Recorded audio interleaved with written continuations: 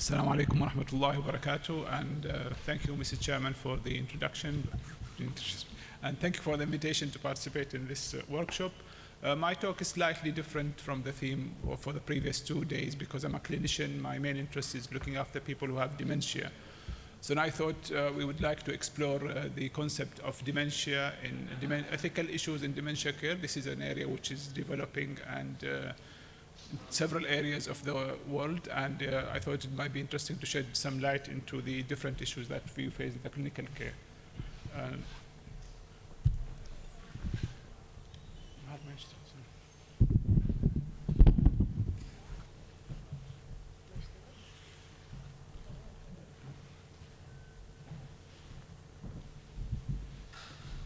It's okay, I'll just press enter. To begin with, I have no conflict of interest to disclose, and these are my objectives for today's talk. We'll start by giving an overview about dementia, just to get you to understand the different concepts, the different symptoms, and how is this, some of the symptoms or some of the situation can create an ethical dilemma. We will also give you some example about the ethical dilemma that we come across while dealing with patients and their caregivers, and we will talk about different suggestions of how to handle different ethical situations. So if we start by definition of medical ethics, this is one of my favorite definitions because it gives a very short and concise definition. It's basically it's a set of philosophical beliefs and practices that governs the way we deal with moral things that we come across during our daily work with patients. So it involves a combination of ethical standards, some guidelines that has been prepared, and the key issue is talking about different moral principles that affect our relationship with our patients. And when we talk about dementia, it's basically a disorder of the brain that usually affect people over the age of 60. And studies tell us that the more a person, as they age, they progress in age, their risk of developing dementia increases. And although most people think about dementia of being purely to do with being forgetful and not being to remember information or recognizing people, there are actually multiple of problems that we could see in this slide. People go through different stages. Eventually they lose the ability to talk, so they're unable to express themselves. They can't give consent when it comes to getting participation or having any clinical procedures. They need feeding, and eventually they become bedridden. So we are crossing the area where we talk about the ethics of end of life or the progression of aging. So lots of situation here makes the family members sometime having to step in and give consent on behalf of the patient. And sometimes this situation is not ideal because the family members, they might have their own conflict of interest in dealing with particular situation. So this is where we need to come up and discuss the several ethical issues. So epidemiological studies suggesting that the number of people with dementia worldwide is increasing. In 2010, it was estimated that 36 million people around the world suffering from different types of dementia. In 2030, the expected number is going to be almost double, 66 million. And by 2050, it's going to be 115 million of people living with dementia from different countries. The sad news is that most of those people will be living in middle income and low income areas where because of the birth control policy and the improvement in social services and medical practices, people are living into older age. And definitely, although this means a good indication of the quality of medical and social care, it means those people are living only to face dementia and other age-related complications. So this is just another issue that makes us want to highlight the issue of ethical issues in dementia. So why we should talk about ethics and dementia? We talked about the rising number of people surviving or living into old age and developing dementia. We talk about the lack of national guidelines. So sometimes we find ourselves practicing just borrowing guidelines from other countries, which might not be applicable to our cultural or religious beliefs. Sometimes the variation of the practice might not be to the best interest of the person and their family member. And occasionally we feel that the family members are involved in making decisions that might not be appropriate for their situation. These are the four medical ethics principles that we often talk about. We all talk about autonomy, which basically says the person has the right to make decisions. But what happens if the person is developing dementia and they are unable to make a sound decision? What happens if they are unable to communicate the decision? There's something called capacity assessment, which means that you assess the person's ability to make such decisions. But sometimes you face a situation where I'm going to explain later on, where a person is making a decision that you feel is not appropriate for them. But at the same time, they might have the right to do that. So where would you balance those issues? The same thing applies when we talk about beneficent best interest. Whose best interest are we talking about? Is it the best interest of the person? Is it the best interest of the family who are looking after him? What about other patients? When we talk about justice as well, how about, is it ethical to spend lots of money on medication that might slow down the progression of a condition, but it only means that the person will live longer to suffer more and with little quality of life? So we are going to explore more clinical examples from there. So these are several examples that sometimes we find ourselves trying to answer. For example, a common thing is that, can we hide the diagnosis? People feel that, don't tell my parent that they have Alzheimer's because that will only upset them. So is that an ethical situation? Is it always a patient's right to know? Or do they have the right to not to know as well? And can the patient family members take that decision of hiding the information from him? How do we balance patient safety when they start walking around and having difficulty remembering the way to come back?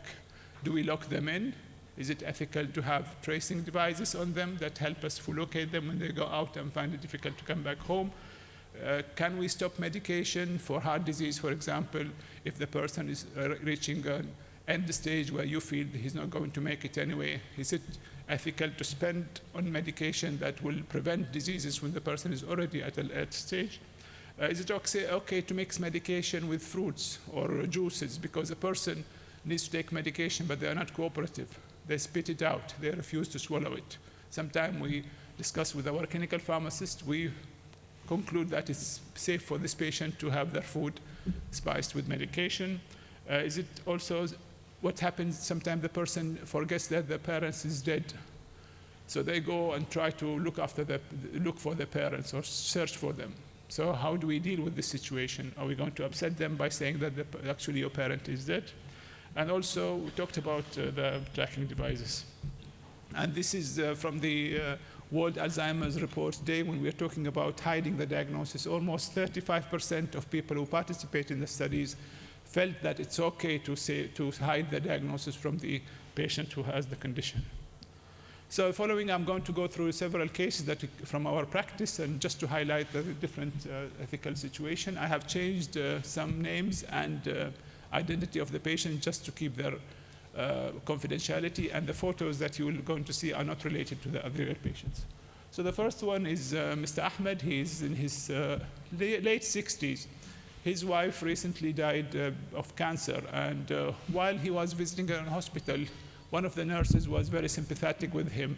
They exchanged numbers, she was checking on him, they sending messages.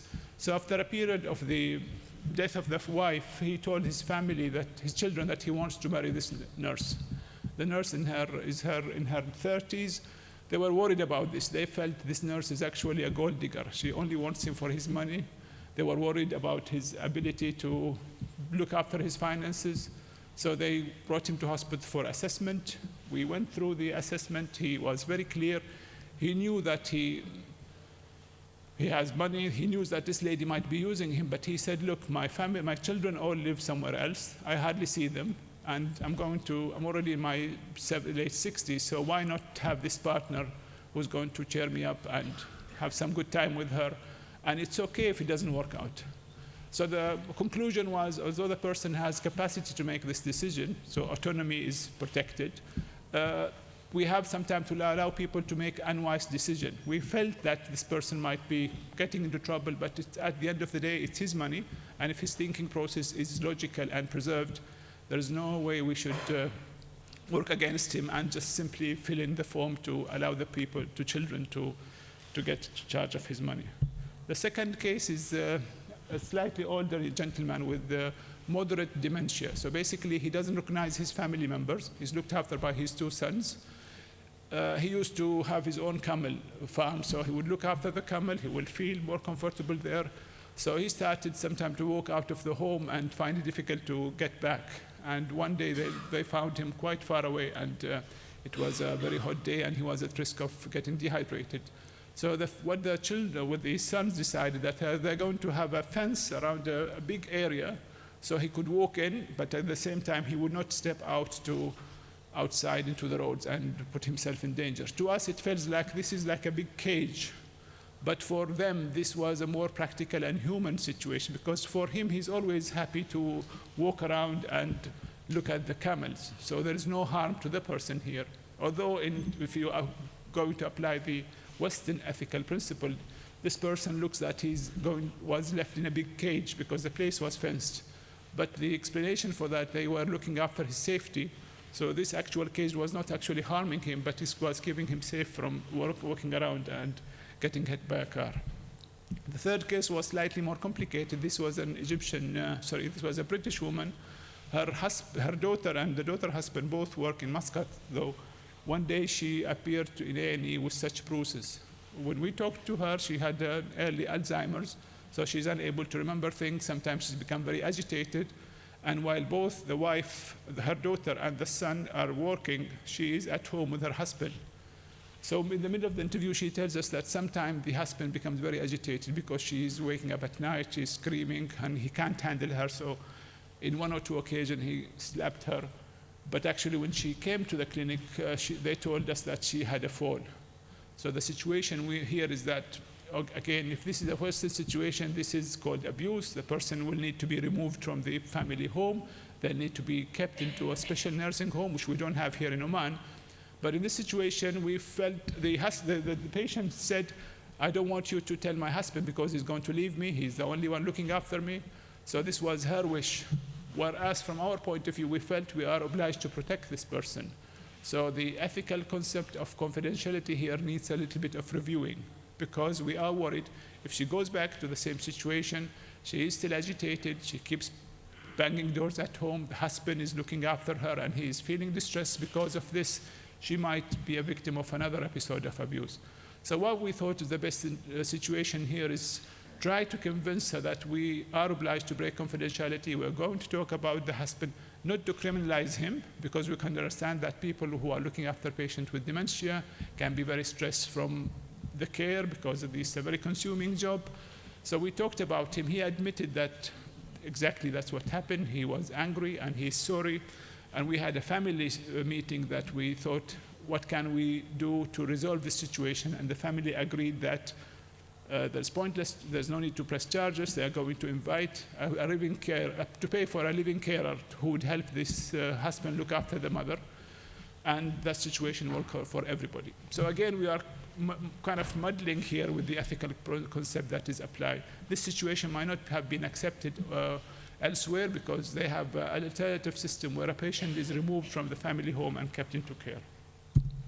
The third case was, again, more complicated. This is a lady in her late 90s who had advanced dementia. So she got to the point where she's unable to swallow, and we needed to put a PEGS tube that goes straight into her stomach. Now, the complication arises is that she has a son who works at the USA. He's settled there. She's here in Oman. She's looked after by her daughter, who is a retired nurse, who never married. She dedicated her life to look after her mom. So basically, when the patient got to the hospital, we had to discuss the issue of putting a tube through the stomach. And during that time, the son happened to be visiting, and he was quite against it because he felt this is torture for the patient. According to some studies, the PEGS tube will not prolong life. And he even refused the temporary ENG tube. I remember him using the term, this is like Guantanamo Bay, because that's what in the media showed people being force-fed. And we had a lot of argument between the two of them because the daughter wanted to have the mom fed because, again, if she doesn't have the tube, she's going to die basically slow and painful death. And although studies tell us that the PEGS tube does not prolong life, it might have risk of infection. It means that you're just prolonging this person's life. We felt that was because of ethical situation and religious issues here. It's not up to us to stop feeding person, because if you stop feeding, and this is a view that is shared by some of my colleagues, if you stop putting the PEG's tube, the person will eventually die out of starvation. So while if you are putting the tube, you are not prolonging their life, because الأعمار بالله سبحانه وتعالى, ولكن you are reducing the complications that might arise. So simply, it's a life-saving procedure without which a person will eventually die of dehydration and starvation. So we had a long discussion with the family, and the son agreed that this tube should need to be inserted, and we explained to him this is the ethical practice in our hospital. Now the last one again was more complicated. This is a person with Alzheimer's, with the Parkinson's dementia. So what happened, he had the feature of Parkinson's, and eventually he developed a dementia where he became unable to recognize his family member, who was basically bedridden, and he was admitted to hospital with a chest infection. So while in hospital, the son was informed about the policy of not for resuscitation, or do not attempt to resuscitate, which he agreed to do. But one day he was visited by a religious scholar who asked the son about the father, what is going on, and he did mention that I agreed to sign this form. And this religious scholar told him, this is not right. If you know how to perform CPR, then you should do this, because you should not allow your father just to die like this. He's in hospital, and you can't sign this form. So what happened that day, or the day after the father had the cardiac arrest, luckily the son happened to be around, and he performed CPR. So when the nurses came in, they told him, you've already signed a form saying that you don't want this person to be resuscitated. So in that panic, the son said, I changed my mind. So they felt obliged to continue. So the person was resuscitated. He ended up in ICU for another 3 weeks.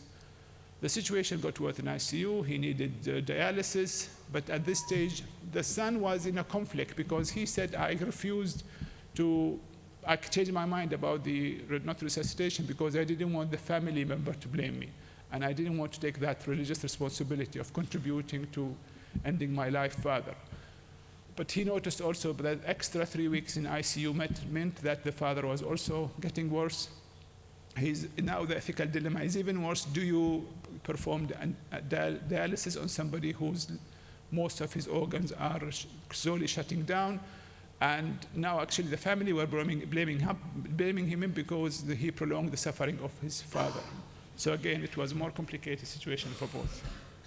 The last one was basically what we mentioned about people with dementia having problems with orientation. They also have problem with driving, getting to know direction, having to understand the road, the traffic instruction, having to respond quickly enough when it comes to braking at the right moment.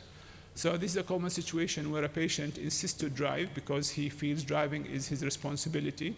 Here in Oman, we don't have a policy of informing the police where we could directly remove his or suspend or stop his license. So in this particular situation, we worked with the family to basically dismantle the car. So remove the battery, have this kind of healthy lie by telling him the car is not working.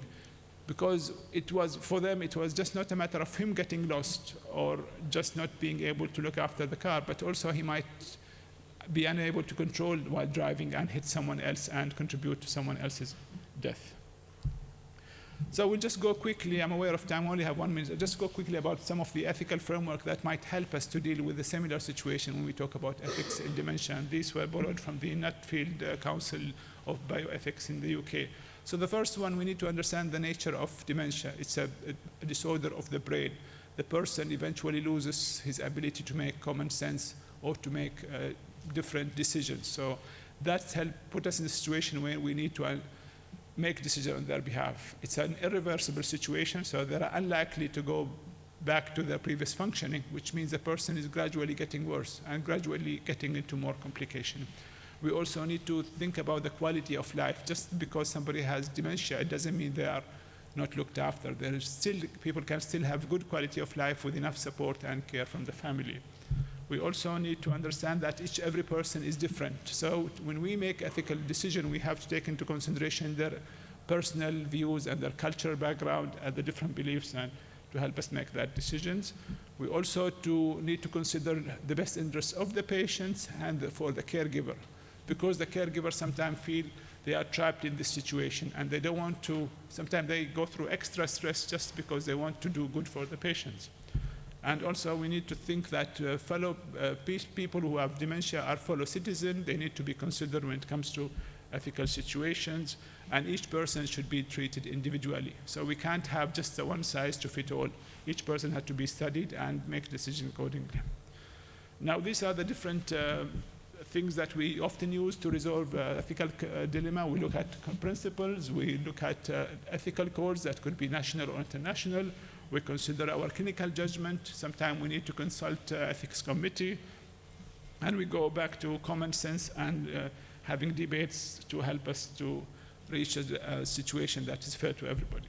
So in summary, we talked about ethics as a set of principles to help us with dealing with patients to different structure. We talked about ethics and challenges, ethical challenges in people with dementia, and we went through some cases and we discussed the possible guideline of handling ethical situation in dementia.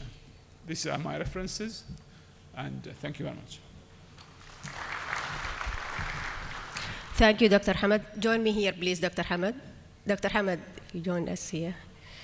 Thank you, Dr. Hamad, Senior Consultant, Old Age Psychiatrist, Department of Behavioral Medicine, Sultan Qaboos University Hospital. May I ask if Professor Abdulaziz already arrived? Yes. So let me introduce the second speaker of this session. The talk will be on ethics of gene therapy. Prof. Abdulaziz, who is Professor, International Institute of Islamic Thought, Chair of the Islamic Studies at George Mason University in USA. So the podium is for you.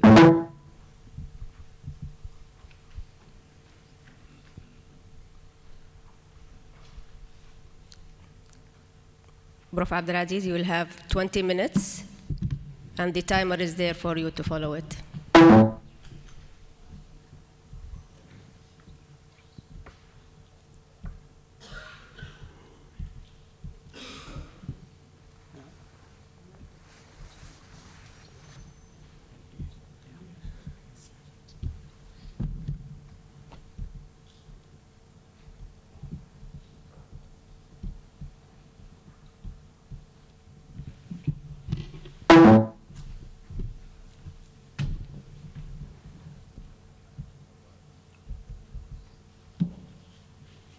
Bismillah ar-Rahman ar-Rahim.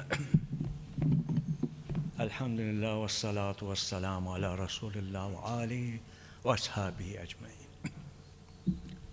Brothers and sisters, assalamu alaikum wa rahmatullahi wa barakatuh. I'm very grateful that I was invited to share some of my thoughts here in this gathering. Dr. Ben Sumet is the one who made it possible, so I'm grateful to the organizers.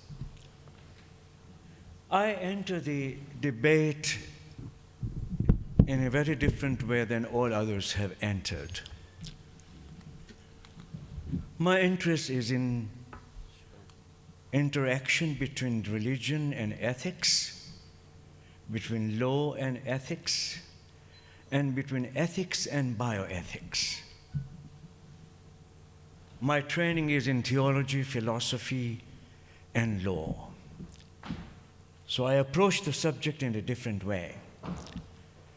I consider religion has a universal language.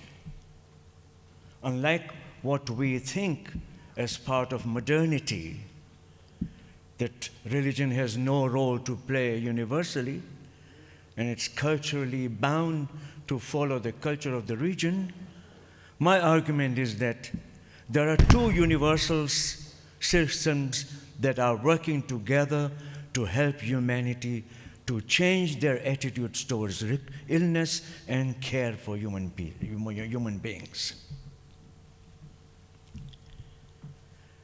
I purposely use the divine purposes, because that's where religion enters where science stops.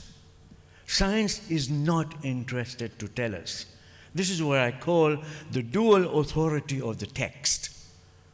There is one text that is telling us about the sacred thought behind it. But the second text is the one in which we find relativism is dominant, because it is taking into consideration the local cultures and the way those local cultures are interacting with different views of the world. I also believe that it's more the culture than religion that is responsible for different attitudes in the biomedical ethics situation.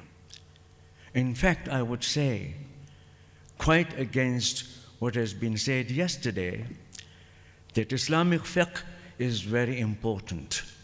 It's part and parcel of the decision-making process in the Muslim societies.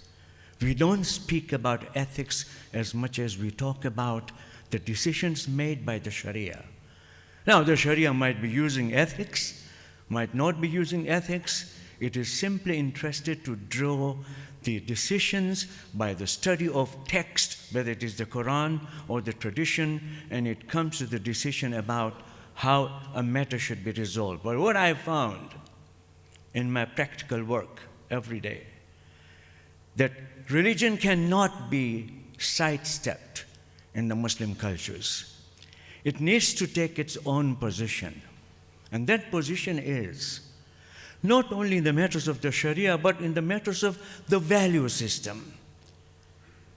In my book on, for example, human rights, from 1948, when Universal Declaration was there, already approved by the United Nations, we find that Muslim countries were not very pleased about it. Now, I'm not going to enter in the politics of the situation, but I do recognize one thing, that the Muslim participants in United Nations debates were not religious people at all.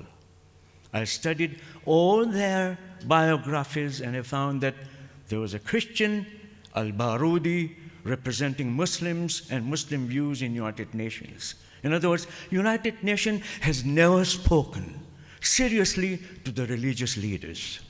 And that's where I think the problem lies. We still feel that the dominant discourse is the discourse at the level of international, organizations. And that dominant, I think, discourse has to take into consideration in a very humble way that there are views which we have never considered. And that's what I'm going to do today. I'm talking about Islamic ethical guidelines. What I want to show to you is a methodology. How do Muslims make decisions about it? Who is actively engaged? Is it the bioethicist? Do we have a class of bioethicists in the Muslim society? No. Do we have ethicists? No. Because there's no training in ethics in the Muslim curriculum as yet. Ilm al-akhlaq is not there. It's only what we talk about is we talk about the way jurisprudence is helping to make those decisions in the religious matters, which is perfectly fine. I don't mind seeing that. But we cannot reduce its importance in the decision making. So let's look at how I approach the subject. And I will walk you through this system and showing you exactly how the Muslims would make a decision. So let's look at what the religion is teaching. What are the things that God gives to humanity? There are three gifts the Quran speaks about it. There's the fitrah. There's an innate disposition. This is what I call the universal lingua of the religion. Not only that, there's ability in human beings given to judge what is good from what is bad. وَنَفْسٍ وَمَا سَوَّاهَا فَأَلْهَمَهَا فُجُورَهَا وَتَقْوَاهَا. That's what the Quran says. The human beings are endowed with natural capacity to know what is right from what is wrong. What it does is that it keeps the language in a modern context, the way the Western thinkers have said about it, that look, religion is divisive. It's not going to help us. Let's go somewhere else. Let's bring the universal rationalism to teach us how to talk to one another. But it has been so designed that one class of the dominant culture is dictating to other cultures. Okay. Perfecting the self, knowing the causes of things, the self to reflect the divine nature. It is part of the divine guidance. The Quran speaks repeatedly that human beings have been created, and as soon as they are created, they've been guided by God.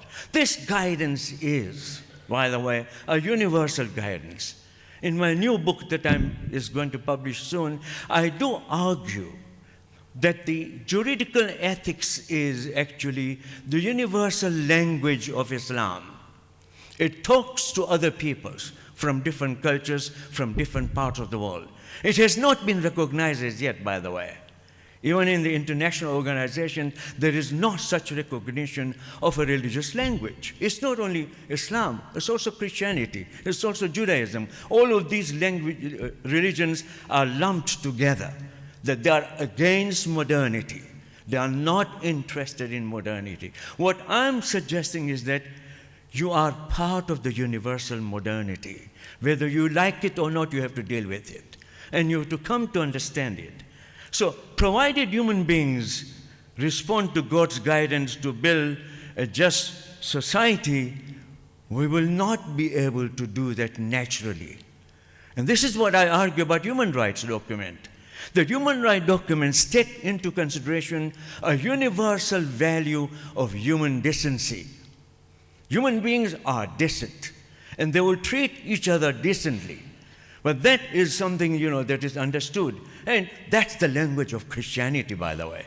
The image, the image of God is exactly the way the image of God is going to work in the United Nations, the Declaration of Human Rights.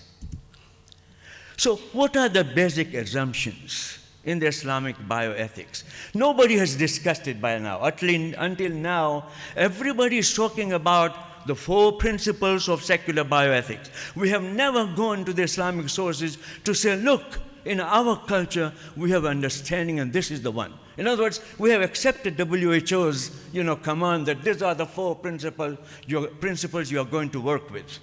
So basic assumptions, what exactly are these? The basic assumption in the Quran is that human reason is capable of resolving ethical dilemma because of God-given moral cognition and volition. We can make those decisions based on our nature. So there's a law of nature. In my new book, I have a chapter on the law of nature in Islam, how exactly it works out. Human capacity to know rightness or wrongness of an act prior to revelation, because that's a big question. It's a modern question. How do we make those decisions before? Let's say I did not accept Islam, I was not a Christian or anything, and I simply was left to make those decisions on the basis of my conscience, on the basis of my nature. Will I be able to come to any kind of good decision? Yes. The Quran says yes. You don't have to prove to me that you believe, but you have to prove to me that you are a member of human community. You belong there, and you are guided by me through the moral principles that I'm guiding you. In other words, the Quran is very clear. The Quran uses the word tazakki. In fact, Islam, according to Professor Montgomery Watt of University of Edinburgh, Islam used the name of tazakki as its religion. That means moral excellence. And the Prophet was taught, إِنَّكَ عَلَىٰ خُلُقٍ عَظِيمٍ, you are the exemplar in the society. In other words, nobody can make an excuse that I don't believe in you, but you do believe in human decency. You do believe in the human goodness. This is what I mean. Human capacity to know the rightness and the wrongness of an act prior to revelation. This is what Immanuel Kant tells us, that there is something naturally given about human beings, and they are the ones who are able to know what is right from wrong. Of course, Kant's conclusion was that you don't need religion, really. Religion is there to help you. But Enlightenment project was based on removing religion, and we are continuing that, by the way. Even now I can prove to you. Human experience a constant and reliable guide in moral reasoning. You don't have to adopt certain principles from another culture, from secular bioethics. You develop your own ways of reasoning. How exactly am I going to do that?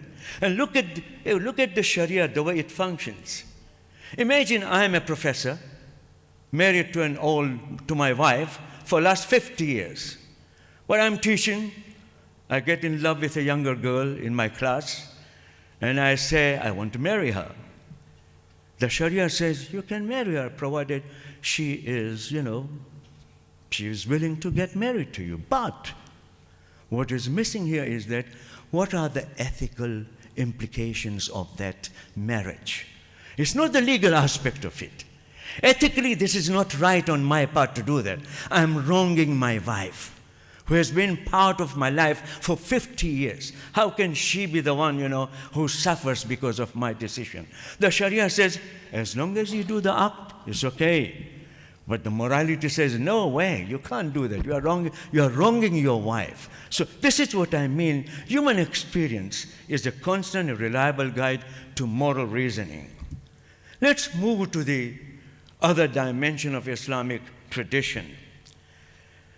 This is what human character we are all concerned about. And I think in genetics, the moment you study DNA, the first statement that you hear from the scientists is that DNA is actually the book of your existence. You exist because the DNA has been written this way. You suffer or you are, successful. This is your DNA has fixed it for you. In other words, what Hegel would say, there's determinism. And this is scientific determinism. So I'm asking this question, does God control it by fixing it in the DNA? Then what is the role of guidance? Why should I be guided? Why am I being told that you can pray and change things? I can't change anything. That's my DNA, it's already fixed. Two theological positions in Islam. No bioethicist can really escape that understanding. It's a must. Does God control it? Two theological positions. Determinism implies immutability of inherited essences in existence. That means there are also the diseases, the illnesses that are there. Oh, you cannot escape it. Free will supports the goals of guidance. I'm born with a free will, and I'm guided, provided through reason and revelation. What I'm talking about is there are two aspects to human decision making. There's reason and there is revelation. What we have done in the modern biomedical ethics, we are telling religion, no, you don't have much to say. I remember taking part in human cloning, debates on human cloning when Dolly, the sheep, was cloned. And the idea was quite clear everywhere. And I spoke in the Congress of the United States that what exactly are the Islamic perspectives on it. And one of the things that really emerged in our conversations with the congressmen in the United States was that nothing can be regarded as determined already. Then we are going to commit a big sin of saying that people are unchangeable. They don't change. Why do we need a political system that would be encouraging people to change? Determinism defeats religious goal of providing ways of perfecting physical and moral spiritual existence. If that were not the case, there was no need for religion. And religion is quite clear. يَهْدِي مَنْ يَشَاءُ إِلَىٰ صِرَاطٍ مُسْتَقِيمٍ. God is the one who guides you. God is the one who shows you what is truth from what is untrue. And I think that it is the nature, you call it anything you want, ultimately you need to be guided. How can I be guided if my DNA is already fixed? And actually, social biology tried to do that. I'm a criminal, they want to understand, why am I a criminal? Why am I a terrorist? Maybe something in the DNA, maybe something, in inheritance. Why are these Muslims, for example, terrorists? The whole idea was the social biology. Let's find out if their genes are not right. Let's find out what is Saddam Hussein made up of. And all these ideas, by the way, were floating when I gave my talk in MIT on the idea of human cloning, how exactly it's going to work out. But let us say, now here I bring the culture, how important it is to remember the culture, to understand the culture. And I'm talking about Semitic cultures. That means Judaism, Christianity, Islam, they all share some of the common genes. The genome is there. What exactly is that? The role of lineage. In the Arab culture, in the tribal identity, whose son are you? Whose daughter are you? These are important issues. And when the time came, for example, the leadership in the Muslim community, they said, Al-a'immatu min Quraysh. The leaders will be coming only from one tribe. Why only from one tribe? All of these questions were muted, but what fact was really accepted was in Semitic culture, human character was actually inherited through the genes. So the role of genetics is very important. Strong belief in blessed seed in the Arab cultural system, and lineage in Semitic cultures.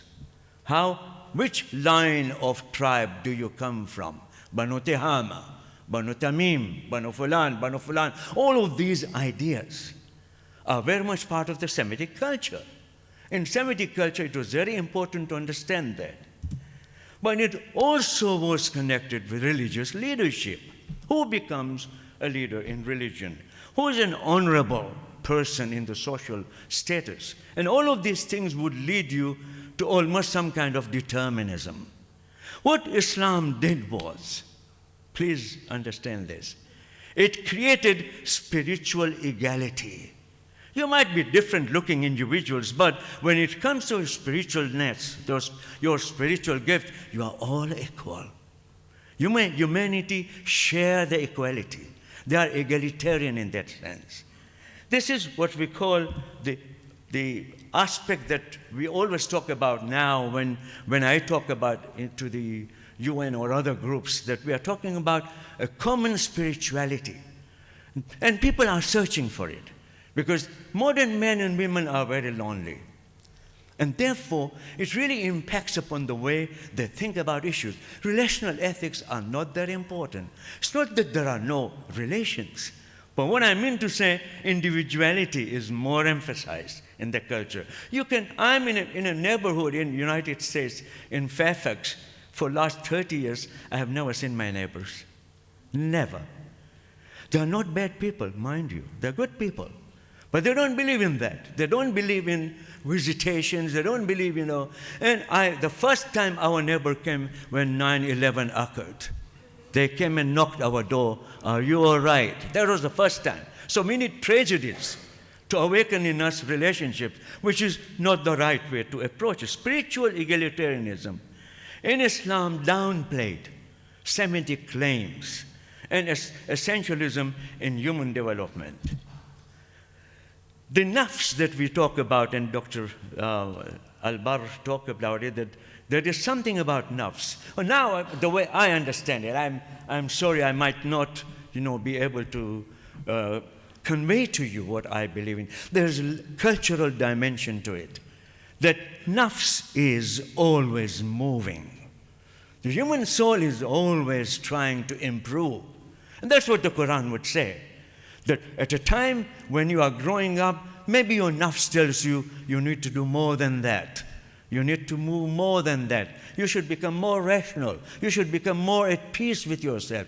All of these are part of the migratory growth of the nafs, the soul. A metaphor for complete genome, for human perfection.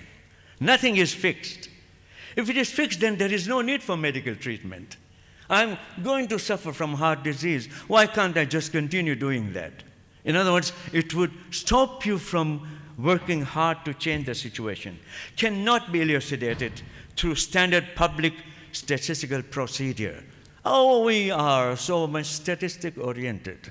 Oh, we need percentage. How many believe this? How many don't believe it? How many support it? I think it's helpful, but it's not the full story. It's not what we are supposed to be doing. It cannot be equated with biologically given archetypal patterns like genome. If you do that, you are somehow closing the gates of guidance. There's no way to improve in human life. Now, let's come to the principles of Islamic ethics, by the way. We need to think more carefully. We need to be more actively engaged in finding our sources. Let me show you what I have found. You talk about 4 principles. These are the principles in Islamic ethics, in the Islamic jurisprudence. And they are the ones that we use all the time in decision making. A faqih never makes a decision without considering pros and cons of morality. No. I don't believe we need fiqh. We can't do without fiqh. Yes, we need the new brand of trained, jurists who should be aware of the psychology, mass psychology, individual psychology, child psychology. They should be aware of it. But we can't do without fiqh. I'm talking about authority. In the Muslim bioethics, the authority lies still with the ulama, regardless of what you say. Even if you're a doctor, even if you're well trained in ethics, nobody is willing to give you the credibility that the alim receives. And I think that's true. The alim has prepared himself through the training that takes 9 to 10 years. Here we come, we open the Quran, we say we know it, everything. Oh, we open the hadith, we say we know it, everything. That's not what it is. Theology is more than knowing the aqidah. Theology is the way you think and defend your right to believe what you believe in. And that kind of, I think, training is today needed in the madrasa, in the religious schools. So look at these are purely Islamic concepts. You can find Ghazali talking about it. You can find Imam Shafi talking about it. There are so many leaders talking about it. Public interest is Prof. one of the Abdulaziz? major principles. Excuse me, Prof. Abdulaziz. This is utility. You have 2 minutes more. Yes. That's utility, by the way. And utility, is something that you are looking at the interest of the larger group. Necessity. It's not only one necessity. There are different necessities. And therefore, no harm, no harassment. All medical decisions can be based on one principle that the Prophet taught. La darar wa la dirar fil Islam. Only one principle is enough to take you through the modern changes that medical science is producing. Not only that, protection against distress and constriction, usr wal haraj, and finally, necessity to avert probable harm. I'm coming to the last. What is genetic intervention? How do we analyze the ethics? There are 2 things that we need to keep in mind. The principle of no harm, no harassment, la darar wa la dirar, rules out any scientific intervention. Please pay attention to this one. Any scientific intervention that might lead to adverse impact upon spiritual and moral well-being of individuals and community. Our bioethicists are not talking to the people. In the Muslim world, there is no public discussion about any bioethical issue, by the way. It's hardly done, and it is slowly coming together. The second principle, the principle of public good, maslaha, allows DNA analysis in the area of preventive medicine and criminal justice, provided the information is not used to perpetuate any form of discrimination in the areas of human interaction in the society. I'll stop here with the hope that I've been able to convey my thesis that religion and culture are together. And religion, by religion we mean Islamic jurisprudence, is not separated from Islamic ethics. And bioethics is a child of both of these. Thank you very much. Thank you very much, Prof. Abdulaziz. The discussion was a lot of new ideas there, but actually just to highlight one issue. The last conference, the first Bioethics Conference, the keynote speak by Dr. Kahlan did address mainly the Islamic principles. So all of these points were discussed very thoroughly with a suggestion of coming up with a framework that will address all of these Islamic principles. Now we will start the discussion. We have the two speakers here with us. So it is open. If anybody have any comments or questions, kindly be brief so that we will have adequate time for everyone to participate. Yes.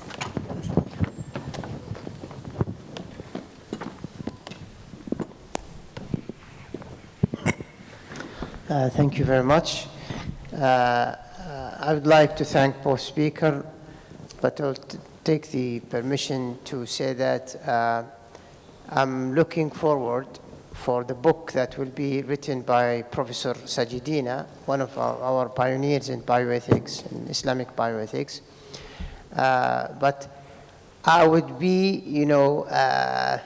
happy if you can just give us the glimpse of that book, which is the butter of your experience and your writing, as I have heard from you. Thank you.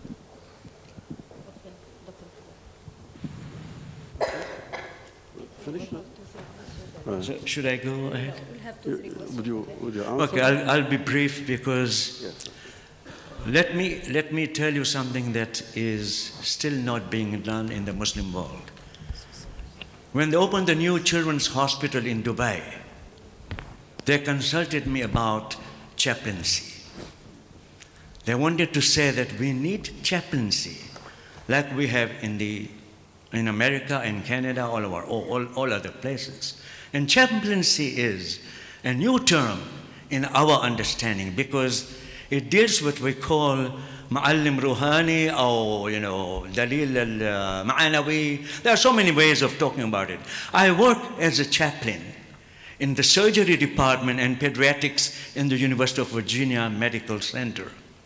And every Wednesday you can find me there. Our function is to talk to the families about any matter. At the moment, there is no middle person between a physician and the administrators of the hospital healthcare system in the Muslim world. We need a vibrant, pastoral care. And this is important because I went to Mashhad recently, and there was one woman who was a psychologist. And she was in demand because she spoke with the family. She spoke with the connection between the physicians and others. In other words, we still have not, thought about how our patients can be helped. I think what I'm talking about is to empower our patients and to give them the right to make those decisions, but help them also to make those decisions. Bismillah ar-Rahman ar-Rahim. I'm much impressed by both speakers, but of course, Professor Sajidina, his elegant lecture, very elegant lecture, and deep actually in philosophy and religion, and a little bit of genetics. He mentioned the determinism, genetic determinism. Of course, the philosophy of determinism is very old, and in the 18th, 19th century, it was there in the West mainly. Marxism is a deterministic philosophy. And then after that, we have the genetic determinism. As we know, the number of the genes in human beings are around 22,000, between 20 to 22,000 genes. They constitute only a very minor part of the DNA of the human being, probably 1 in 1,000 of the DNA. And what is the function of the 99.9% of the DNA? What is doing there? They said it was very stupid to say this is junk. I thought this is very stupid to say that 99.9% of our DNA is junk. And then, of course, the scientists discovered that it's not junk. It's affecting the genes. Yeah. The genes are not determinist. They can be changed. And that's the ethos of philosophy itself. We can be changed from kafir to Muslim. We can be changed from a criminal to a very good person. Otherwise, there's no need for prophets. There's no need for Islah. There's no need for anything if that philosophy is true. We are what we are, determined by our genes. It's silly, the same as determinism of Marxism. The same idiotic philosophy, which is not true scientifically. Now it is well understood it is not true. It can be changed. The genes can be changed. And the actual work of the genes is affected by so many factors there. ونفس وما سواها فألهمها فجورها وتقواها. That's what you have said, which is true from Allah subhanahu wa ta'ala. We have both the ability to go to the right or to go to the left, or to go to Jannah or to go to the hell. Yes. We have that ability. Allah subhanahu wa ta'ala gave us this ability. Otherwise, he will not put us at this test. He put Adam in this test. The generations of Adam, Bani Adam, we have this test all the time.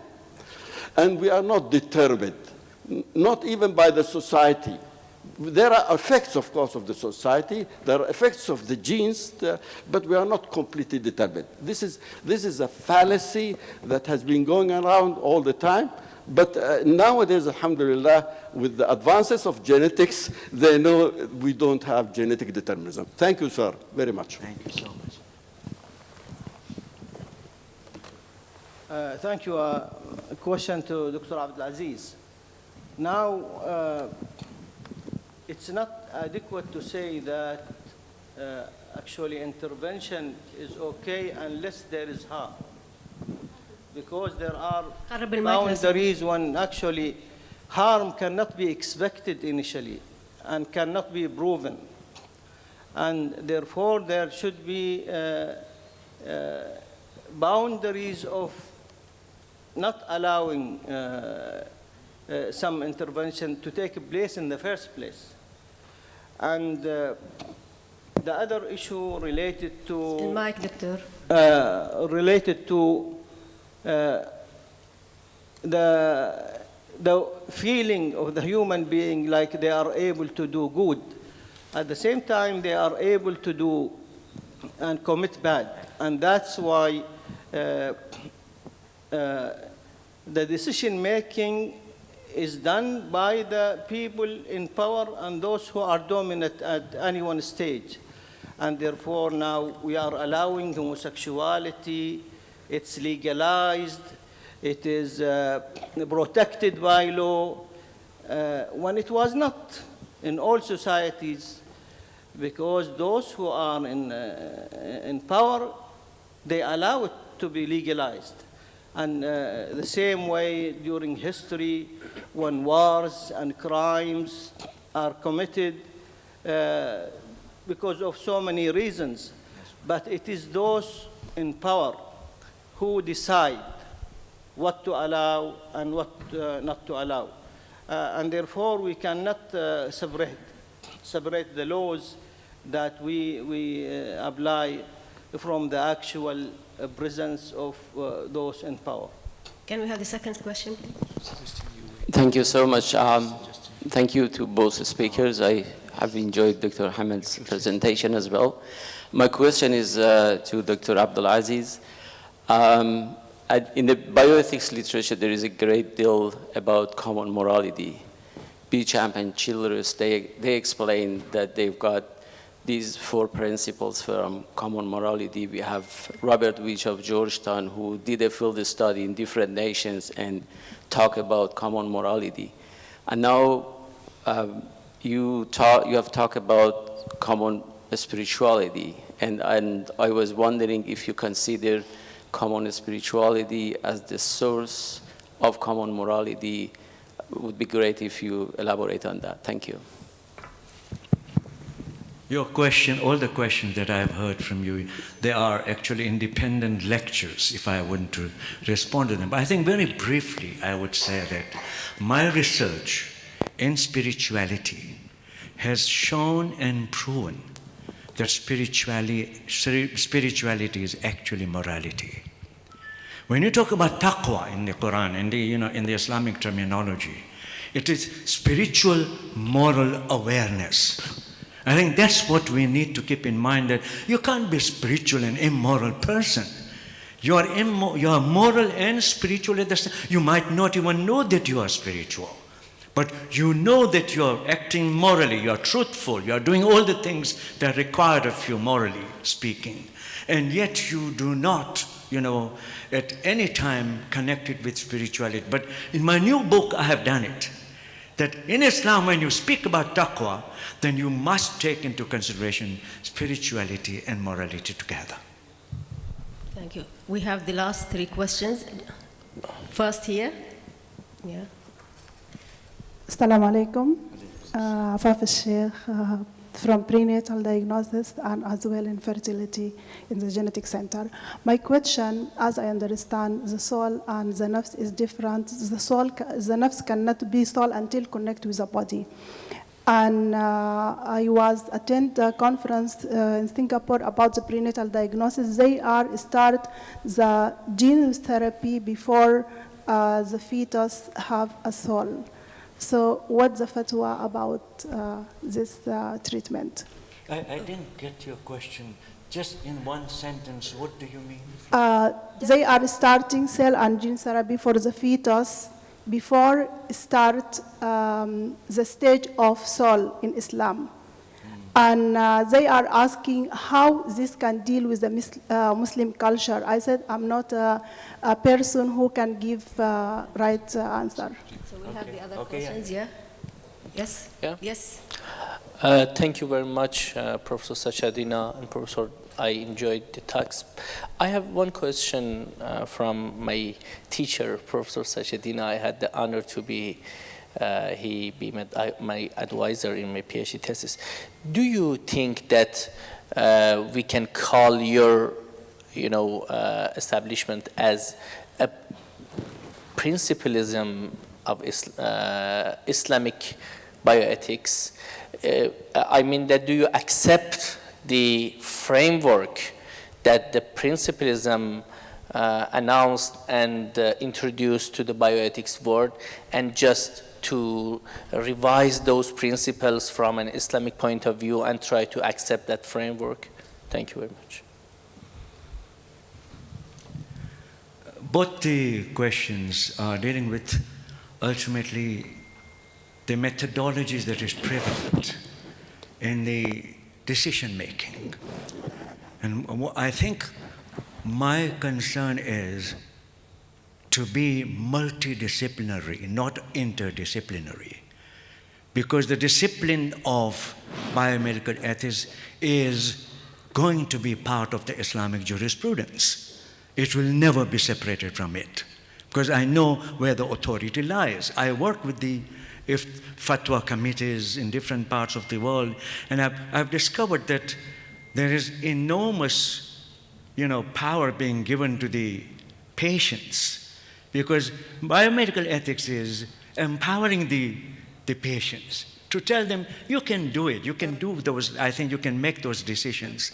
So having done that, what I have really proposed is a multifaceted biomedical ethics, because you need to, one of the charges against Middle East countries is that their medicine is paternalistic, it's authoritarian. The patient has no right to ask or question the physician. And I think we need to change that it can't be that way, because we are now legally bound to make it understandable to our own patients what exactly we are doing in treatment. We can't treat ourselves as semi-gods if we are physicians. So I think that there's a lot that is waiting to be articulated in methodology as much as in the principles. But I'm going to argue again, I will say, we need religious input more carefully, because religion, the way we understand in modern times, is very different than the way religion was understood in the previous generations. Abdullah Adlan. Thank you both, Dr. Muhammad and Dr. Abdulaziz, for very intellectually stimulating talks. Especially Dr. Abdulaziz, thank you very much, because I usually say that Muslims, bioethicists, are usually lazy because they don't do their homework in terms of looking into the literature of Islam and translate it in the right way. Today I saw something else. So it's actually stimulated me to a level that I found it very difficult to articulate myself, so I apologize if I didn't reach to your level of intelligence.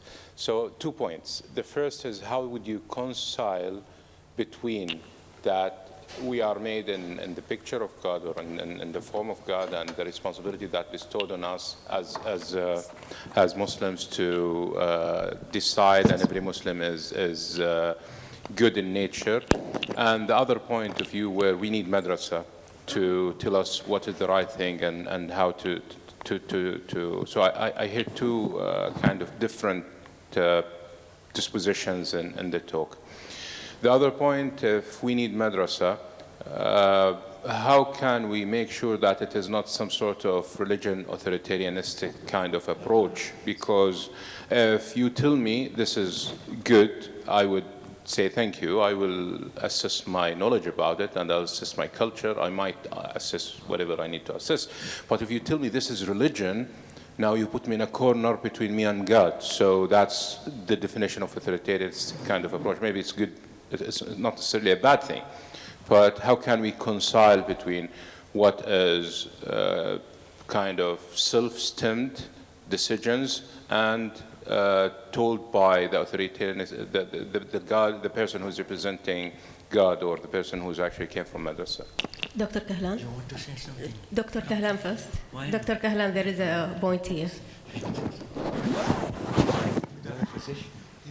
Thank you very much, Professor Munan. Thank you very much, Dr. Abdulaziz and Dr. Hamad. I have some comments regarding Dr. Abdulaziz's presentation. And first of all, I have to appreciate the presentation and the topic itself. It proves that philosophy is not dead. This is a statement that has been said by late Stephen Hawking. He said philosophy is dead. And the easiest way to refute his statement was this statement by itself is a philosophical statement. So he uses philosophy to claim something that is non-scientific. So today's presentation has proven that philosophy is not dead. Thank you very much for that. I may not add anything to your presentation, but I would ask you to be more precise. The Dalil al-Fitra is debatable. We know that it is among philosophers, it is still until now ongoing debate. Can we rely on this argument or not? On the other side, there are people who are claiming that it is part of evolution, and it is still evolving. So in order to stand the whole argument based upon something that is controversial, we need to prove the authenticity of this principle first, and then move on to our conclusions. Second, I got the sense that the topic presented is more of idealism. And as C.S. Lewis has said, we are no longer innocent. That's why we do need to come down into the ground and deal with factual realities. I got this sense that it is based upon more or less idealism. It could not be intended. I could have gotten you right or wrong. Please do correct me on this. But if it does give this sense, then this means that although the argument is very well standing together, but it can open the gate to more discussions. The third point is that also I got the sense that there is a detachment between morality and Islamic rulings. When you gave the example of polygamy as an example. And I think we do need to be more careful. It can be at the individual level when it comes to practice, not at the level of legislation itself, not at the level of jurisprudence. So we need to be very careful. The act itself could be immoral for that individual because it is unjust for his other wife. But we don't know his reason. You haven't shown us your reasons to be attracted to a younger girl. It could be a just and moral action, even at the individual level. So, but my point here is that to be very careful, not to detach the Islamic rulings from morality, because actually we cannot do so. And finally, well, the last point here is that, and I raise it as a question, we as Muslims, are we obliged to have our own systems, our own special, unique system? I think this notion, although widely spread, but is not true. The Prophet Muhammad, peace be upon him, once was about to issue a ruling, which is to have a marital intercourse with a pregnant woman or pregnant wife. Some said because النهي عن الغيلة, either pregnant woman or a breastfeeding woman. And he said, I got the information from Persians and Romans that they are practicing it and it does not harm the child. So because of that, he stopped. He didn't issue the judgment regarding not to have any marital intercourse. He got the information from Persia and Rome on a religious matter. In another occasion, he said that I attended Hilf al-Fudul. If I am, or Hilf al-Mutayyibin, if I am to be called onto a similar treaty, I would have attended. Which means that whatever is good, whatever is decent, whatever is compliant to our Sharia, then it doesn't mean that we have to have our own special, unique, and peculiar system. This is my point. Thank you very much, Professor. I see the wisdom in asking people to write their questions, because then you can read the question. Because by the time it comes for me to respond, I have already lost the questions. You know. What exactly was being asked? I lose it. I'm an old man. I'm not, any more young that I can keep all the information that you are giving me. I think that if I understood, and please forgive me, because written questions really help us to keep in the context of the questions. But I like those comments. I like what we are thinking, and I like this interaction and interchange between us. It's a good thing. But what I'm concerned about is the time has come for Muslim ethics and bioethics to become Muslim. I'm not talking about becoming Islamic. It's too ambiguous. Because Islam also means religion, Islam also means civilization, Islam also means culture. And everybody is using Islam without specifying what exactly do they mean by that. I think that in our own appreciation of what is happening today, one of the things what I learned from his presentation was that there is a real world in which we need to be effective. There's a real world when we need to help people out. And that real world is not philosophical. It could be sociological, it could be psychological. And we might need to approach those questions from those fields, And I think that I would just stop here because I don't think I can really do justice to what you have asked me, but I can say only that we are just scratching the surface at this time. I don't think we have, I'm 77 years old. I'm no more 35 years old, So at this age, I need to be very much cautious in proposing something that might not be of immediate importance. But I think the time has come for us to sit with the physicians, al-khibra, sit about, talk about these matters, learn from them, and also be able to communicate with them what the Islamic values are. Islamic values I have found in my new book are in the usul al-fiqh. They're in the methodology. Because I firmly believe that no jurist will ever make a decision without considering the pros and cons that are moral. How am I going to do that? I think that jurist who told me to get married to second wife without any problem was missing a point. Now, well, what happened to your wife that you married for 50 years now? Because I told him. In other words, the rights of the women are violated. And that's not right. So I think we need to be more sensitive, more sensitive. Thank you very much, Prof. I really like the last comments. So I think it's very interesting discussion. I hope if you have more time to give the chance for everyone to interact, but Prof. Abdulaziz is around. Kindly, if you have more questions, you can interact with him after the session because we have a second session now to run. So thank you for both speakers. Thank you, Dr. Hamad, for the excellent presentations and a lot of ideas came and thoughts. And may I ask the the speaker of the next session, Dr. Murtada. I have an email, by the way. I do respond to the emails. I'm not lazy in responding. So you'll find from Dr. bin Sumait and others my email. You can write to me anytime. And I think it is wajib on me to respond if I can. Thank you very much.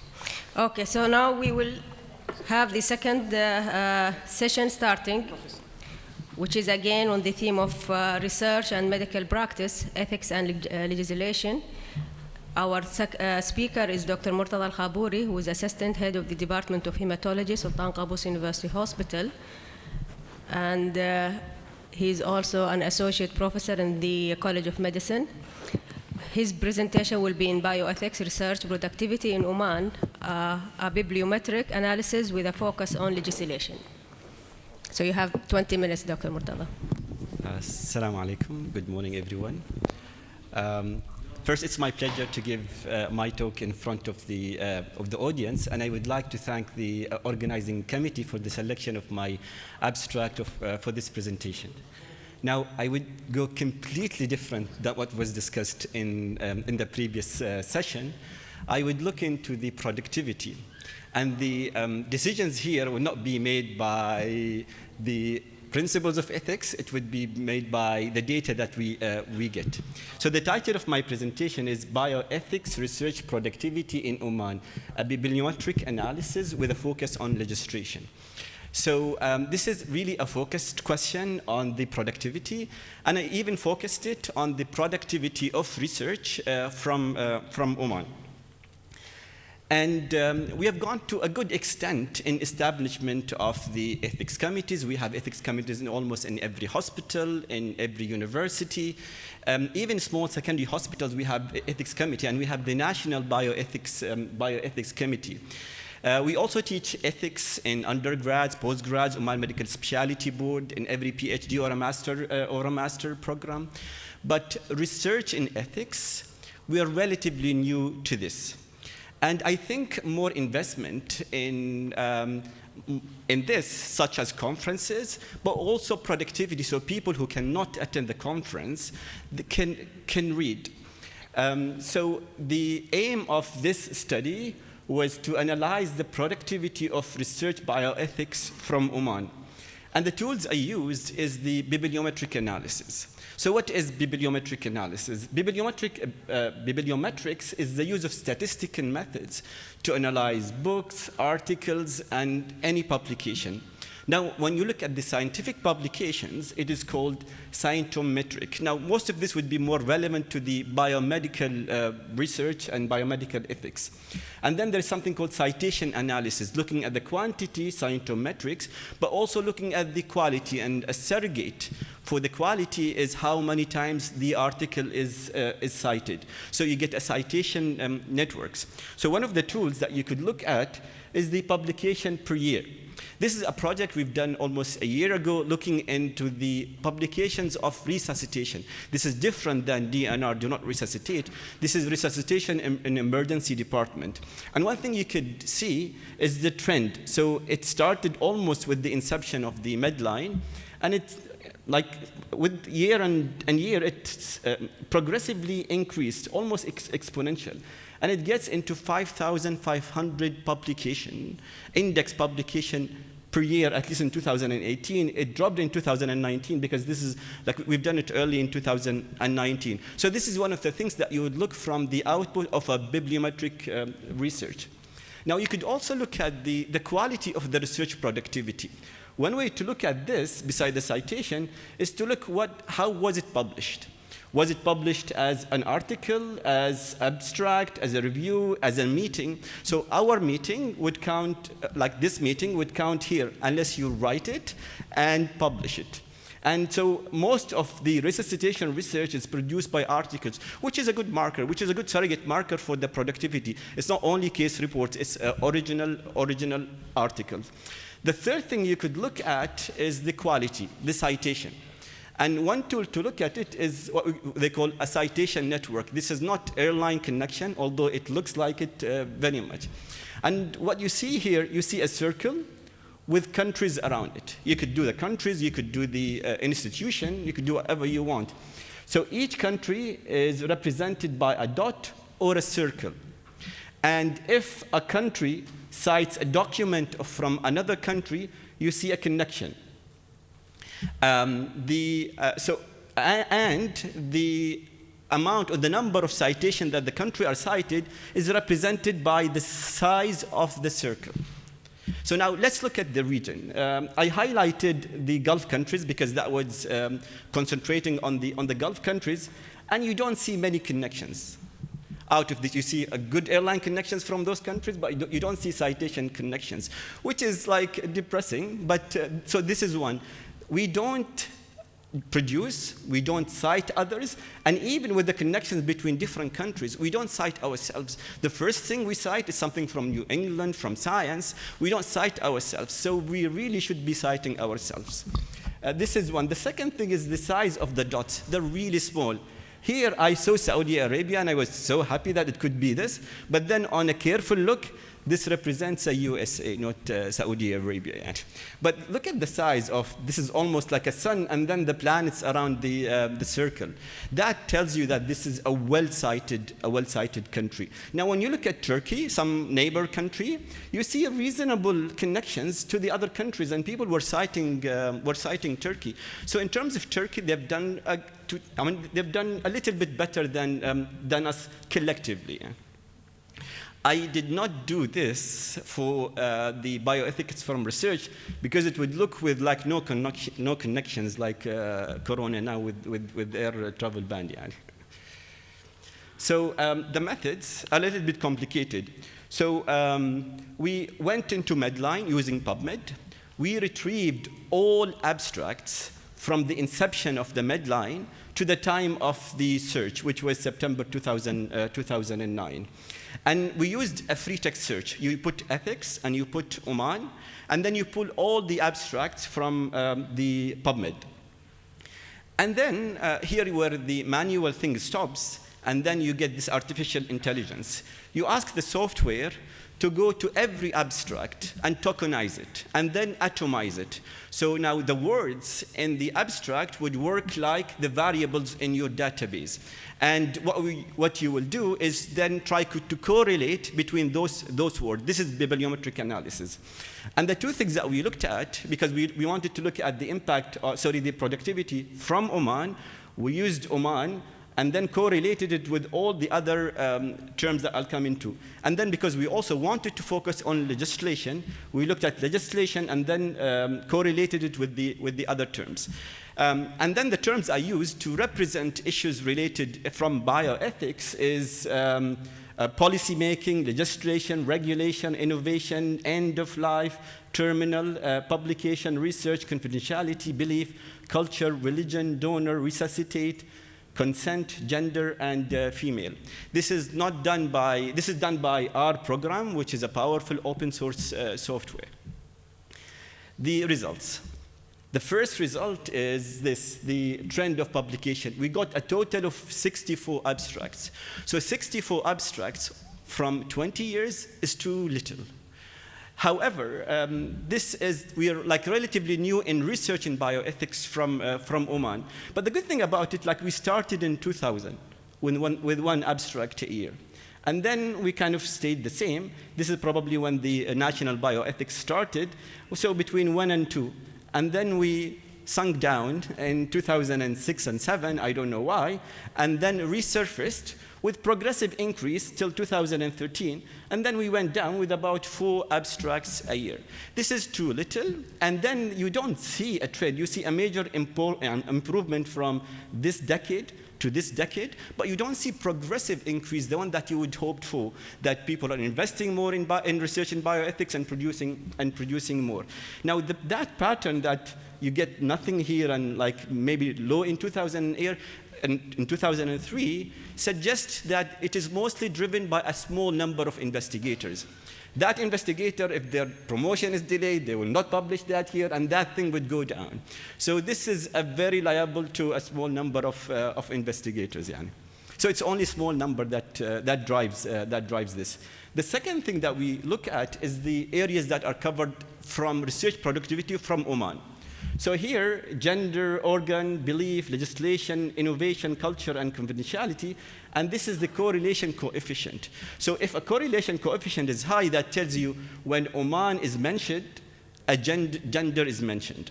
So here it suggests that at least the top 2 areas of biomedical research, biomedical research in ethics we've done is in gender issues and in donor, organ donation, which not what I expected. I expected premarital screening, I expected PGD to come into those areas of, but again, this is mostly driven by the investigator. And then also like belief and legislation, innovation, culture, and confidentiality, I mean, good areas to research in. The second thing is to look at, to focus only on legislation. So you would look into the legislation and the terminology and see whether there is a good correlation. And now it makes sense. Here, like legislation and innovation, important correlation. Belief, donation, gender, end of life. I don't know why publication becomes here, but maybe because of publication policies things. But overall, a good number. However, this is a good correlation, knowing that the total is only 64. So our major limitation that we only looked at a single database, which is the PubMed. And we did not ignore, but we could not look at the Arabic databases and the Arabic journals, which is a major limitation in this study. However, if you assume that the proportion is the same, looking at only a single segment would represent the whole segment, at least in terms of trend. So you can at least comfortably say that you had a low productivity in one decade and you've increased your productivity in the other decade. However, you did not improve your productivity progressively. Yani. Search strategy, also we use keywords that I thought of it at 10 p.m. when I was after an on-call day. So I could not improve it, that could be also improved. Did not include conferences and proceeding and gray literature. So chat conference would have been missed from my search. And did not include an in-depth direct review and only depending on atomization. So I let artificial intelligence, a low-tech artificial intelligence runs it, but it would take me hours and hours to go into only 64 abstracts and try to atomize it. So the conclusions are the contribution to the literature in bioethics from Oman is limited with a high year-to-year variability. The contribution has a good coverage of issues related to gender, donor, and belief. Legislation literature from Oman concentrated on issues related to innovation and belief. And this is actually where we recommend. We really should invest in research in bioethics. Most of those new proposals or different views of previously approved proposals should come in writing, should come in publication. So the second thing that we should really do, probably related to the national bioethics, is they should start funding grants in research in bioethics. Now, you could ask TRC to do it. It will be difficult for a research in bioethics grant proposal to compete with the other basic science and clinical proposals. So it would be good that national bioethics start having a specific grant in research in bioethics. And with that, again, I would like to thank the organizers for this election, and thank you for listening. Thank you very much. I'd like you to invite you to the podium. So our next speaker is Dr. Abir Rasaikh. She's the head of genetics department, Sultan Qaboos University, and she will be talking about ethical and social issues of human genome editing. Dr. Abir. Thank you. I thank the organizing committee to give me a chance to talk about one of my favorite topics. And I apologize in advance if I will be repetitive, as I've realized that perhaps I'm the 6th or the 7th person today talking about ethics and genome editing and genome therapy. But what I planned on doing is I will actually focus on the perspective from a geneticist's point of view and reflect my experience as a clinical geneticist in the topic. And by the way, I have no conflicts of interest, and although I'm a geneticist, and I do believe that DNA can actually meddle and really result in who we are, I'm not 100% into that, because I do believe that we are much more than that. We are not just the product of our DNA, but it's just more than that.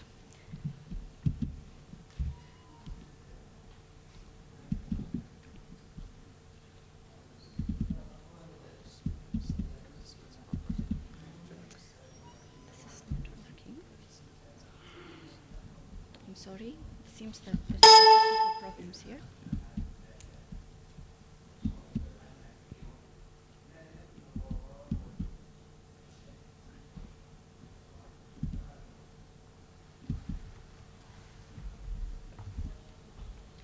The objectives of my talk is, I'll talk about definitions. What do we mean by genome editing technology? Review on various uses. Perhaps everyone here concentrated on the philosophical or the ethical point of view, but I'll talk more scientific because that's who I am. I'm more into science, I'm more to project here my experience as a medical geneticist. I'll be talking about the pros and the cons, and I'll show you how, at the end of the day, I thought that the both slides actually don't differ. Current regulations, national, international, and I'll talk about what we have and what we don't have, and cases from the clinic. And I would really appreciate it if you let me know if I'm like really, okay, thank you. That's really great. So I'll start talking about really what do we mean by gene editing techniques.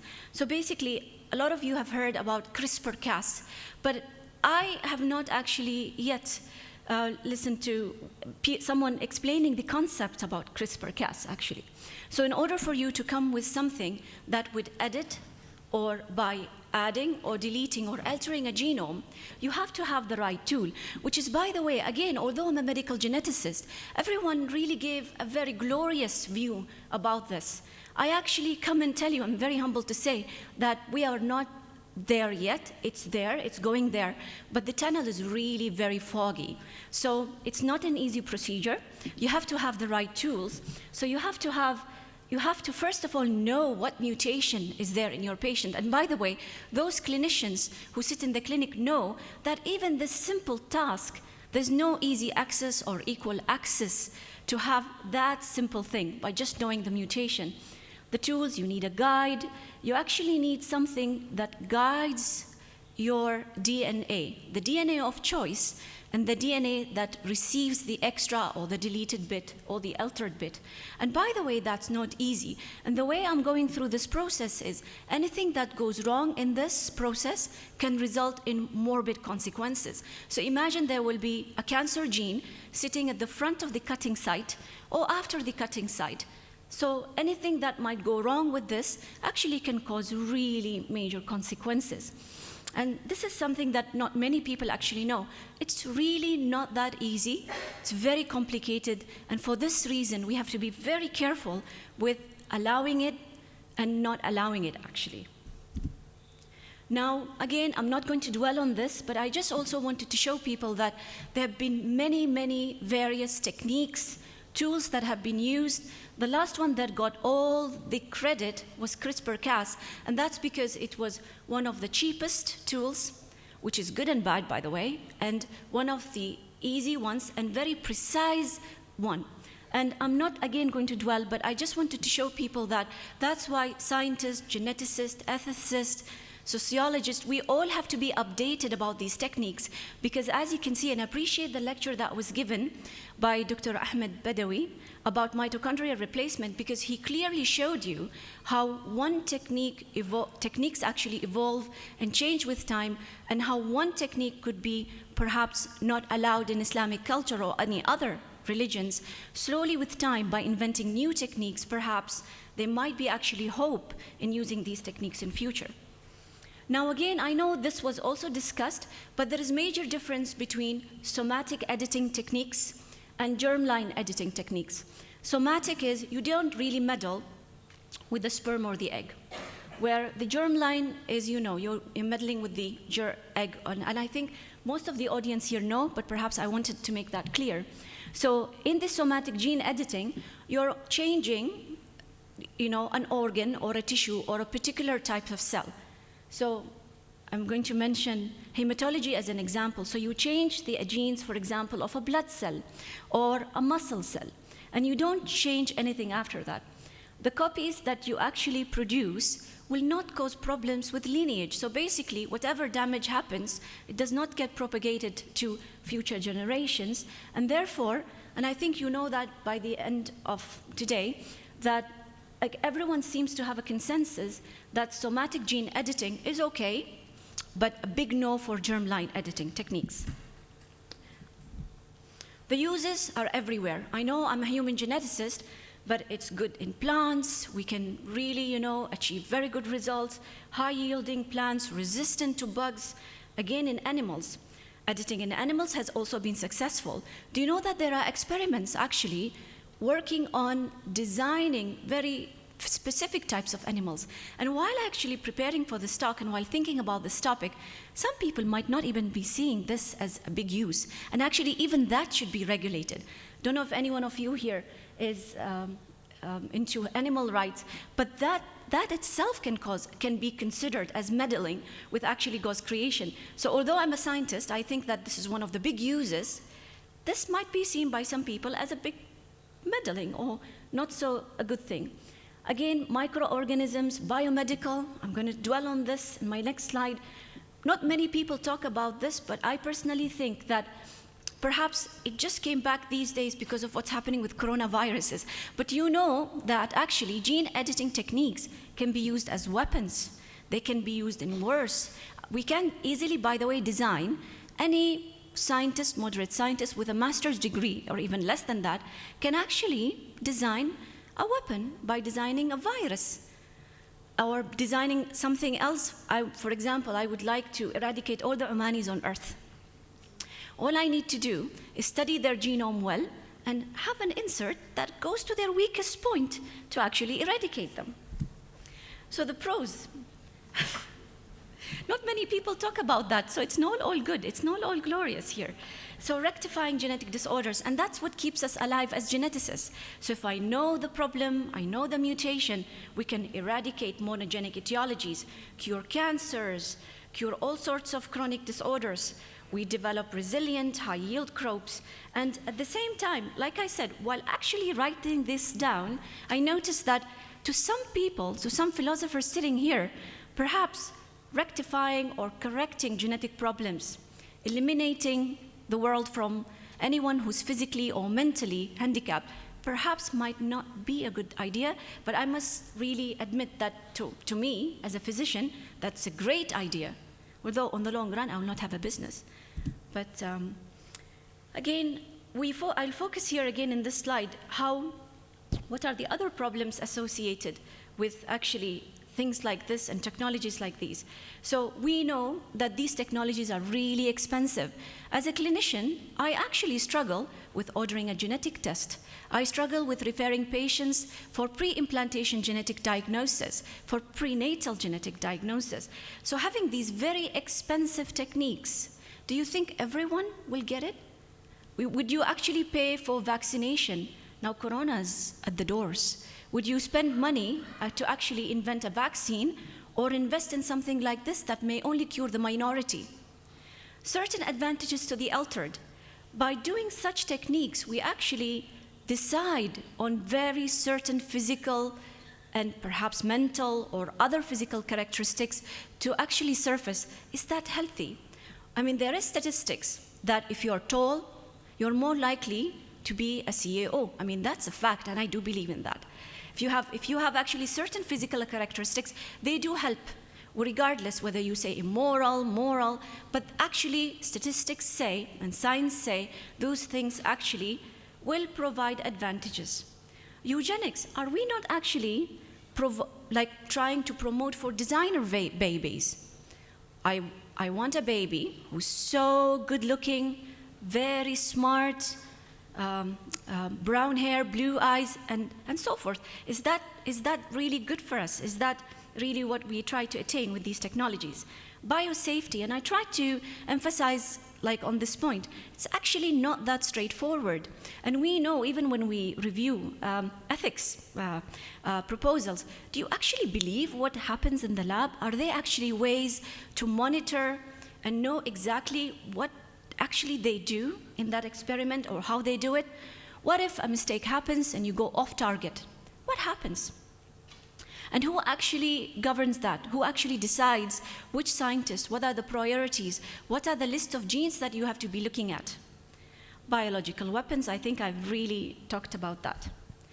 Now, I don't want this day to come where actually people will be ordering Versace babies or Armani babies, so I hope we don't reach there. Now, I would like to show you this video. Perhaps you were exposed to it, but I would like you to see it as this is one of the Chinese scientists that came up with this video and put it on his own personal YouTube. And we as geneticists, we were all horrified when we got it.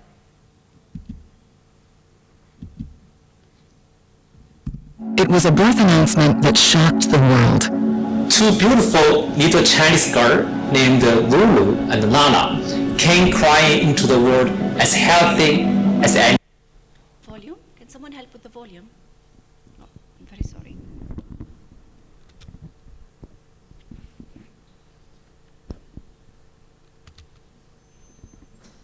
Can someone help from technical?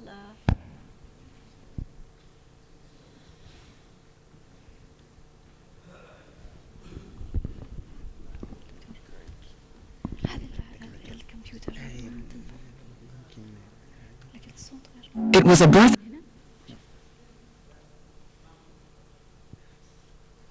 الصوت هو من عندهم يتحكموا به بس او هذا يمكن.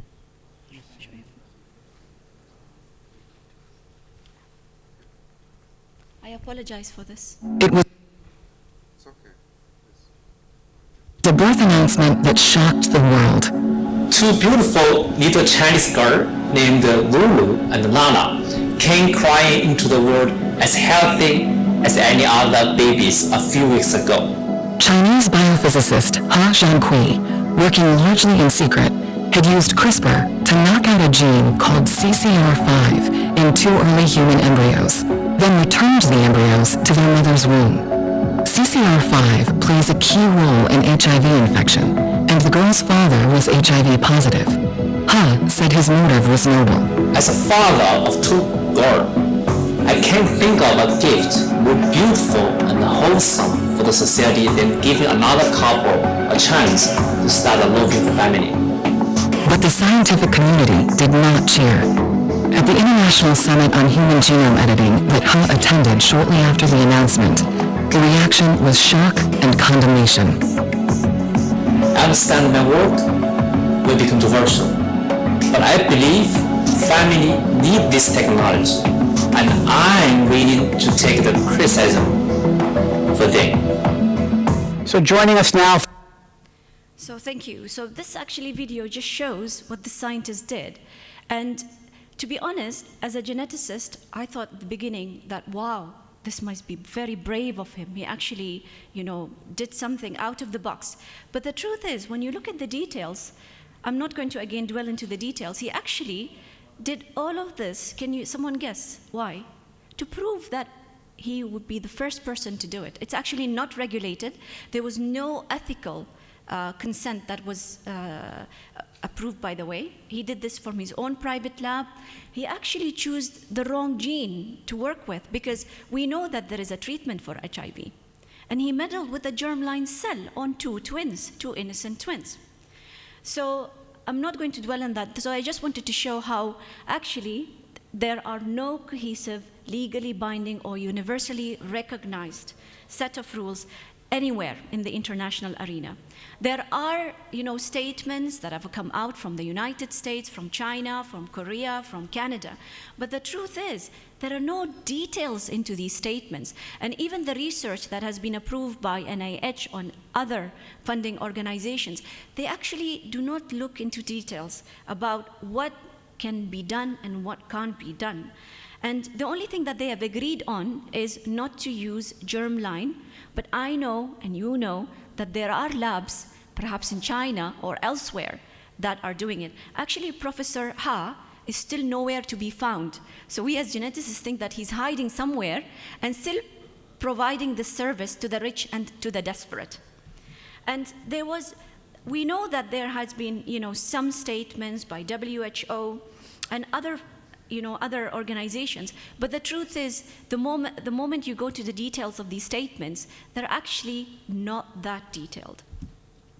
So I thought that in the last 5 minutes, I'll talk about the cases that we deal with in the clinic. So this is one of very, very common cases. In fact, we might have in Oman about 40 children being born. Again, this is just an estimate with this condition. It's called spinal muscular atrophy. So we saw this family in the clinic where the diagnosis was established, so the couple were consanguineous. Spinal muscular atrophy, for those who are not from the medical practice, is actually a very severe, most of the time, very severe neuromuscular condition that's a motor neuron disease. It starts with really floppiness and very weak muscles, and then it really progresses to the extent that the child cannot breathe, cannot depend on himself. Intelligence is usually preserved, but these individuals actually all pass away within the first decade of life if they don't receive the appropriate therapy. If they are the severe type, by the way. Because there are different types, and there are mild types and the severe type, but I'm going to be focusing on the severe type. Now, the diagnosis was only established with the second baby. They have 3 affected. Now, once the diagnosis was established with the second baby, diagnosis was made, the child actually could not survive, so he died by the 2nd year of life. When the 3rd baby was born, the family went to India and did prenatal genetics testing. And that actually showed that this pregnancy is also affected with a similar condition. Now, it was exactly the same time when we got this big news that there was this new FDA-approved drug that would be really very promising. And in fact, most of the literature now says that it's promising, but there are no long-term studies. So I just wanted to project and show by mentioning this case, the difficulty that we face as clinical geneticists, where there are really no guidelines, there is no criteria. We really get stuck when we find these cases. I could not help them, I could not do anything, could not provide the drug. And by the way, family was insisting on termination of pregnancy. And as you know, with our current rules, and with the new medical rule, I can't even help them with that, because the child actually did not have any physical anomalies. And in that case, our hands are tied, and all we have to do is just, honestly, as a physician, pray for this family. That's all we can. because this is a very expensive drug, by the way, and those of you who want to know more, we can talk more about it, but it's not really available to all of us. Now, this is a second case, which is a bit milder, but also puts us in a similar dilemma, where families are being diagnosed with very rare congenital diseases, Leber amaurosis, congenital amaurosis, where they present with nystagmus, tunnel vision, and eventually they become blind. And there is actually treatment now for this. There are many clinical trials if you have a particular mutation. So this family, let's really focus on this family.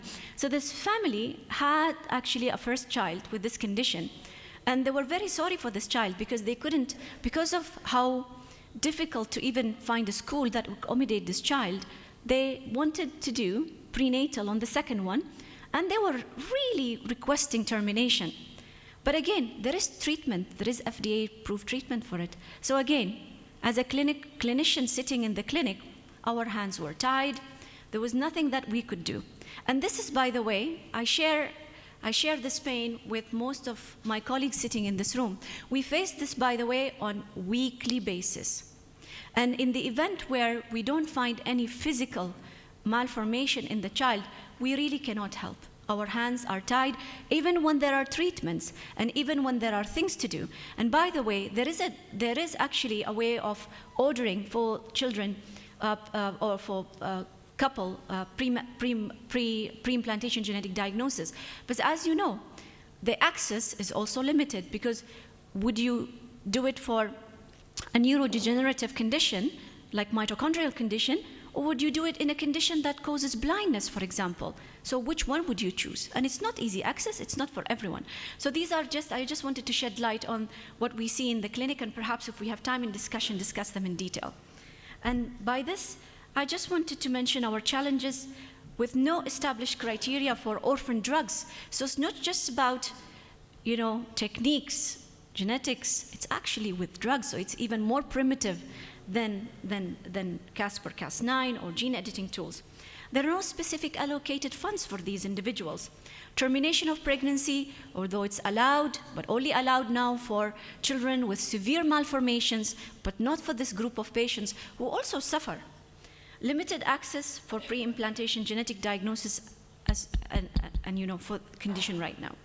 And by this, my wish list, because people don't like us, always geneticists, people don't like geneticists, so they don't like recommendations. So my wish list today is that I wish there was a national, international guidelines on gene editing research. In fact, with our humble research in genetics, we can actually introduce these techniques. So it's happening, it's coming, and we need the guidelines. National regulations on clinical applications of these proven drugs and these proven techniques. And I personally believe that there has to be some legal consequences. I'm not a legal person, but I think not having it actually encourages people to go into it. Dr. Ha is hiding somewhere now, by the way. I'm sure he's doing all sorts of bad things. So I think if there are rules, or perhaps something that would actually make these people worry about doing that, that would be great. And by that, I thank you so much, and I hope I did not bore you with gene therapy for the 7th time. Thank you so much. Thank you very much. So the last speaker for this session is Dr. Ahmed Al-Busaidi. There's a bit of a change in the schedule, and he will be discussing, he's a consultant family physician from the Ministry of Health and a member of the National Bioethics Committee, and he will be discussing ethics and law when they don't meet a reflection from clinical practice. Dr. Ahmed. Thank you.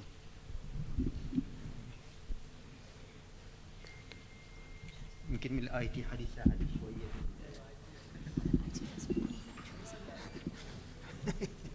انت كنت تساعد قبل شويه فكرت ان هذا فيه HDMI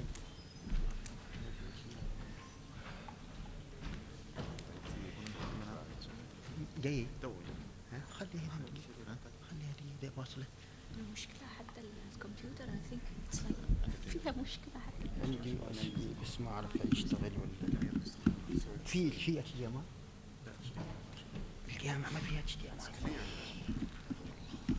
أنا حسيت not easy to use that.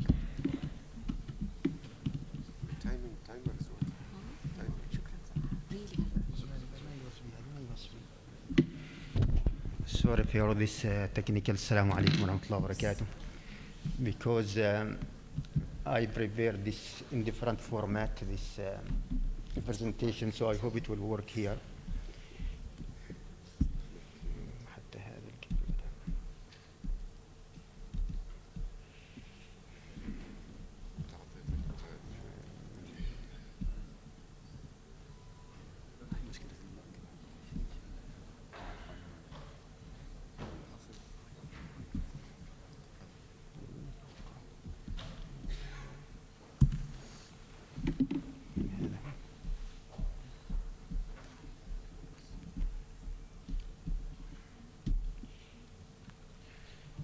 Sorry for this again, but before I start, I would like also to disclose that no conflict of interest, and also I am presenting my own personal view during this presentation. So in the next few minutes, inshallah, I will try to discuss the following issue about when we have a scenario that ethics and law, they are not in the same line. So where to go? Do we follow the ethics or do we follow the law? And how to resolve such a dilemma. And also I will give some example from my own clinical practice and from also encounter with our colleagues. So what is wrong or right? It is very historical, philosophical questions. And there are main three pillars that decide what is right or wrong.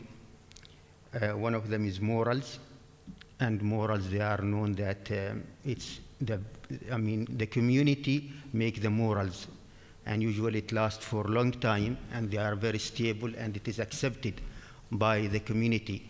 Sometimes they are right for other people, sometimes it is wrong, but as long as people, they accept such thing, it's considered as moral.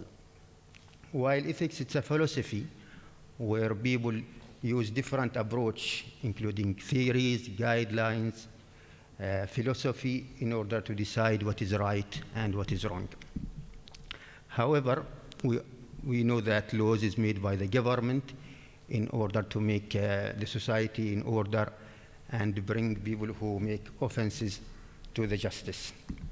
So what decide actually our behavior, what to do, is mainly these three things, and definitely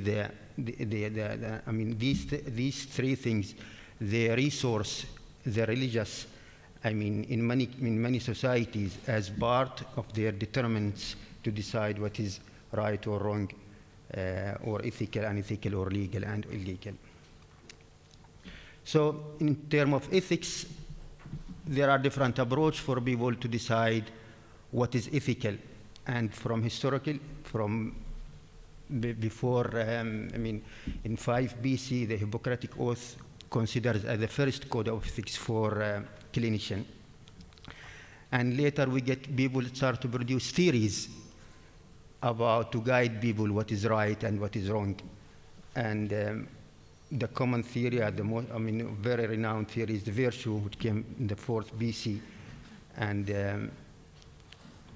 And later it came the deontology theory, which is, it means in Arabic,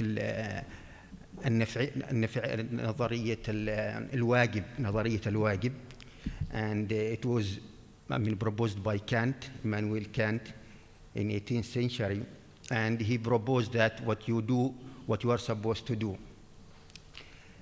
And later we get also by Bentham, the utilitarian theory, النظرية النفعية, which is part of the consequentialism theory, and it says basically what is right or wrong, it's what benefits most of the people.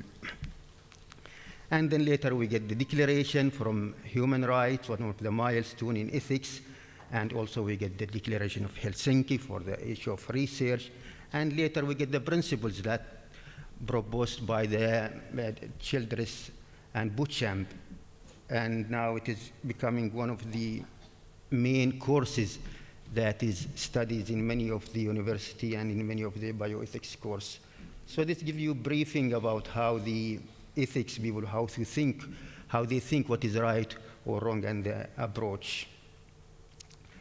In Oman, we have for medical doctor the professional conduct that also guide the clinician, and also there are different conduct, like for the nurses, we have another one, for also the labs now, recently launched, and others also.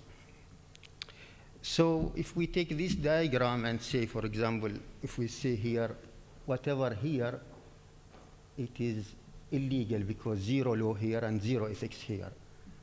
And here is 100% legal, but still unethical. And if we take the vertical axis, so whatever is coming here, it's very ethical, but it is illegal. And what we would like to see is this one. We want to have a matching so we don't have dilemma, so we don't have problem. But the situation is not always like that. So we might get situation here, which is something you feel it's correct and good, but you don't have support from the legal system to do it. So here, not necessarily illegal, that means the law is telling you not to do it, but the law is not supporting you to do that right thing. And the same here, sometimes it's something it is wrong, but there is no law to prohibit it. So by default, it's becoming legalized or becoming a normal because there is no punishment, clear punishment by the law for that act. Now, let's discuss these two red things because this is the problem where we are having problems, and let's see how we can handle them. So why we get a conflict between ethics and law? Why we are getting these two red things? That so many contributors to that dilemma. One of them is when numbers are involved. For example, we know that consent is, most of the country, they take age of 18. But if it is 18 minus 1 day, then it's becoming illegal to have consent. But is it unethical for somebody who would like to have an abortion, for example, and he's 18 minus 1 day? Should we ask for the parent to come from long way, for example, to give a consent for somebody who is just approaching? Okay, so law deal with red or black and white, red or green. It's very strict, it's very clear, very determinant. But ethics, usually we say it may be, it's a gray zone. Let's see the surrounding, let's see the other factor, then we can say it is wrong or right. So this is the problem when you merge ethics and law, sometimes you create another ethical problem actually. Even also we have the issue of now when numbers are involved, the issue of abortion and then what 20 days. Now some laws, they accepted the concept of 120 days, but we assume that 120 days started, that fertilization started at day 14, but that is not 100%. It can be 1 day earlier, it could be 1 day later.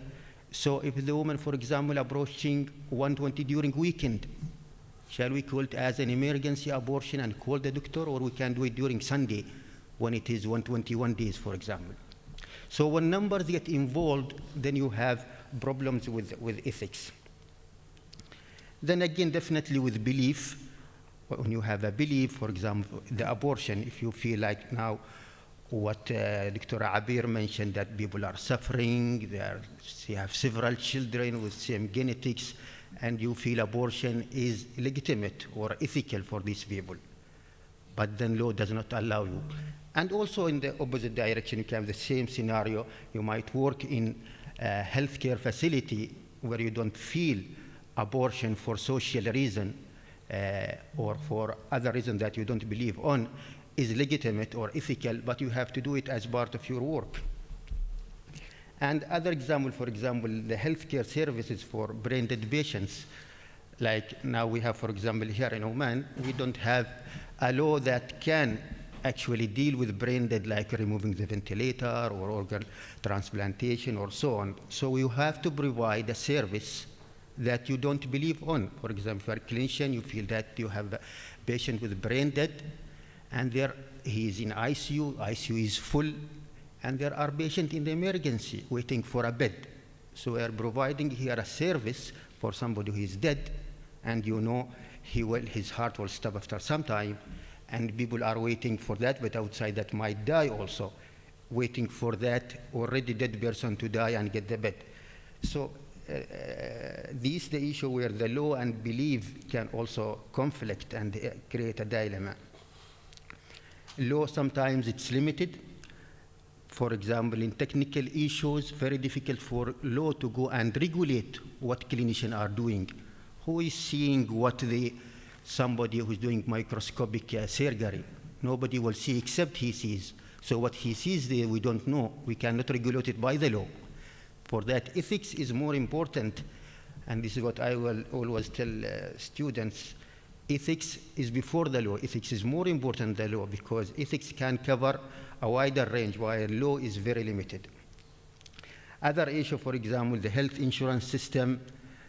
Who can regulate those people who are doing the health insurance system? Who can regulate the amount of drug prescribed or the amount of investigations that are unethically prescribed or requested without maybe patient need? This is beyond the legislation of the law. The only way we can regulate it is actually by promoting ethics.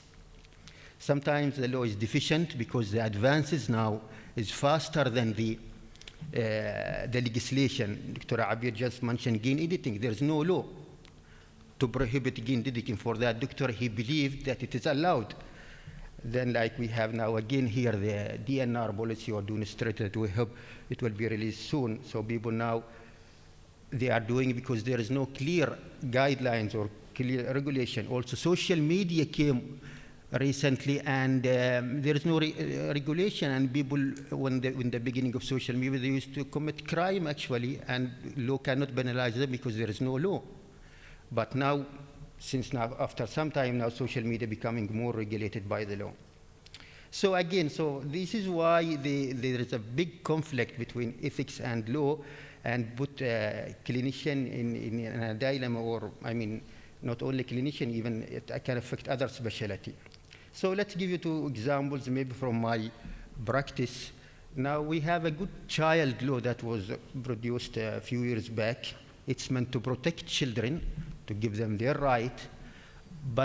And also in my clinic, I used to see patients who are 10 years old, 12 years old. We cannot refuse them because there is no law to refuse such age. The law came and law identified children as below 18. Now I am getting 17 plus. Should I ask somebody to come with him, or should I see him? He's coming for something simple, yes. It is not emergency, but he's like mature adult with mustache and beard and everything. So should I refuse him as a clinician? If I see him, does that mean I broke the law and maybe I am liable? So this is the scenario that can affect when you have numbers are involved in the legislation and ethics. For example, here if you see the British system for the National Health Service, they have divided the age below 18, so consent can be given without the parents for basic treatment with some condition, and it is left for the judgment of the clinician. Also, you might go and read about the Gillick competence or Fraser. It's a good story. Happened in UK in '85. And even for issue related to contraception, people below 18 have the right to have a medical treatment and issue, but with condition. It is regulated as it is seen here for issue related to reproductive and contraception. The second example would like to give is about driving and health, and I'm glad that people from the State Council here with us, so they can help us actually with this, because it has been going for a long time, and I'm sure it's also the same in a neighboring country, in other countries. Not many countries actually moved in this issue. So in my clinic, I get several cases. The one, the tragic, I remember mother brought to me 3 of her children. She said they are refusing to ride any car or school bus. Then she told me that her husband, their father, is epileptic, and he was taking them outside in the mountain. Then he developed the fit. Then the car was moving by itself. hitting the side rocks and everything until it hit big tree and stopped. They were crying inside. She said from that incident, they refused to ride any car or go to school bus. I have to take them walking to the school. Other example, I get patients who are having diabetic, who are having hypoglycemia, and they are refusing to stop driving, some of them even driving a school bus. I get patients who are developing early dementia, and also they are driving. We have one incident where also somebody who dementia, Dr. Hamid may be here, and he was having left to right disorientation, and he was driving in the opposite side of the highway and hit another car. Then he died. Other people from the other car, they died also. So what stopped me from reporting such thing? Because there is no existing system, and also it affects the issue of confidentiality. So in the previous law that for practice of medicine that in front of you gives clearly the conditions where doctor can breach the confidentiality, and this issue is not part of them. So this law has been now updated, and we get new one few months back, and luckily that there is a statement that can be used actually to regulate this issue, because in Article 33 that give authority to breach the confidentiality to authority that if patient have a threat to the public safety. And I think this one, it should be used as entry to regulate the issue of driving and health. Keeping in mind that ROB is doing a great job. We have reduced the number of fatality and road traffic accident with more than 50% in the last 5-6 years, which is major achievement. But this problem not only here, but I guess maybe our colleagues from GCC, I think they are having the same issue. In the UK, they have a special reporting system. Conditions are identified and are known. Patients are asked to notify, and healthcare providers are also asked to notify all these cases, and patient will be counseled about, could be permanent, could be temporary, and so on. Then if you go to the other fact, which is unethical but legal, that means something which is wrong, but there is no system to stop. I mean, there is no law to stop us from doing that thing. And if you go to this list, is very, very long, because what we can do wrong and escape the law is very open. Like now, people are going for protective medicine because of increasing number of litigation. So patient is coming with headache, let's do CT, it could be a brain tumor. Okay, so people are going more for objective assessment rather than depending on the clinical history and clinical examination in a fear of litigation. So, and this is harm society actually. It is legal, but I feel it is unethical. Health insurance, we have spoke that health insurance is very difficult, because especially if if the system gives some benefit for healthcare provider, for example, you have certain amount, if you prescribe this amount of medication or this amount of investigation or say this number of patients and so on. Cosmetic surgery, also there is a lot of unethical that can be done. People changing their nose, making something which is small big and what is big is small and so on. So electronic health system also, and the issue of confidentiality now. If my neighbor is admitted in surgery and I am physician in medicine, can I open his note? Can the system identify me if I open the notes? What stopped me? Maybe he's in the same department, but I am not supposed for me to see his note because he's my neighbor, unless I'm kidding. And this is extremely difficult to control it by the law. So what to do now in case of ethical, if you are facing such scenario? Simply, if you feel it is ethical, so something which is good but law does not support you, you should ask yourself, should I take the risk? For example, if I get now 17 plus having something male, I will see him. I know it is illegal, but I feel it is ethical. I will take the risk. But also we need to report to authority, because these laws are made by human beings and can be modified and updated according to the practice. And if it is unethical but legal, This is where we need to work very hard in order to promote and observe the ethics, because as I mentioned, laws has many limitations actually, and also we need to strengthen the law as much as we can. Only yesterday I saw we get one from WhatsApp, somebody who bought 99 smartphones, put them all in Google Map, put them in a small trolley, and just push them in the street.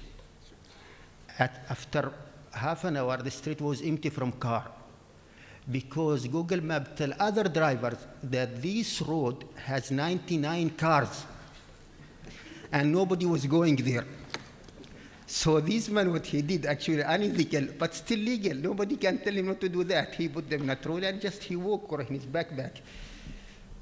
Okay, so it's possible to have unethical but legal, and you have ethical and illegal. Finally, recommend 5 seconds. So we need to harmonize both of them. Law and ethics should be harmonized. Our local issue regarding the driving and issue regarding the children, I hope it will be taken. We are lucky to have very senior here from the lawmakers in the country, and inshallah we hope it will be modified. So thank you very much. Thank you very much. Staying on time. So I'd like to invite you to the podium, and we're opening the floor for questions to the three speakers. We'll take 4 questions.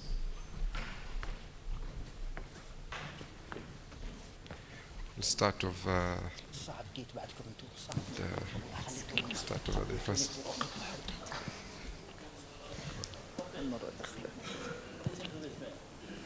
Back there.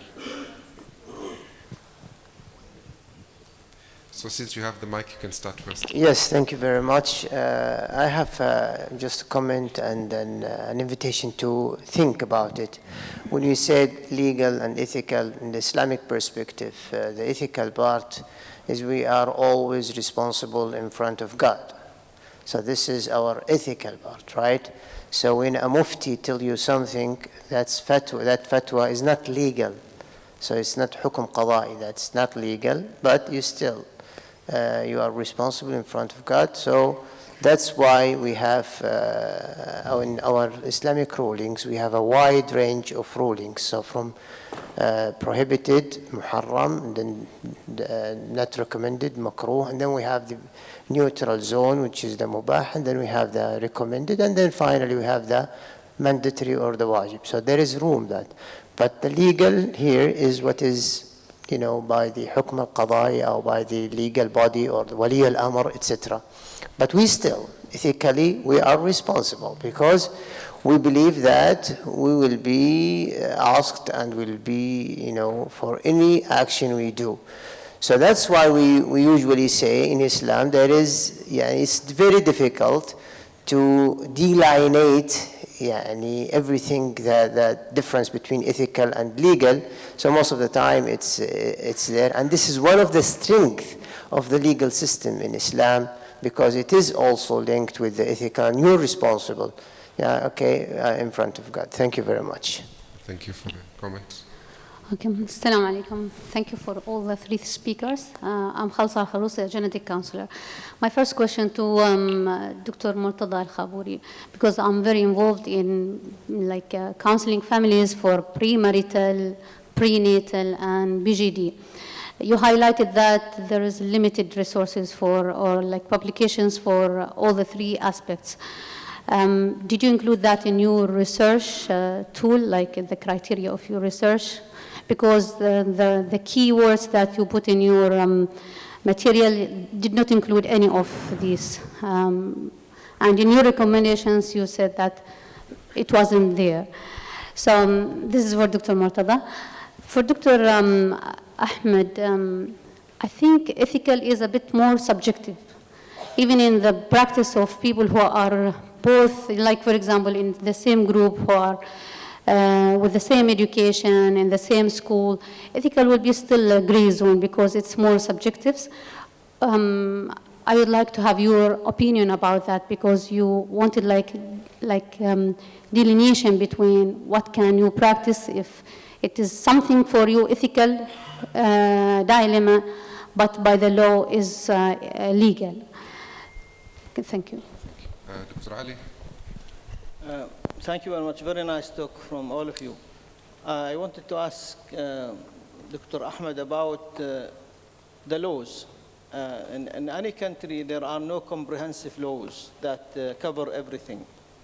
And for example, as physicians, we study medicine, and we know the guidelines from medicine. For example, about driving, about epilepsy. These are, to us, these are the laws.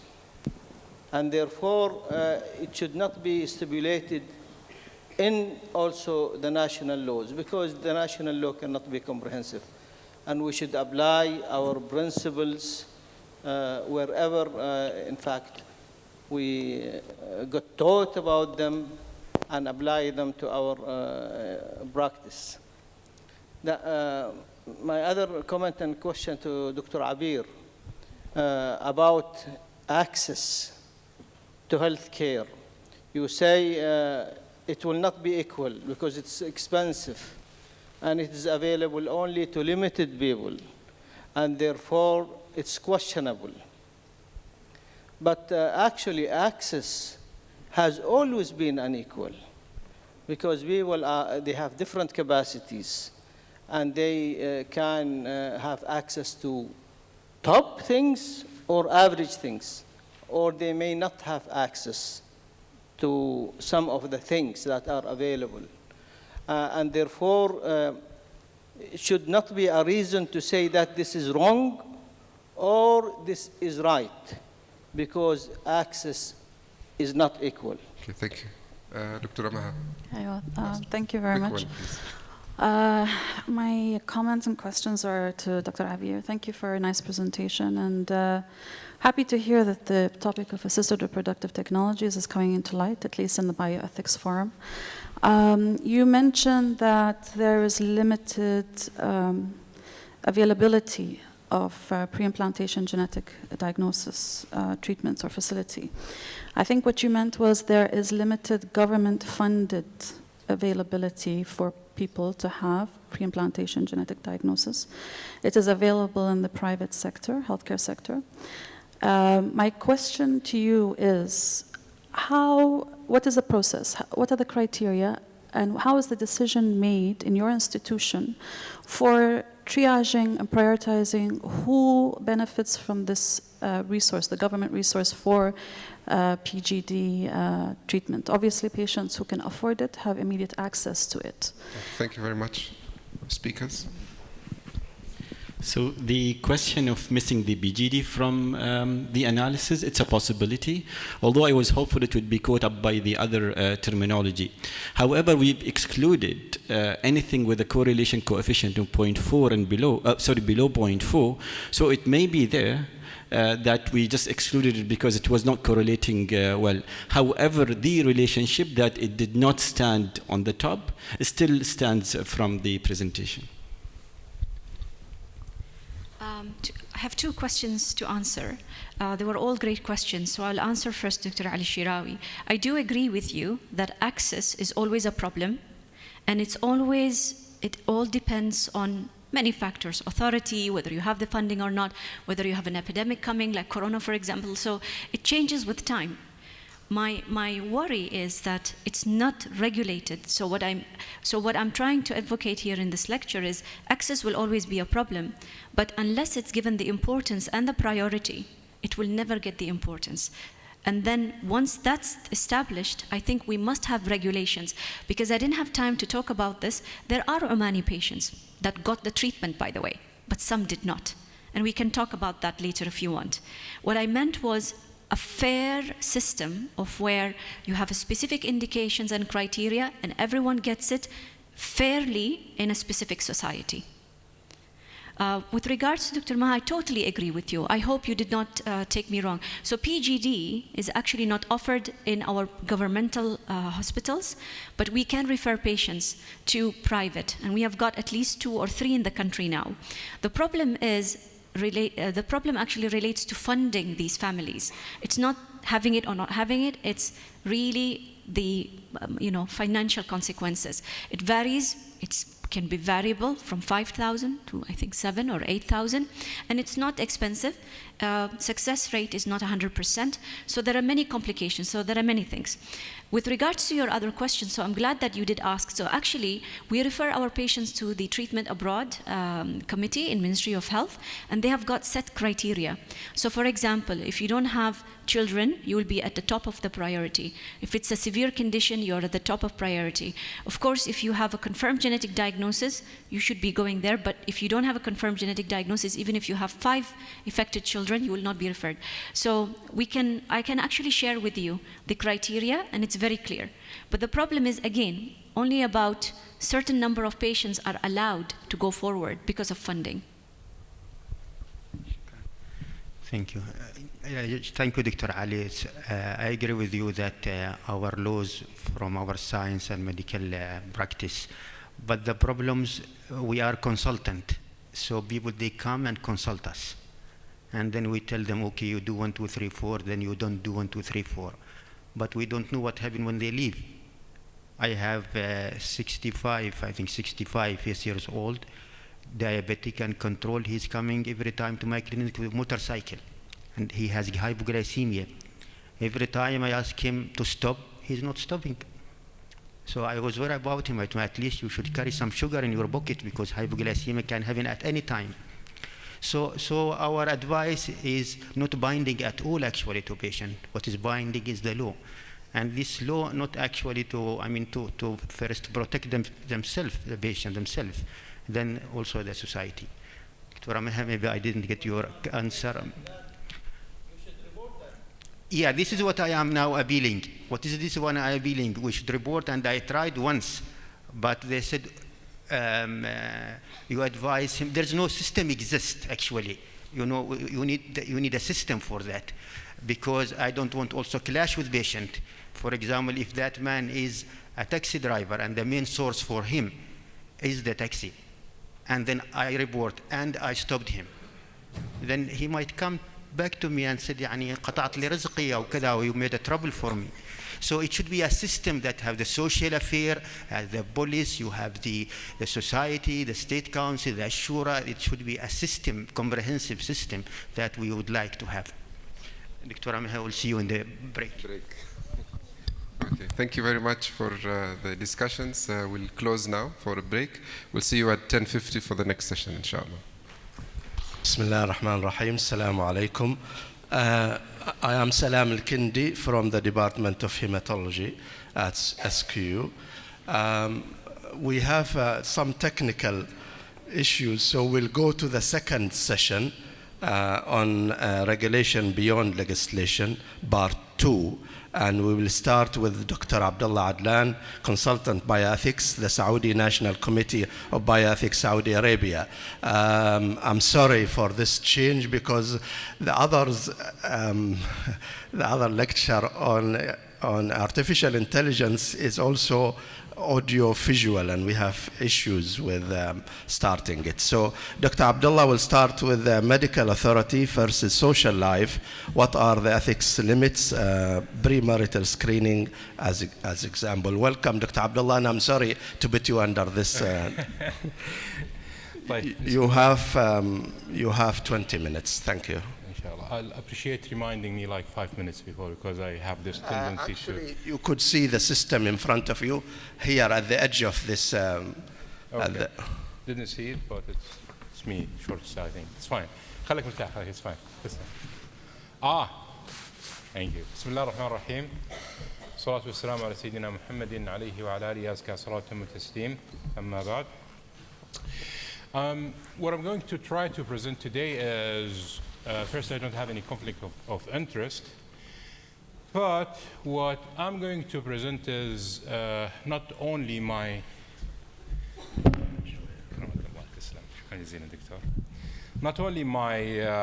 point of view, like usual speakers says. I'm trying to challenge the status quo.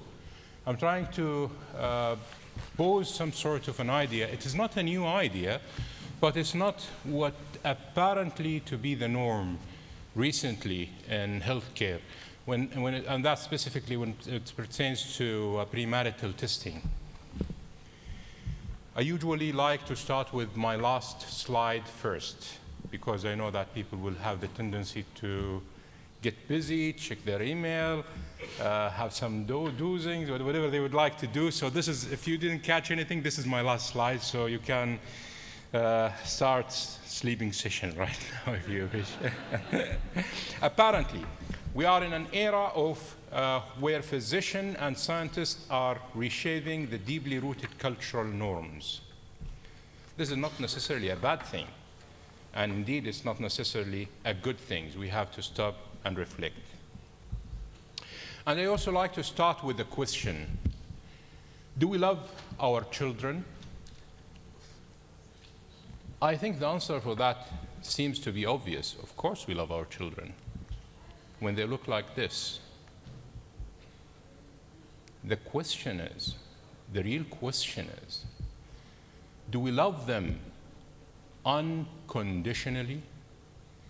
Think about that, and I'll ask you this question at the end of this talk. Hopefully we will reach to some sort of different understanding of how children are being perceived nowadays. My objective in this talk is I'm going to talk about the concept of medicalization, and then what is premarital test, argument for premarital screening, the arguments against compulsory premarital screening, and how Islam was used in that context, and I will end up with the Institute of Marriage, and of course the conclusion, which you've already seen. Well, medicalization is basically taking something that we practice in a very normal kind of setup and infuse the medicine authority inside it. Like anything that is we usually do in our life, then comes physician who think about it as a medical malformalities, something that needs some sort of intervention. And here comes some sort of a challenges there. The biggest challenge, if your only tool is a hammer, everything is a nail.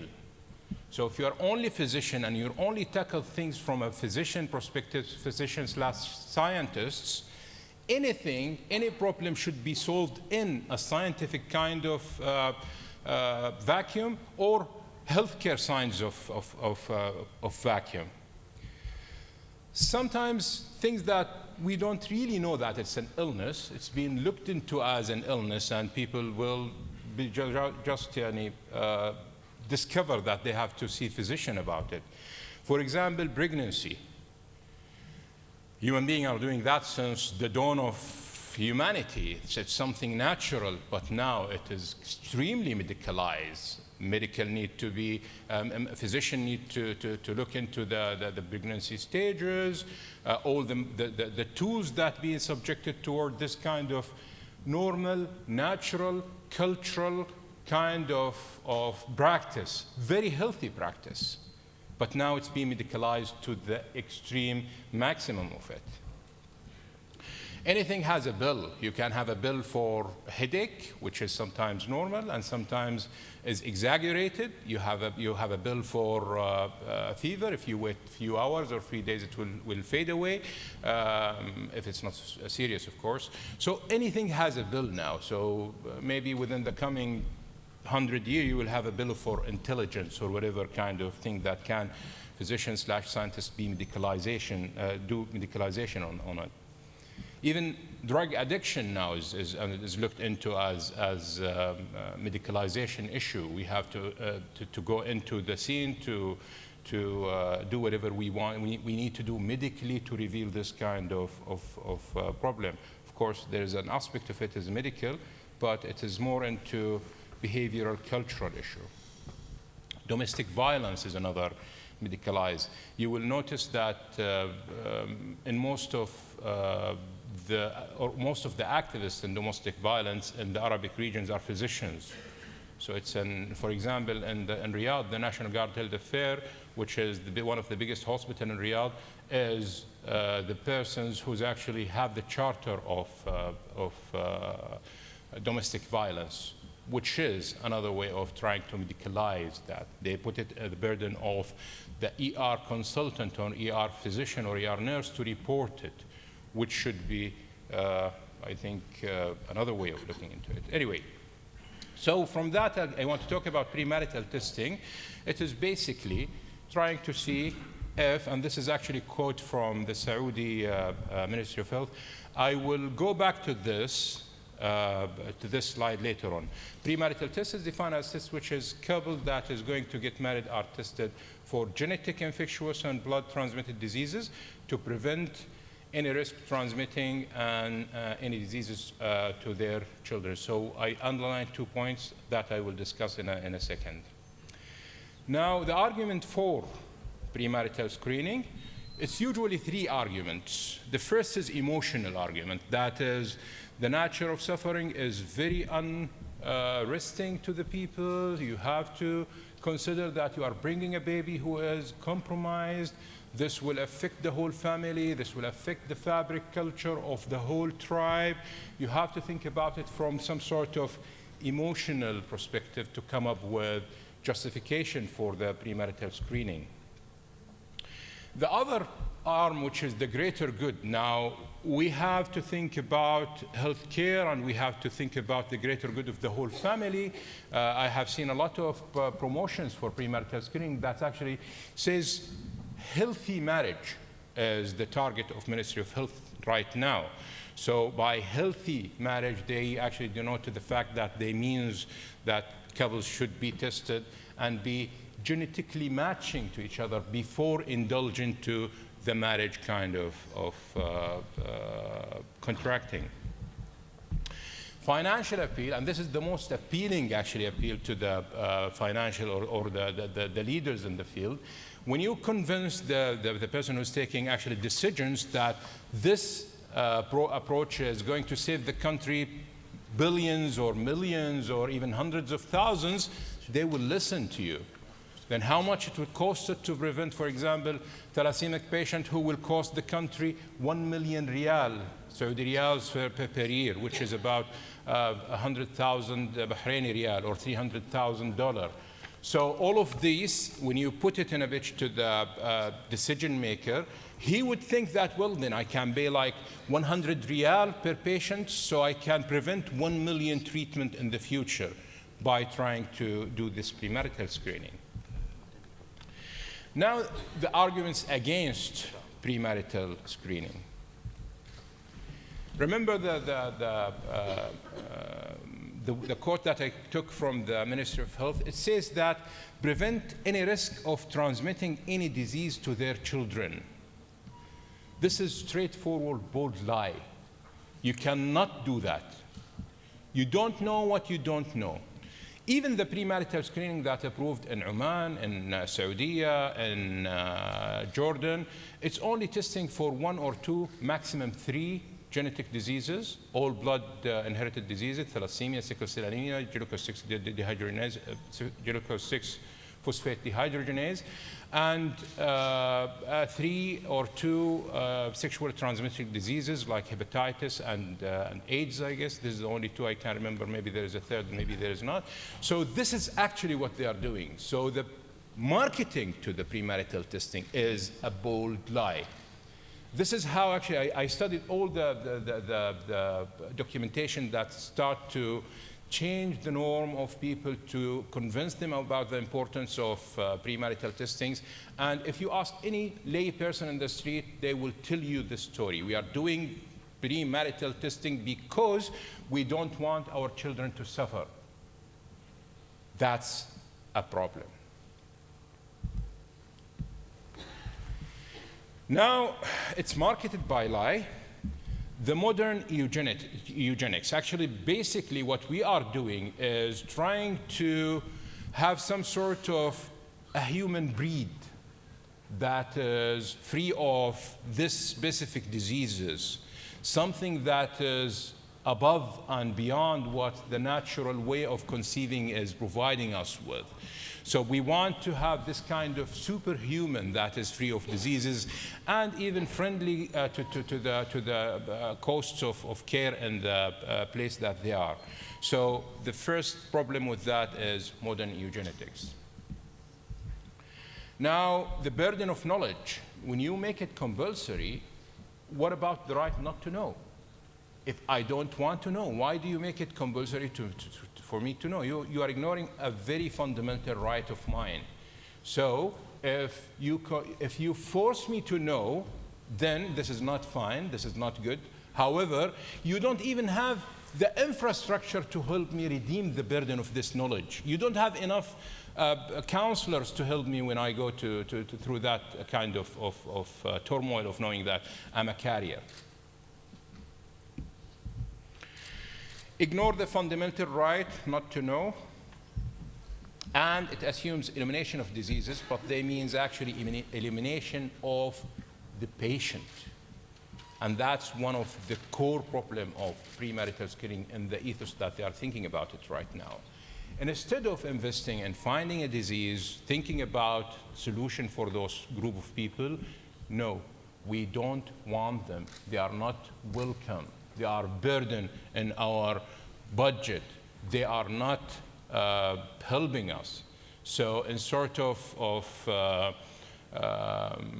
kind of authoritative voice of the physician or the scientist, they are not suitable to be in our world for myriads of reasons. One of them is finance, one of them the way of how they conceptualize normal and abnormal. It is argued to be direct result with the physician ego and their personal and their paternalization. Mainly, and when I studied this issue, I noticed that it is usually the call comes from the physician/scientists. And I cannot think for any other reasons than if you are not a hammer, everything is a nail. Disease happens, actually, and people dies. This is the normal of life. And actually in Islam, we have this kind of inherited in our belief that some people are blessed, some people are and suffer, and they have some sort of, if they had take it from a religious perspective and accepted what God gave them, this has some sort of reward in the hereafter. So we have a different kind of cultural values that is ignored when we try to eliminate this human being of happening just because a physician says so or a scientist says so. So, for example, if the presence of brain is causing brain death, so an egoistic scientist would say, well, let's breed human without brain. So, and thus we will eliminate brain cancer. So this is actually what is premarital test is trying to do, eliminate the disease rather than trying to provide some sort of solution to it. So to add salt to the insult, some voices are asking to prevent that marriage by law.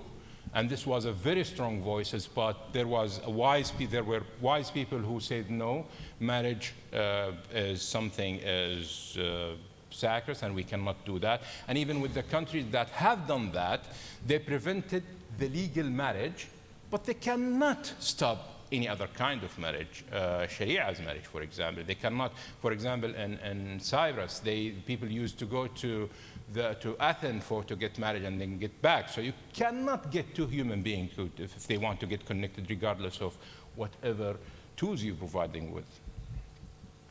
Some voices ask to deprive the compromised children of any help. And I heard that, and actually in some of the Arabic countries, there was a very strong, even in Saudi Arabia, there was a discussion at table that the only way to stop it, if we threat the parents, if you did it, we are not responsible for the 1 million riyal that your child is going to cost us. So that's an extremely aggressive. You are punishing the newcomers for the historical mistake that their parents done if it's a mistake. So this is extremely inappropriate way of thinking.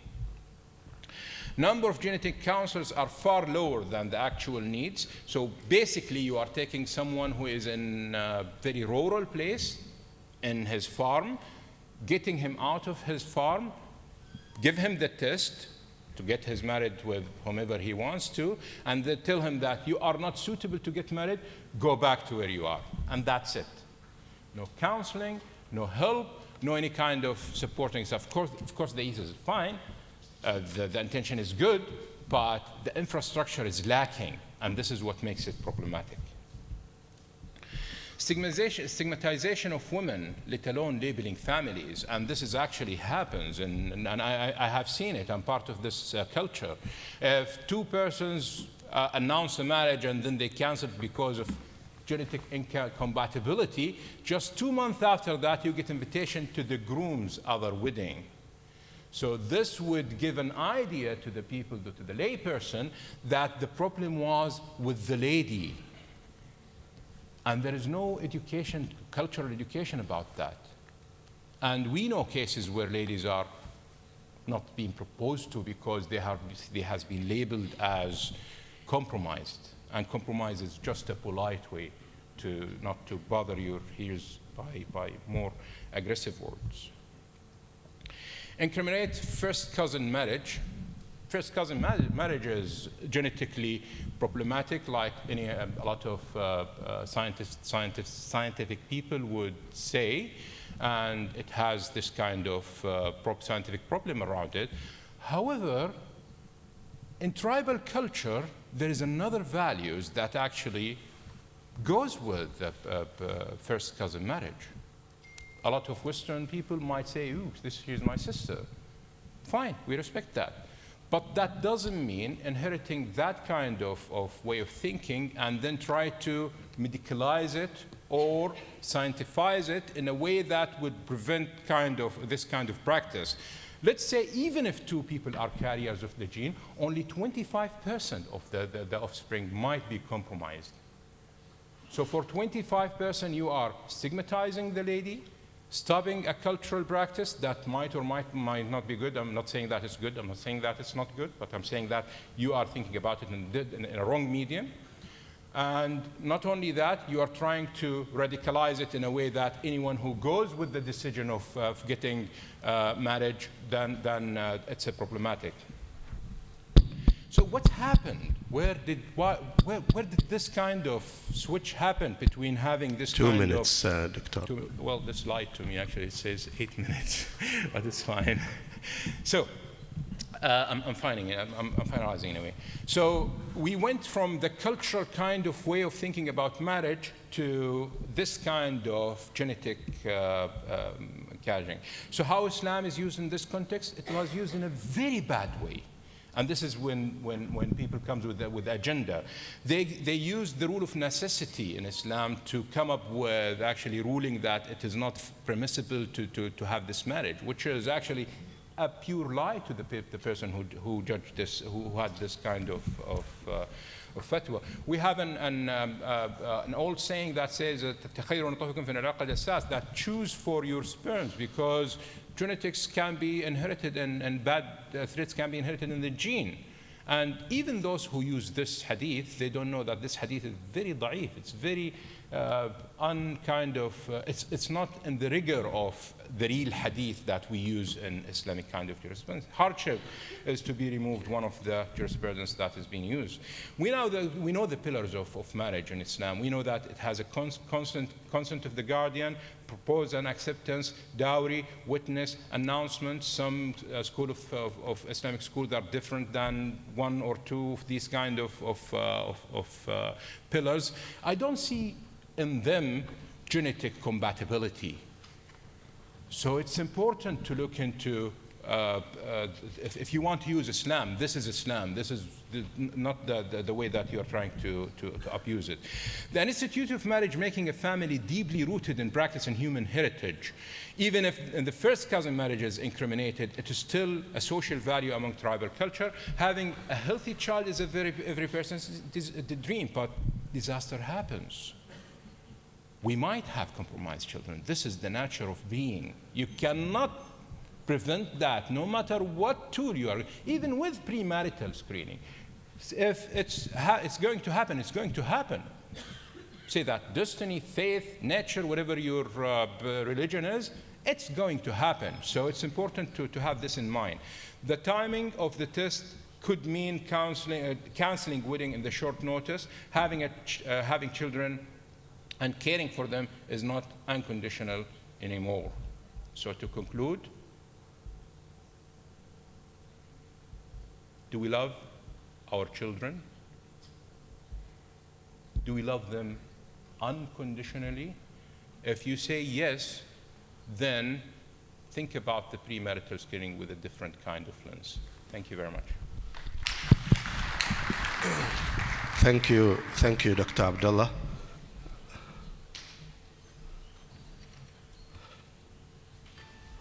I'm sorry again, I'm told by the organizers to go back to the first session. So we'll hear Dr. Ghayath Hussein, Assistant Professor of Medical Ethics and Professionalism at Al-Farabi Medical College, Riyadh, Saudi Arabia.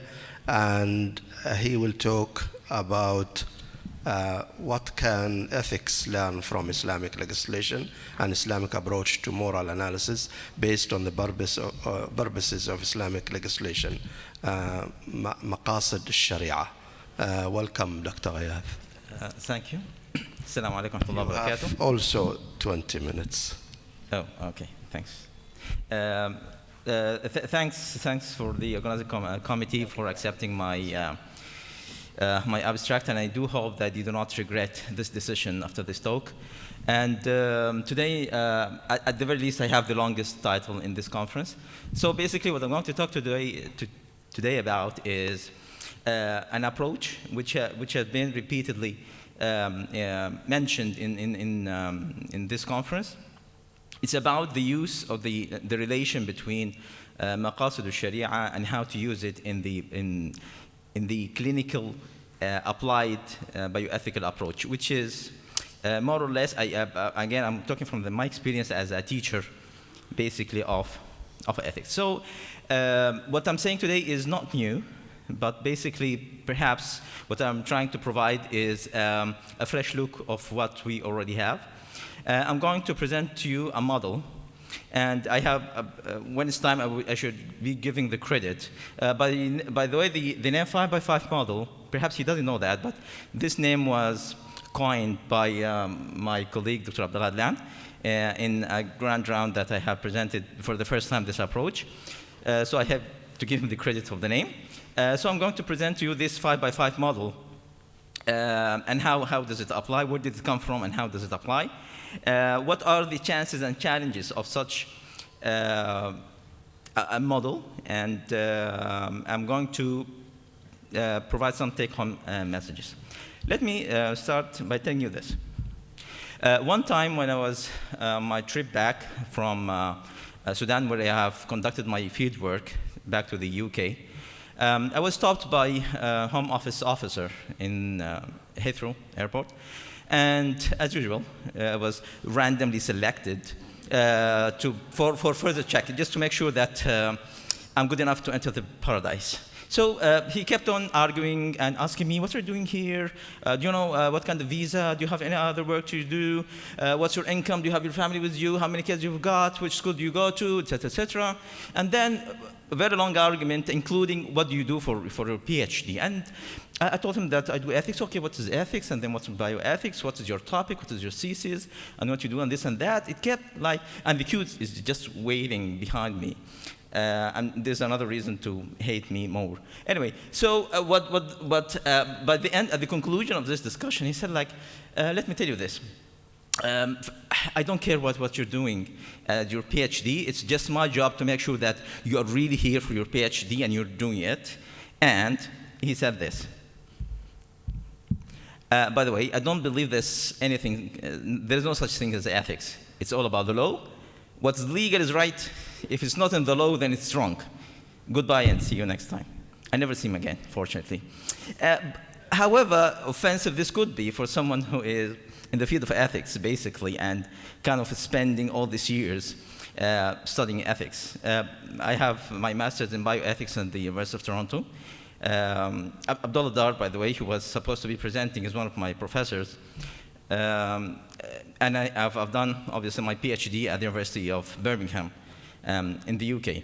So I spent all this time studying ethics, and then someone, with my due respect, is saying that what you're doing is just nonsense. It's all about the law. This rang some bells in my mind. In an ideal world, we should be one with ourselves. The concept of oneness, tawheed, is usually ringing the bells, the usual bells, توحيد الربوبية, توحيد الألوهية, توحيد الأسماء والصفات إلى آخره. I'm not going to translate this because I'm not a scholar, I'm not even a student of scholarly, so what I'm presenting today is basically a terminology that I may not have the time nor the ability to explain it, at least in front of such great minds and professors. I won't dare to do that, but I'm going to present it in a way. So Professor Amr Kasuri, who was also supposed to be here in this conference presenting, he presented me to the concept that I have noticed that bioethics is all about the conflicts. We have conflicts between our values, our duties, our rights. What happened? So again, back to Dr. Ahmed's presentation early in the morning, it's what is more is not always legal, and what's legal is not always aligned with what we believe in as Muslims or whatever your faith system is. In a perfect world, there should be overlapping of these three circles. What is legal is what I believe in, is what I consider as moral. And I believe that in Islam, we do have this. It is possible. However, the missing link that I'm trying to present today is how to make these concepts into very practical and quite abstract way for the presenters. So Prof. Kasuri moved me from the concept of oneness related to Allah to the oneness with myself, so that what I believe in is morally right and it is legal at the same time. How to make this happen? In Islam, and again, I'm not going to talk about all of the terminology that you'll be seeing because you have seen some of it, and if you're interested, you can go to the references later on. The sources of legislation, okay, basically we have the main sources and the secondary sources, as many of you would be aware of. The main sources are the Quran and Sunnah. I'm not going to explain each of these. And then there is the secondary sources, which is basically ijtihad.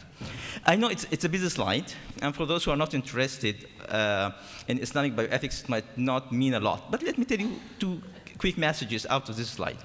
First of all, we believe that there are a divine scripts that we refer to.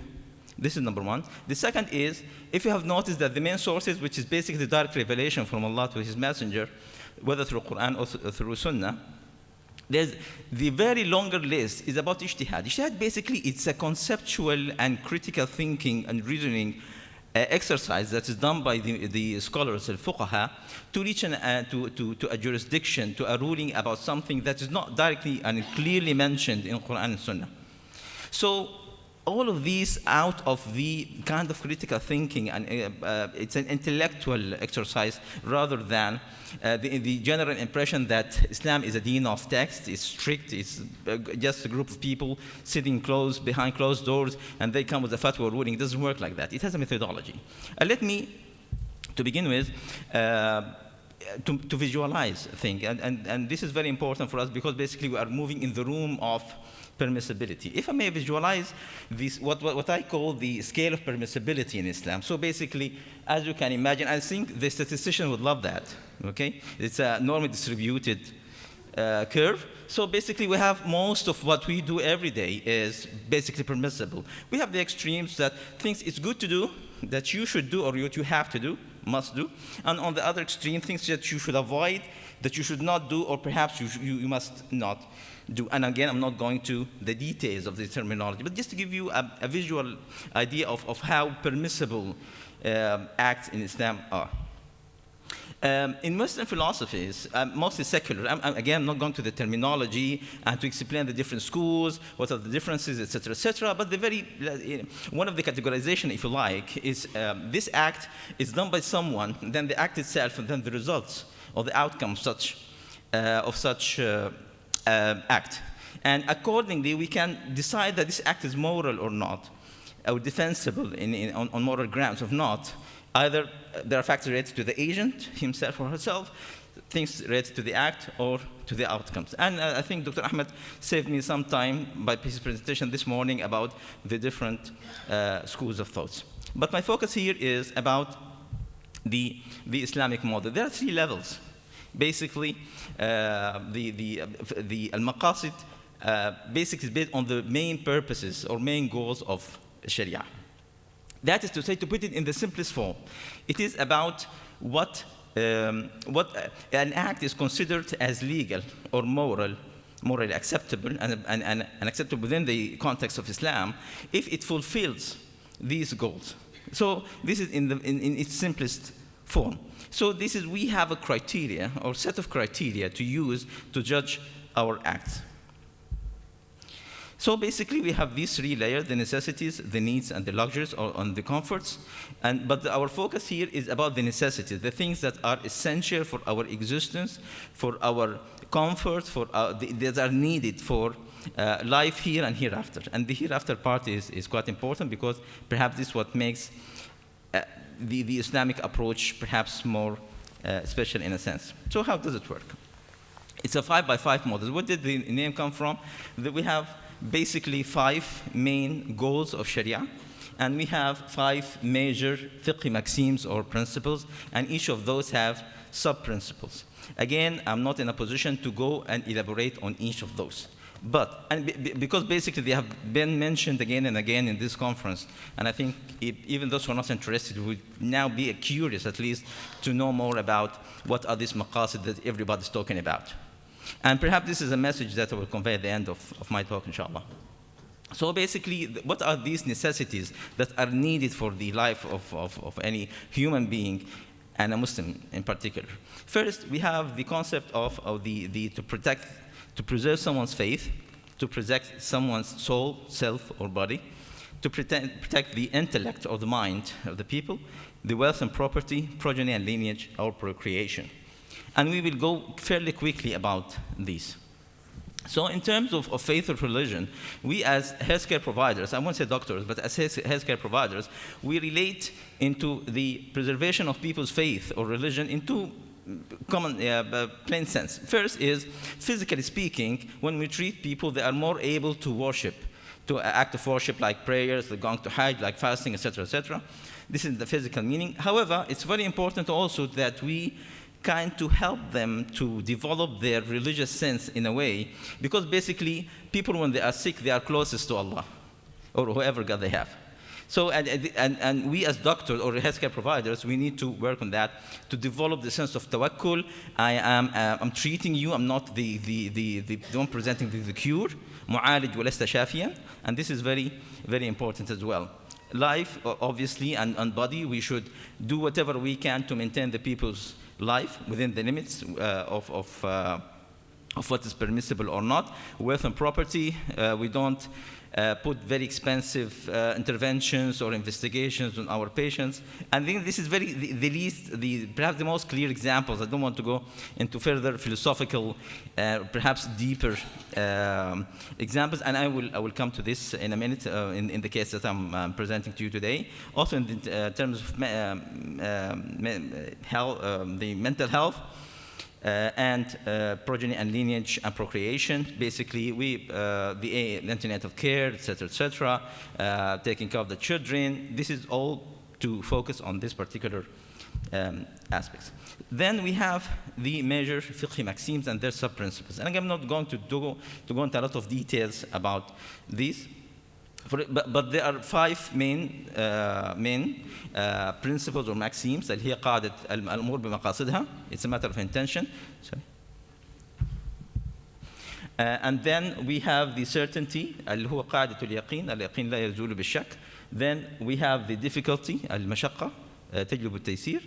Then we have the injury اللي هو الضرر يزال والضرر لا ضرر ولا ضرار. And there under each of these, and the 5th is the customs اللي هي العادة محكمة. And again, I would refer you to the references to have perhaps more details about what each of those means. However, with the example that I'm going to present to you today, I hope this would make things more clear. there are some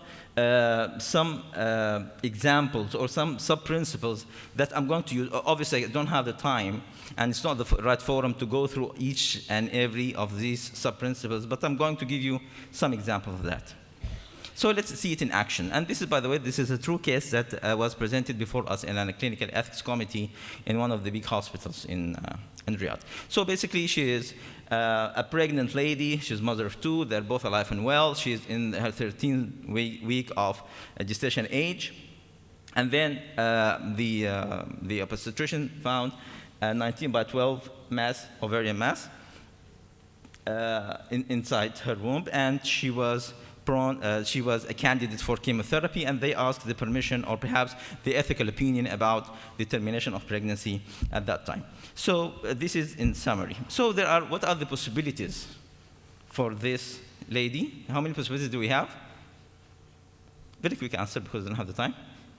How many possibilities that we have in terms of chemotherapy and termination of pregnancy? Don't say 4, please. Yes? You know why? Okay. So basically what we can do is to go on with the chemotherapy and the pregnancy. This is one choice. And the second is terminate the pregnancy with chemotherapy. Okay? Or otherwise, obviously, there's no point in to make termination of pregnancy and no chemotherapy. Okay? This is a missing choice. So how can we judge which of these acts is the best morally defensible? So let's see how the 5+5 model works. So, for example, here, when we're talking about the preservation of religion, which of those acts, the termination of pregnancy, would help in preserving this woman's religion or faith or not? Okay? So, for example, here, first of all, we have to make sure, by the way, she is in the scenario, but I had to go fast. She refused the chemotherapy. And we have to explore that more. Is this refusal based on some sort of fatwa or a religious opinion, or do you think that it is against the tawakkul, against the yaqeen, and she has to be or not? So is it religiously based or not? This is the first thing. So, but at the same time, we are aware that if we leave this cancer to go on, the metastasis happen, her ability to perform the religious and the worship would be reduced. So, as a sub-conclusion, the termination of pregnancy is in favor. Preserving body or soul, again, this is a question that perhaps we can explore more in the discussion, which soul at stake, okay? And does the gestation age mean anything? Would that define or redefine the way we formulate our question or not? But for now, it seems to be that termination of pregnancy is again in favor because basically we're preserving the mother's body, and this is another question, is there any moral superiority or moral value of the mother's body than the fetus or at different ages? Preserving the intellect, what happens if there's metastasis to the brain? Her ability to think about and to keep her mind and intellect would be affected. Preserving wealth, obviously, in the very short term, no chemotherapy seems to be the cheaper choice. However, if we leave it to the metastasis, then obviously the cost will be more. So basically, to leave it without chemotherapy and leave the pregnancy would be against this particular goal. Then there's preserving lineage of progeny, although termination of any pregnancy by the prima facie apparently seem to be against this particular goal. However, if we think about it, we're losing one pregnancy on the hope that you will be able to bring or to have more children in the future, healthy ones. She will be healthy and they will be. So which of the choices that we have seen in the 2x2 table could be more defensible? Okay, this is something for discussion. Let's go to the example again of the maxims and how they work. This is again a visual representation of the scales of certainty, how certain we are. There's levels of certainty. Okay, we have the al-yaqeen, al-dhann, غلبة الظن, هناك الشك, الوهم, and this range. For example, how does that apply? How does that apply to this particular case? I'm just giving an example of 1 or 2 principles because I'm running out of time. So how certain we are that metastasis will happen, how certain we are that the chemotherapy, I'm aware of the time, and how certain we are that the baby or the fetus would be affected by that. This is one example to think about. There are other principles that we can consider. For example, necessity legalized is prohibited. We know that unless there's a very strong cause for abortion, it's not allowed. So basically, this one sub-principle that we can use and think about and utilize later on. Injury is not relieved by inflicting or causing harm of the same degree, for example. And this is one thing that we can think of. So basically, what we do is how we can use these sub-principles and to think about it. So what are the chances and challenges? Why do I believe that this model would work? Because in addition to that, it is tried and it's been working. So first of all, there is some sort of dichotomy between us, the clinicians, and the scholars, and I think this needs to come to an end. To present some sort of basic literacy about the terms used by scholars so that when doctors and scholars meet, they are speaking hopefully the same language. It's also important to understand how fatwas are made, how rulings are made. This is very important so that doctors do not like, okay, I will go and see it's halal or not. I know that my time is over. I'll finish in less than a minute. Medical students love lists and numbers, and they love charts. There's a lot of charts, if you have noticed, a lot of charts. They will love it. The 2x2 table, they love it. They love numbers. This is their mental capacity is only about to that extent. And again, this could be a challenging part because basically it would make the med students think at last because they love memorizing things. And by the way, you might think that we are smart, doctors are smart, to the extent, they use their mind only to the extent that keep them alive and keep their patients alive. So it's not, we're not as smart as we see. So basically, some challenges that could be here, it's how about where to stop the medical student from going too enthusiastic. Now I know the maqasid, now I know the kida, and now I will issue my own fatwas. This could happen, but again, it depends on how we approach it. The second thing is, we do not have this kind of joint training, and this terminology is completely new to most for us as physicians. Tools are neutrals, okay, but the way you use it are not. My take-home messages, I think we need to move from the theoretical, theological into the practical. Second is there are analytical tools and methodologies that can be used even by non-Muslim or non-Muslim patients because basically they're just tools, right?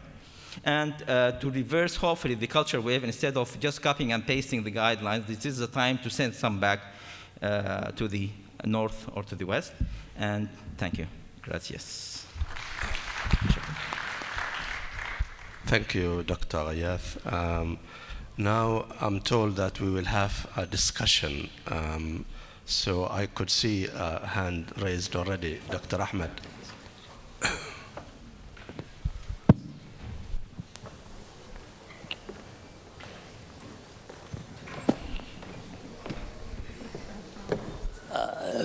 Dr. Abdullah, thank you very much for your thought-provoking presentation. First of all, I have learned a lot from your conclusion, and then you start there. Number two, I have learned how to have the guts to speak your mind, because you spoke against your own country, which has made first طب قبل زواج premarital screening compulsory. That is, this is the forum for intellectual thinking. Thank you very much, and you spoke your mind. You put me in a spot. No. I didn't speak against my country. No, not your country, against the first طب قبل زواج. Now, Abdullah, I want to ask you a question. We have surveyed the premarital screening in the whole region. And your country was among the leading countries to make premarital screening compulsory, followed by other countries. Now came Bahrain after you. Bahrain, and the whole concept is what it has been literature, which we have now, you have the different views, but is to combat an inherited blood disorders, thalassemia and sickle cell disease. Now, but the region, including your country, have not really combated the inherited blood disorders. I mean, in a sense that Bahrain, according to the data and statistics, have been very successful in combating the inherited blood disorders through فحص الطب قبل الزواج, screening.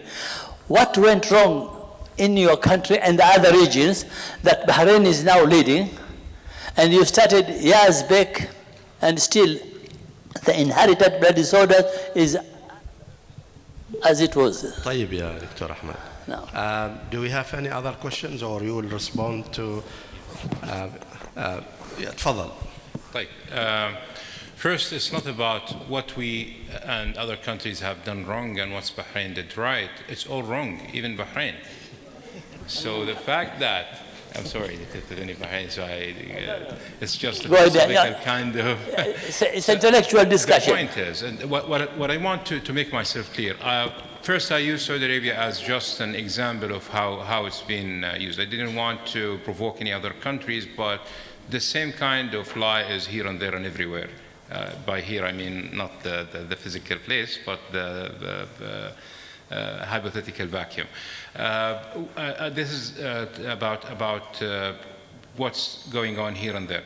Now the other point is, I have an issue with how do you rate successful, and when you said that Bahrain is successful, do you mean that they eliminated the presence of more human beings that we are compromised? I don't know if this is a successful kind of way. So the problem is with the ethos of driving this. It is not about who is doing it better. It's about who's thinking about the problem better, not giving some sort of a culture that is what physicians/scientists want and the statistics dictates. So our culture is more richer than statistics and physicians' needs. I sat here about 20 years ago, exactly, promoting premarital screening. And I think I'm still continuing, and I don't want to give a message to my senior and junior colleagues that this is not the correct thing. I'll tell you a little bit about Bahrain, since Dr. Ahmed emphasized. Bahrain started sickle cell disease prevalence of about 2.8 in disease in 2.8 in 1985, and with the effort in schools, it's now down to 0.2 or 0.3. So we have problems, like in, for example, in Hufuf and Dammam, where actually people like Dr. Our pediatricians in Saudi Arabia thinks that the prevalence is 1 in 2 are carrier for the gene. How could you implement premarital? But I think we need to start and we need to do it. And I think there are problems. That's number one. And number two, nobody is saying you do premarital screening for every inherited disorder. You cannot do that also. You look for what is prevalent in your region and your country and develop it. And Dr. Abir is here. She has, there are cases of 1 in a million. How would you, is that cost effective or not cost effective, or is it, and how do you pick it? So there are a number of issues, but I think you raised اللي هو أنا أسميه الاتجاه المعاكس, which is جيد for the discussion. Doctor, you had, there were a hand raised there, and then I'll come to Dr. Asim in a minute.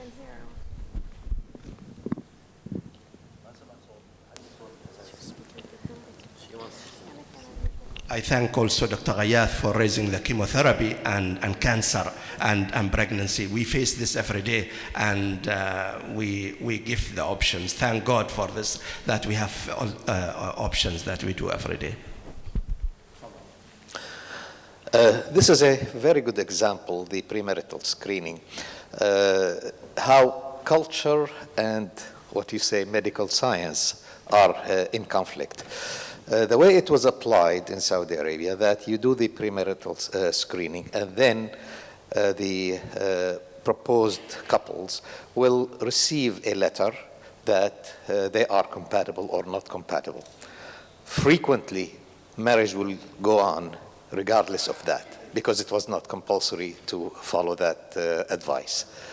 Number two, when you try to eliminate first cousin marriage in order to eliminate cases, what you are doing, you're kicking the can down the road. You are spreading the recessive gene, and in the future, the cases will come from distant people rather than from the same couple.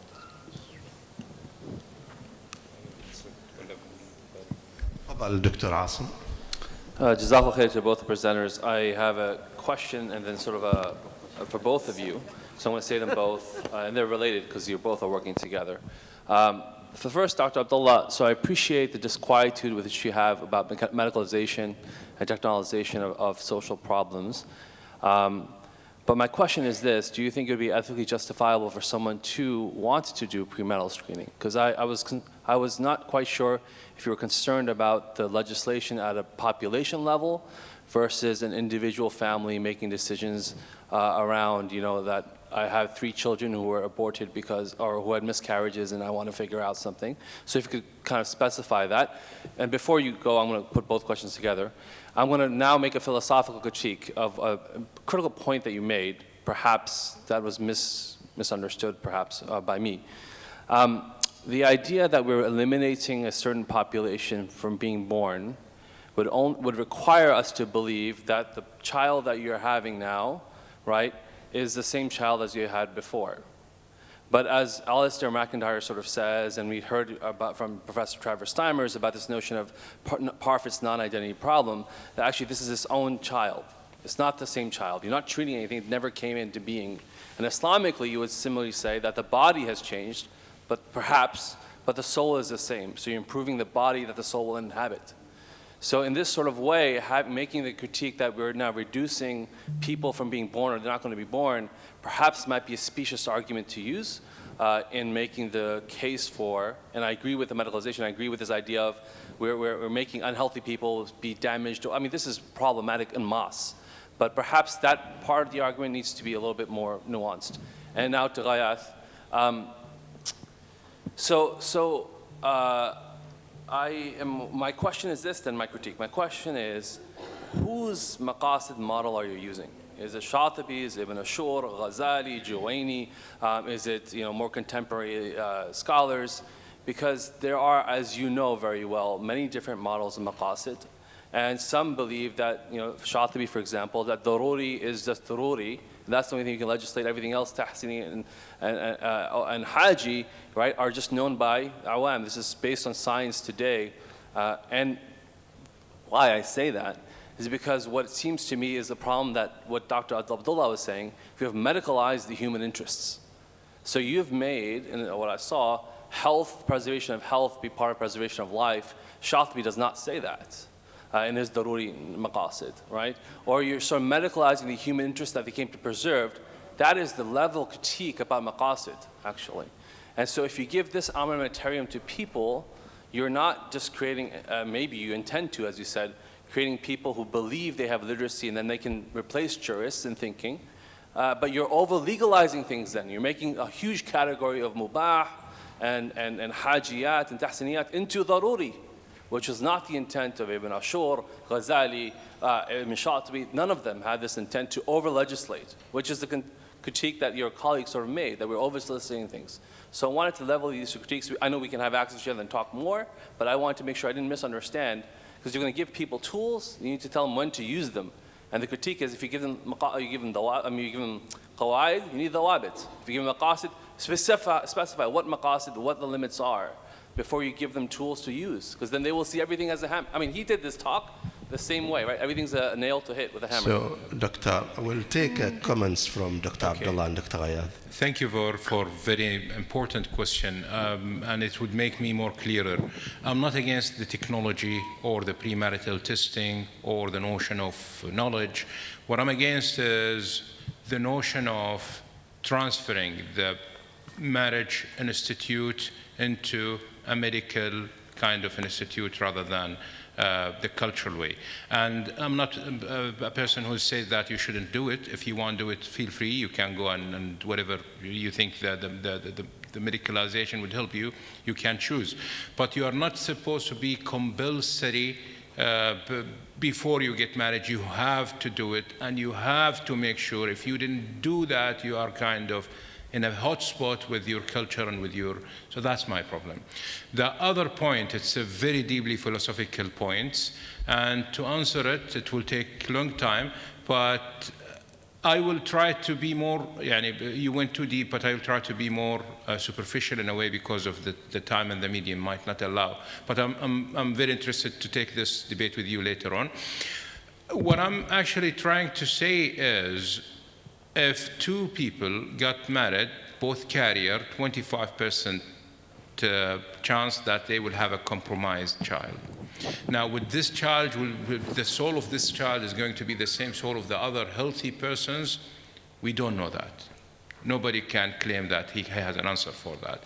But we can say that the physical is going to be different, and that would infringe on the behavior, infringe of the habits, infringe of the ability, and the personality.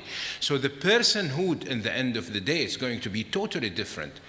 Compromise, and I use this word quote-to-quote, child is different than healthy child in so many ways, in so many kind of, so what we are looking for with the medicalization of this kind of tool is to look for the healthy child, the happy ending that would be professed by the stories that we, the happy family, the happy end of the story. So the closure of nice and good and everything is rosy and we are good. But humanity is totally different than that. Doctor, you want to comment? Yes, please. Thank you, Dr. Asim.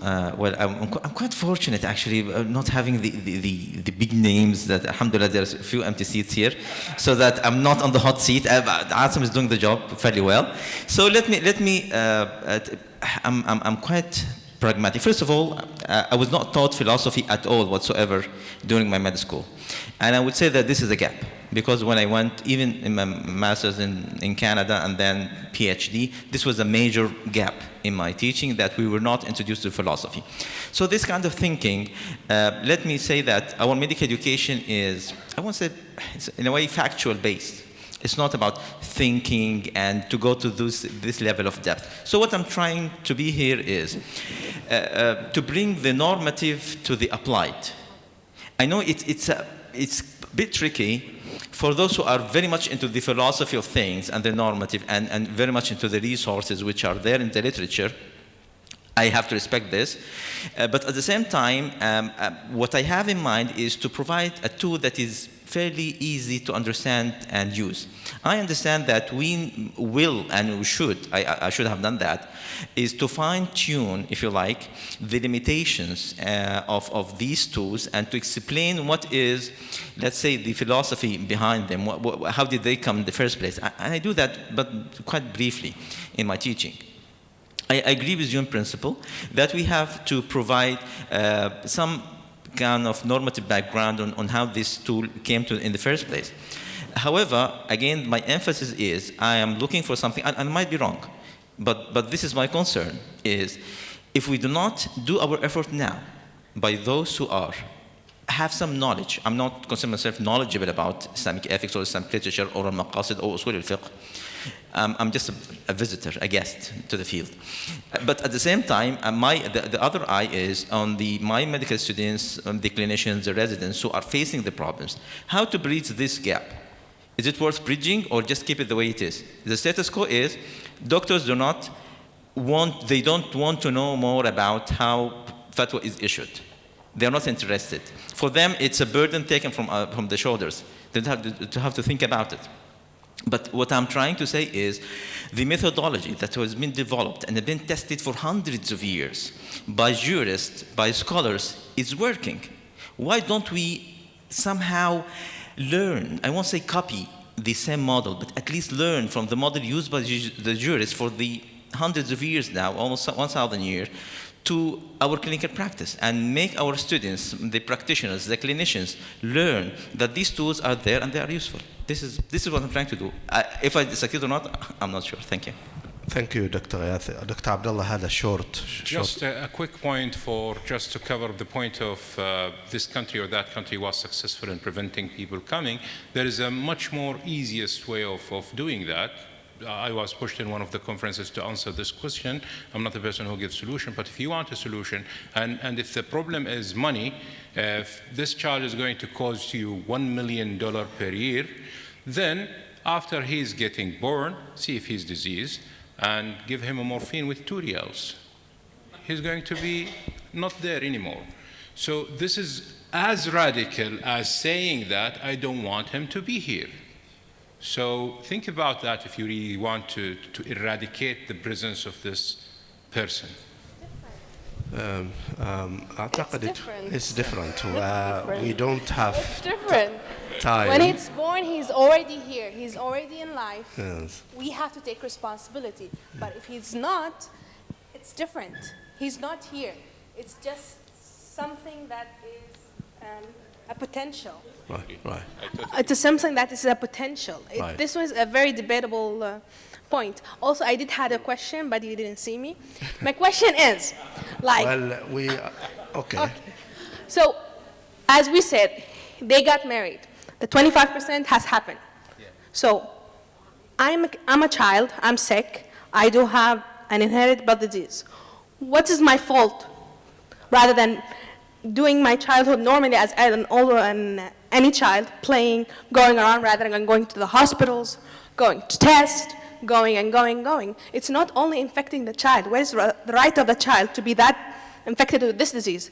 And also the right of his siblings. Oh, my dad and my mom focused their attention on my brother and they left me alone. So that's why it's not only finance when it comes to premature testing. Testing, yeah. Yes. Very good, very excellent point, but unfortunately we are running short of time and we'll move. And I wanted Dr. Abdullah maybe to get later, hopefully to... I think Abdullah would need a bodyguard to get out of this hole. He's the most hated person in this conference. Thank you very much for both. We will move. We actually...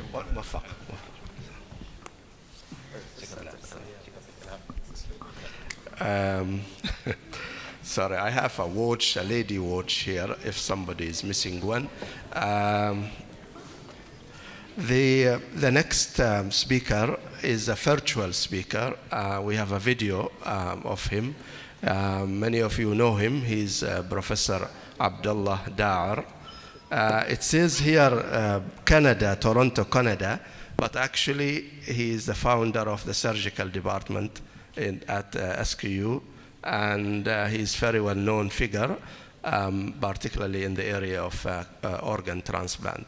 He will be talking about artificial intelligence, healthcare, and ethics. Where are we in 2020? Dr. Nasser, are we ready? Yeah. Some of you may know that Professor Da'ar is the husband of Dr. Shaheen Da'ar, about what who is with us experts also. think about artificial intelligence. I'm going to say something about what AI is. I'm going to say something about why there is so much recent interest with this subject, and discuss some of the applications of artificial intelligence, and then come down and focus a little more on artificial intelligence in the area of health. And since the subject is about ethics, I will then go on to discuss some of the major ethical concerns of artificial intelligence and ask the question, can we innovate using artificial intelligence in artificial intelligence? And in areas where artificial intelligence is used, can we innovate responsibly? Can we be responsible in how we do our work? This is a quote from one of the giants of artificial intelligence, a Cypriot British person called Demis Hassabis. And he says that I believe artificial intelligence could usher in a new renaissance of discovery, acting as a multiplier for human ingenuity, opening up entirely new areas of inquiry and spurring humanity to realize its full potential. Now then, having said that, what is artificial intelligence? So first of all, we distinguish it from natural human intelligence.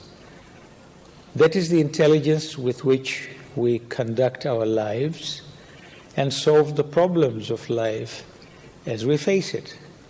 That's easy to understand. That's intelligence. Now, in contrast, what is artificial intelligence? And it is all about the computers and robots and the softwares that we build so that they can undertake the kinds of tasks that we humans do that we call intelligence. Thus, artificial intelligence is also known as machine or computer intelligence. And it is talked about in terms of artificial intelligence systems, because it's not just one thing, it's a combination of underlying technologies built with algorithms, and it is the whole system that performs the task that we want it to perform. And so artificial intelligence systems attempt human functions. They attempt to do human things, like understanding, like learning, and solving problems. Now, artificial intelligence is not entirely new. It's been around for decades, maybe 5 decades or so. But now there is a huge new interest in artificial intelligence. Now, why and how did this recent explosion in artificial intelligence come about, and what are some of the main application areas? So, first of all, there is hype. There is a bit of hype, but artificial intelligence systems are indeed useful and are becoming increasingly powerful, partly because of the vast computational resources that we now have. Mobile phones and social media networking are all over the place, and a lot of them use artificial intelligence and create the data that is used to build artificial intelligence systems. Then we have very fast broadband internet connectivity. We also have a lot of data to work with, vast amounts of data, and this is a big subject that I'll come back to. And then we have the ability, through artificial intelligence and through powerful computers, to digest, analyze, manipulate, and iteratively learn from that data. So, artificial intelligence is already being used to deliver very rapid, automated decision-making in various social domains. So, for example, in the criminal justice system, it helps judges and the prison system and so on to decide who to release, who to allow bail, based on databases and prior information that is in those databases that will help them make that decision through artificial intelligence. In employment, if you are advertising for a job, then you could get hundreds, maybe thousands of applicants. And it's very difficult to go through each individual one, go through their CVs, go through their experience and all the data that comes with that application. Artificial intelligence can do that very, very rapidly. In education, it's already playing a large role in personalizing education, knowing what are the capabilities of the student, matching those capabilities of the student with the kind of material and the pace at which that student can undertake study of that material.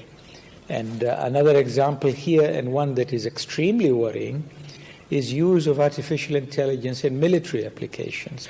We have robots that can be put in the battlefield situation, and those robots, using artificial intelligence, can decide who to kill without there being a person at that moment helping that robot make that decision. And that is worrying a lot of people. And artificial intelligence in health is becoming really, really important. And there are so many new companies that are producing products, including apps that are useful in various tasks. For example, in getting the information about the patient, in making predictions, in thinking about prevention and making a diagnosis, and managing the patient's case, and providing a prognosis. Now, all the time that those apps and those platforms are being used to provide that kind of service, they are also at the same time gathering data from the interaction between the app or the platform on the one hand and the patient. And that data can be reused to re-strengthen the platform or the app and make it even more powerful, even more faster, even more useful. And so there is a loop, a positive loop here in the applications that we're talking about. So what examples can I give you? It's already being used to help medical practitioners obtain medical information from patients. It's already being used to help nurses monitor and manage patients. And it can also be used to monitor prescriptions and make it possible to improve compliance of the patient in using those medications. So you can see there is a lot of good uses for which AI is already being applied. And in many of these instances, studies have shown that artificial intelligence systems are better than human beings at doing these tasks. And so it is increasing the efficiency, but it is also reducing costs, and it is increasing patient satisfaction. So artificial intelligence systems can rapidly review thousands of published medical journal papers and summarize all the important points to help that physician make evidence-based decisions about, let's say, chemotherapy drugs and how to combine those with radiotherapy, surgery, and other modalities of cancer treatment that are now coming up. If you were to do that, it would take you months and months to read all those papers, underline the important points, extract that information, put it in some sort of form or a database that will be useful for you as a physician. But within minutes, artificial intelligence systems can do that. Now, secondly, and this is quite new, we're talking of a matter of weeks, artificial intelligence is beginning to revolutionize new drug development. Artificial intelligence systems can design, synthesize, and also take through preclinical testing a new drug in days as opposed to years. And what will this do? This will ensure that patients on a large scale get better treatment, faster and cheaper, and with better results. Now, what are the major ethical, legal, and social concerns of artificial intelligence? So I'll talk about all these in a little more detail as we progress. But data. So there is an issue of how data is collected in vast quantities, and these are required if you're going to build a big artificial intelligence system. You need a huge amount of data to do it on a large scale.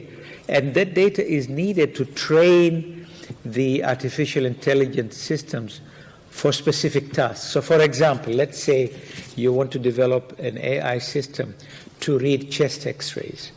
The more chest x-rays you digitize and allow that data to be analyzed and used by the AI system as it's being built, the more accurate you're going to get the results of looking at chest x-rays.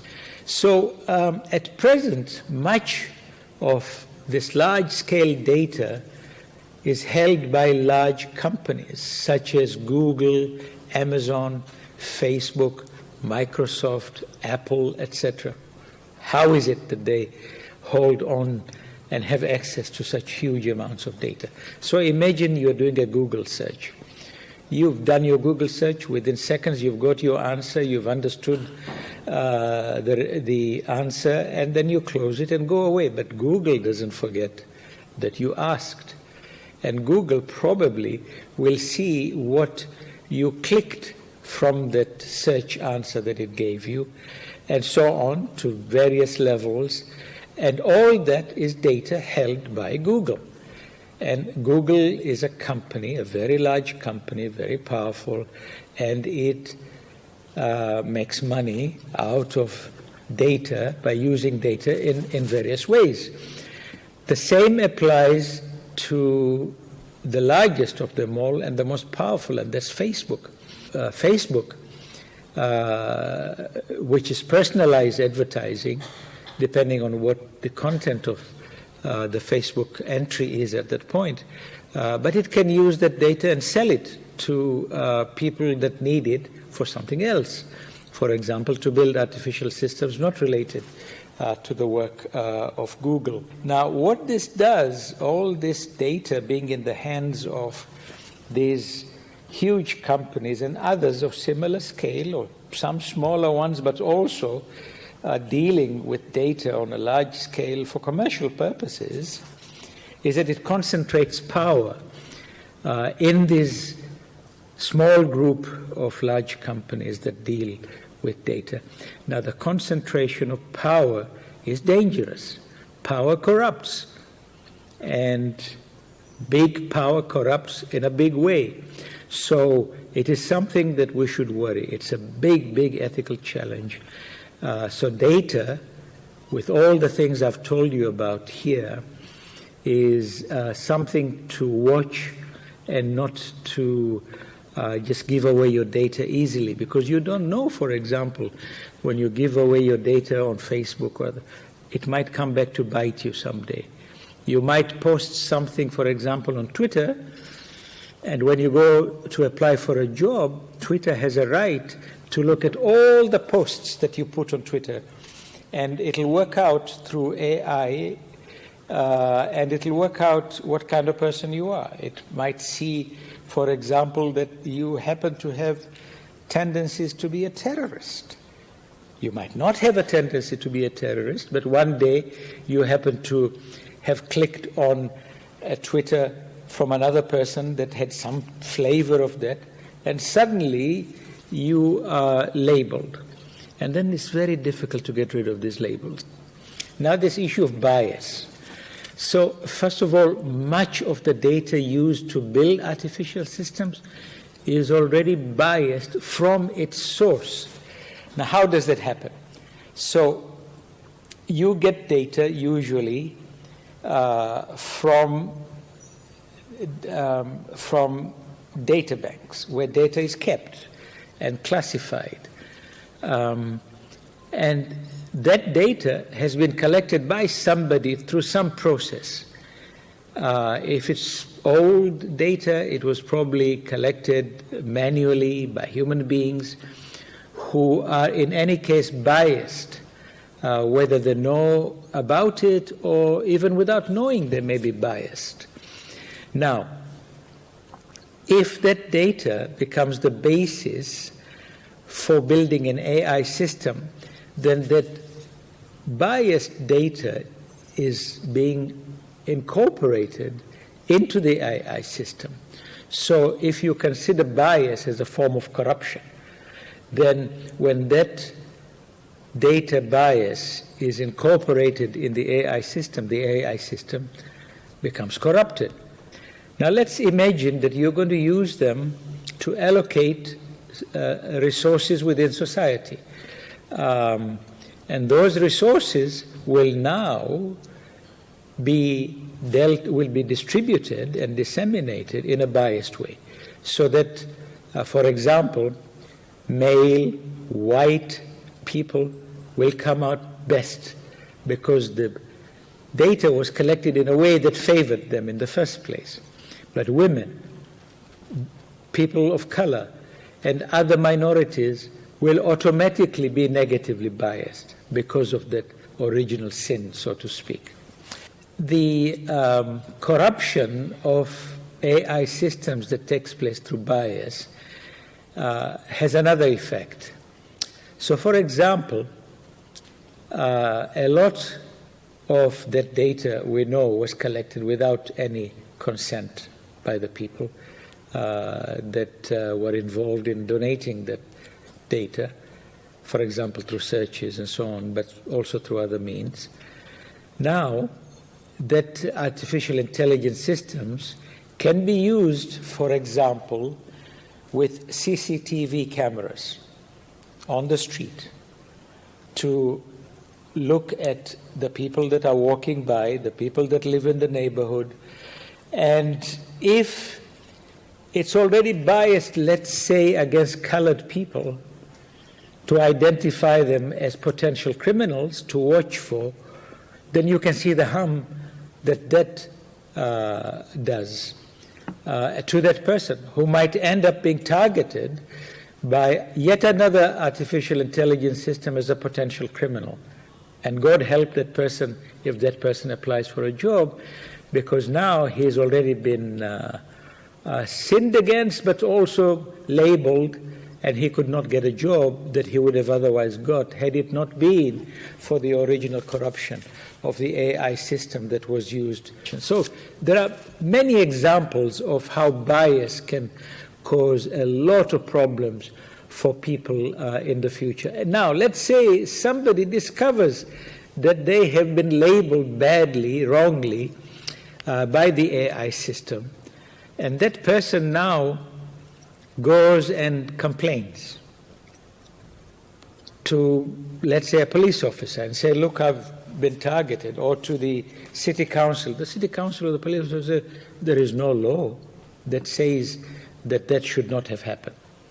And so they don't have recourse to the law at all. And they cannot, therefore, correct the error which has been visited on them. And that's terrible. When something happens to you, and for life you cannot change it, and it's a negative thing, that's really bad. That's really bad. Now, bias and human rights. So there is this thing which people call the black box problem. And what the black box problem is that you build AI systems around a certain number of technologies, and you use algorithms to build the AI system. And now, that algorithm in the AI system becomes independent, and it evolves and becomes more complex. And therefore, the AI system makes decisions that even the person who built it, or the team that built it, now doesn't know why that decision was made. That decision is now out of their hands, and there is no way so far to be able to analyze the algorithm and see how the algorithm evolved to where it is and go backwards and correct it. There is no way. There are people beginning to think about that.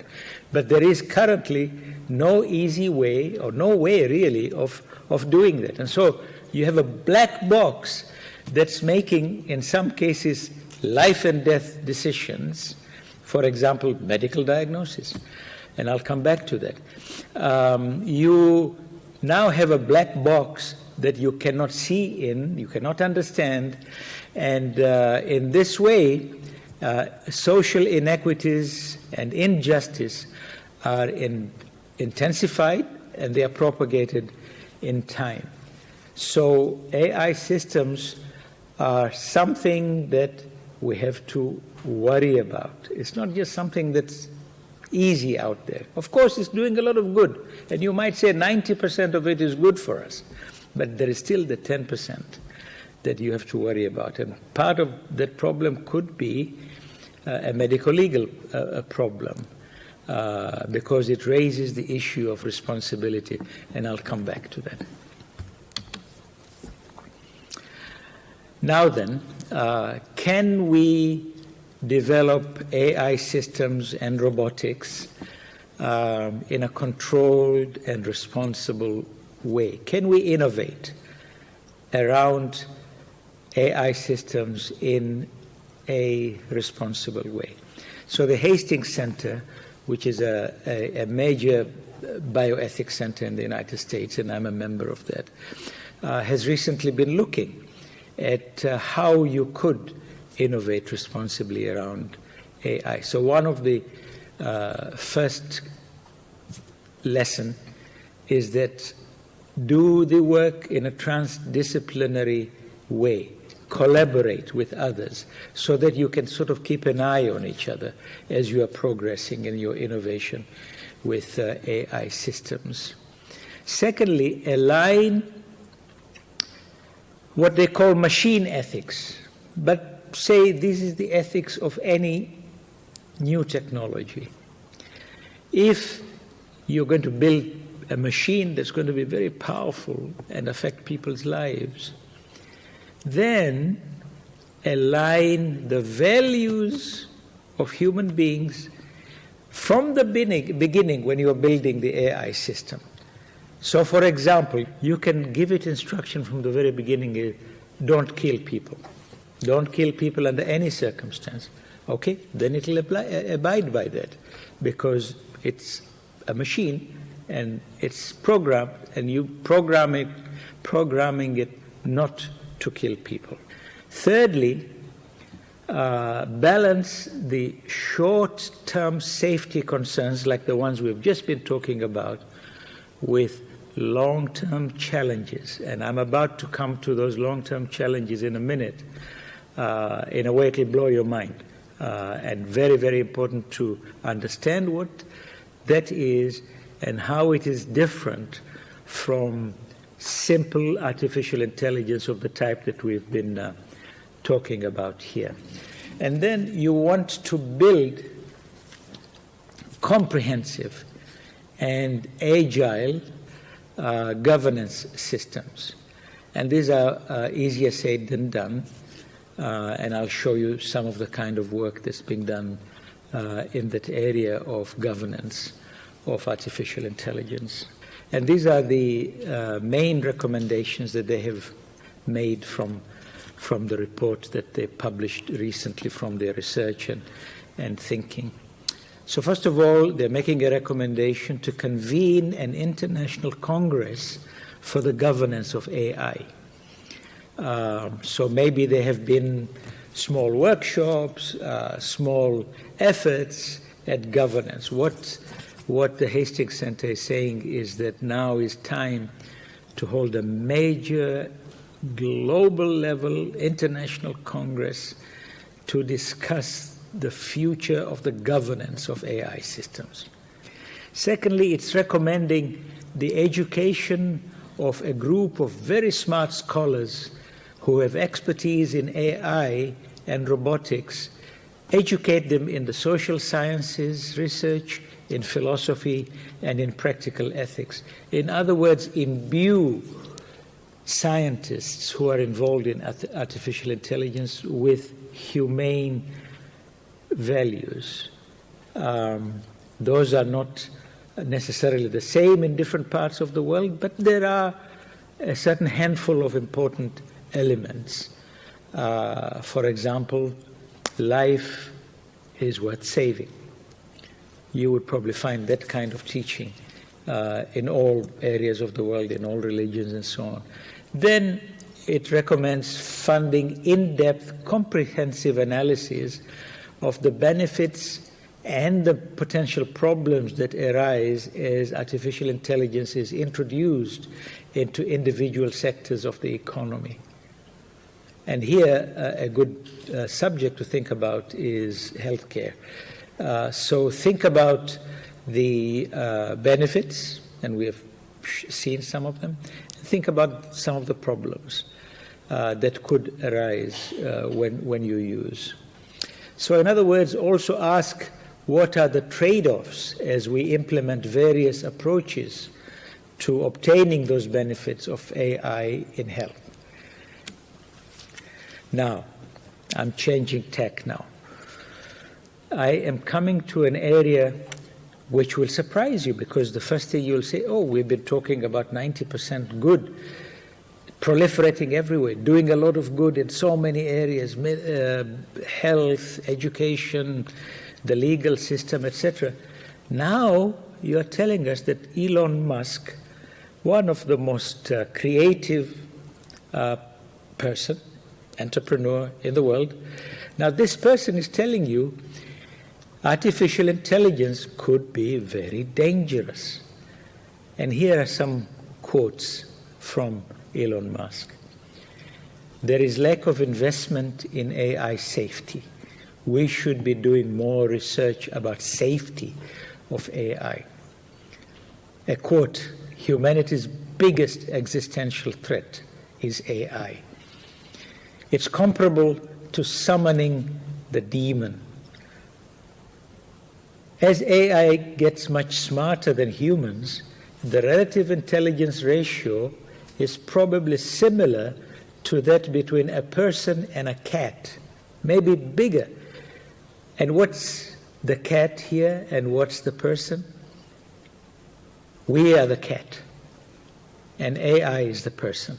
So AI is going to be as intelligent, vastly more intelligent than a cat is compared to a human.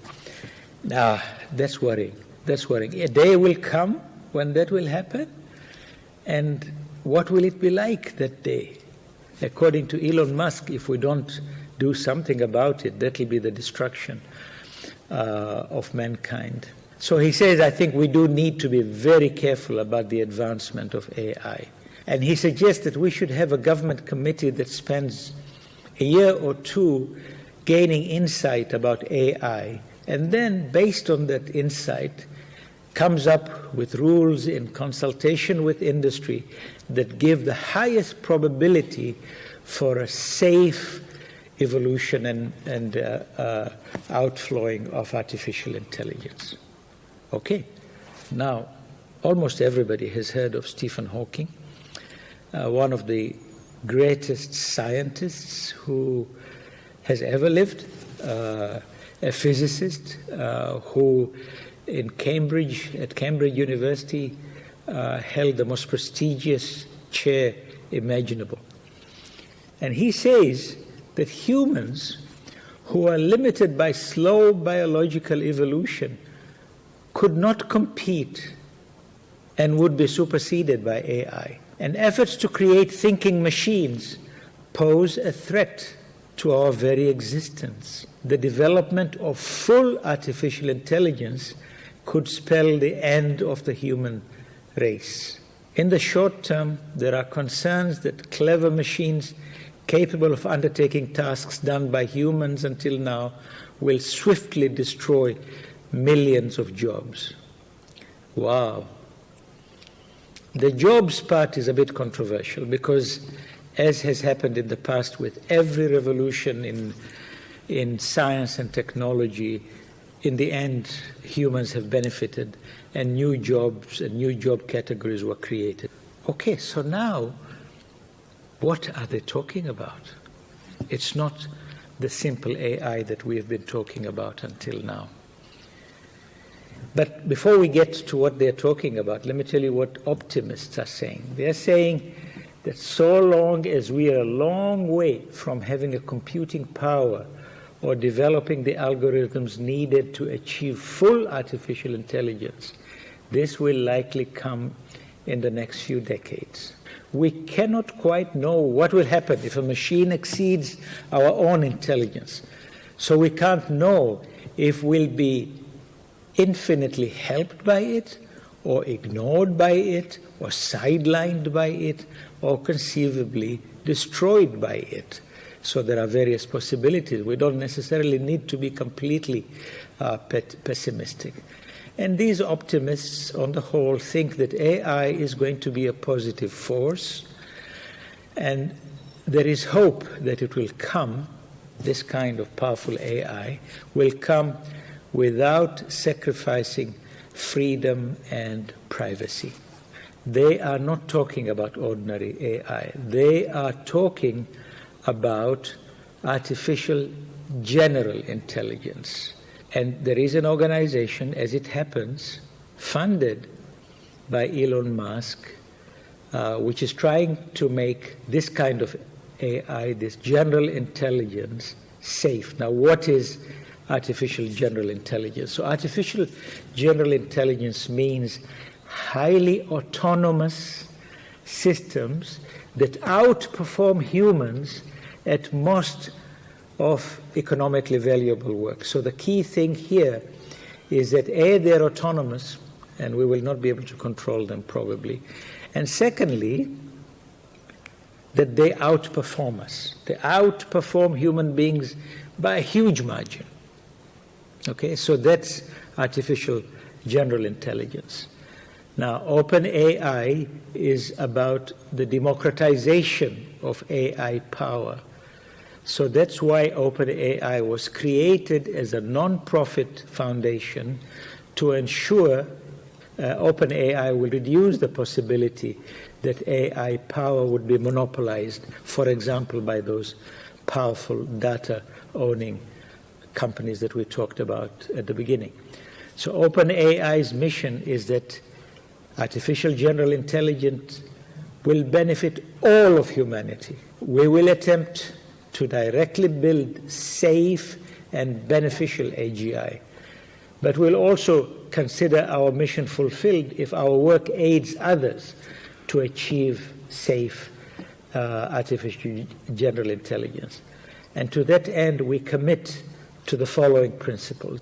Broadly distributed benefit. In other words, ensure that AGI is used for the benefit of all and to avoid enabling uses that harm humanity or unduly concentrates power. Our primary fiduciary duty is to humanity. It's not to companies, it's not to making money, it's for the greater benefit of humanity. Secondly, long-term safety. So OpenAI is committed to doing the research to make AGI safe. They are concerned about late-stage AGI deployment becoming a competitive race without time for adequate safety. Thirdly, technical leadership. To be effective at addressing AGI's impact on society, OpenAI must be on the cutting edge of all these new technological capabilities, because policy and safety advocacy alone will be insufficient. OpenAI says they need to be at the cutting edge of technology so that they can consider what's happening, they can understand what's happening, they can themselves take part on what's happening and influence that. And finally, a cooperative orientation. AI will actively cooperate with other research and policy institutions. We seek to create a global community working together to address AGI's global challenges. And with that, I come to the end of my talk. Thank you.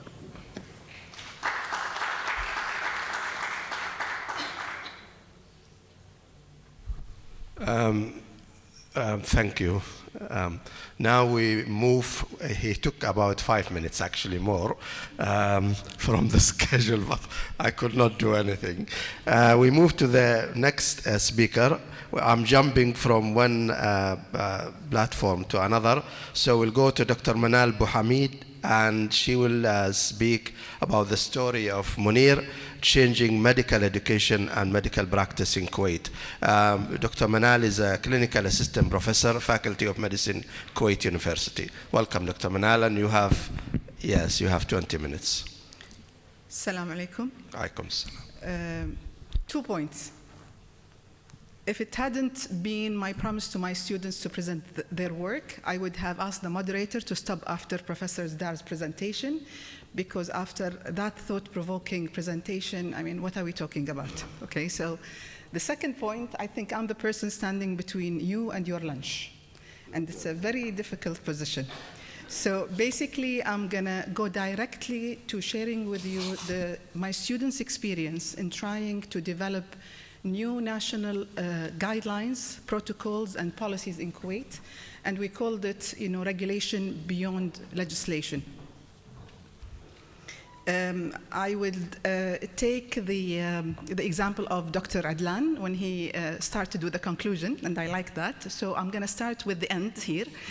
Basically, a group of medical students approached me during one of my lectures talking about patient safety, reflecting about a story of a patient who unfortunately passed away in one of our hospitals, and saying, can we do something about it? So we started talking about how do guidelines. Excuse me? So I get closer? Thank you. So basically, we started reflecting about how can medical education or a group of students be motivated enough to propose guidelines, protocols, clinical guidelines or protocols, and hopefully present them in such a way to decision makers within the Ministry of Health to maybe adopt new policies. The 4 specific guidelines they were talking about or reflecting about were admission policies to the hospital. Since the Munir's case was about a 15 years old who was admitted to an adult ward because of the current policy in Kuwait hospitals. The second issue that they wanted to reflect about and hopefully present an attempt of a protocol or a national guideline is the consenting policy, as mothers are still in Kuwait not allowed to consent on behalf of their children under the age of 18. It's only fathers, grandfathers, uncles. And because of the reflection in Munir's story, one of the points I wanted to raise is where do we stand nationally in terms of allowing mothers to consent on behalf of their children while in patients in hospitals. The third guideline they wanted to be able to present their opinion or reflection about to decision makers in the country was pain management protocol, as we identified clearly through discussing Munir's case that there was not a one national standard or protocol regarding pain management for pediatric age group. And finally, we identified clearly through reflection about the case that there was no bereavement program or counseling of parents after the passing or death of their children. And how to do this through an understanding of our role as educators. Now, it all started here in Muscat. So in 2012, the WHO actually presented a curriculum to introduce patient safety in the region. And I don't know whether this is coming from here. I think it's a speaker, sorry. So 2012, the WHO curriculum for patient safety was introduced, and I happen to be, I don't have a pointer, but I happen to be in the last picture here in the far corner representing Kuwait University, and there was a representative from the Ministry of Health, and we've agreed then, or the member state who participated in the conference, we agreed to put efforts to introduce patient safety to the curriculum of medical education, whether it's undergraduate, graduate, residency-based, or continuous medical and professional development programs. The issue of patient safety and hearing patients' voices is not new. I started working on it as an ophthalmologist very early on, actually as early as maybe 25 years ago when I was a postdoc fellow at the McLean Center for Clinical Ethics, where there was so much emphasis on hearing the patient's voice, the patient's preference, the quality of life and quality of outcome as perceived by the patient. So there is that background of the significance of including and respecting patient voices, and I kept inserting this in the programs and the lectures and the seminars I get the students involved in, to a point where we wanted to take them through the journey of education from remembering facts, understanding facts, applying what they've been taught in the different lectures and educational interventions, to maybe going through analyzing, evaluating, and even creating. And it's at that creating point where the students were really encouraged to share their frustration about the lack of national standard operation procedures and clinical protocols as relevant to those 4 areas that I've mentioned in the beginning. Now, guess who is running and who is chasing who? So just opening the discussion about including patient voices in the curriculum, in the structured curriculum, opened gates of hell, basically. To a degree that I was asked twice to appear in front of investigation committees, one in the Ministry of Health and one in the university, for allowing students to allowing students and patients to affect the reputation of eminent professors and clinicians and doctors. I mean, how do you allow patients to come and talk about medical errors that they've actually, encountered during healthcare? So I've been personally summoned twice to investigation committees. One of my speakers, who's actually the father of Munir, the story that we are talking about, was denied access to the premise, to the campus. And, eventually we had to take this issue to court, but nobody had the right to, not to allow access to any academic or healthcare institution. So I'll just share with you this short clip from a video where there was a long interview with Dr. Tariq al-Bakri, who is the father of Munir, and just to listen to some of the areas and concerns which the students developed their reflection on.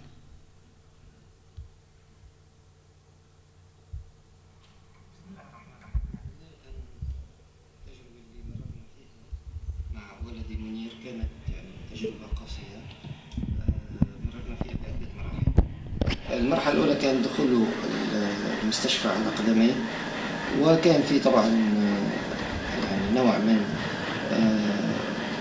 ربما اضطراب بالتعامل أو ربما عدم معرفة تحديد المشكلة التي كان يعاني منها، ما أدى إلى يعني عدد كبير من التشخيصات، وصلت ربما إلى 6 أو 7 تشخيصات خاطئة. وكان المشكلة أنه كمان في كل تشخيص كان يتم إعطاؤه كمية كبيرة من الأدوية التي يعني الدواء اللي يعني لا ينفع، يعني لابد أن يضر.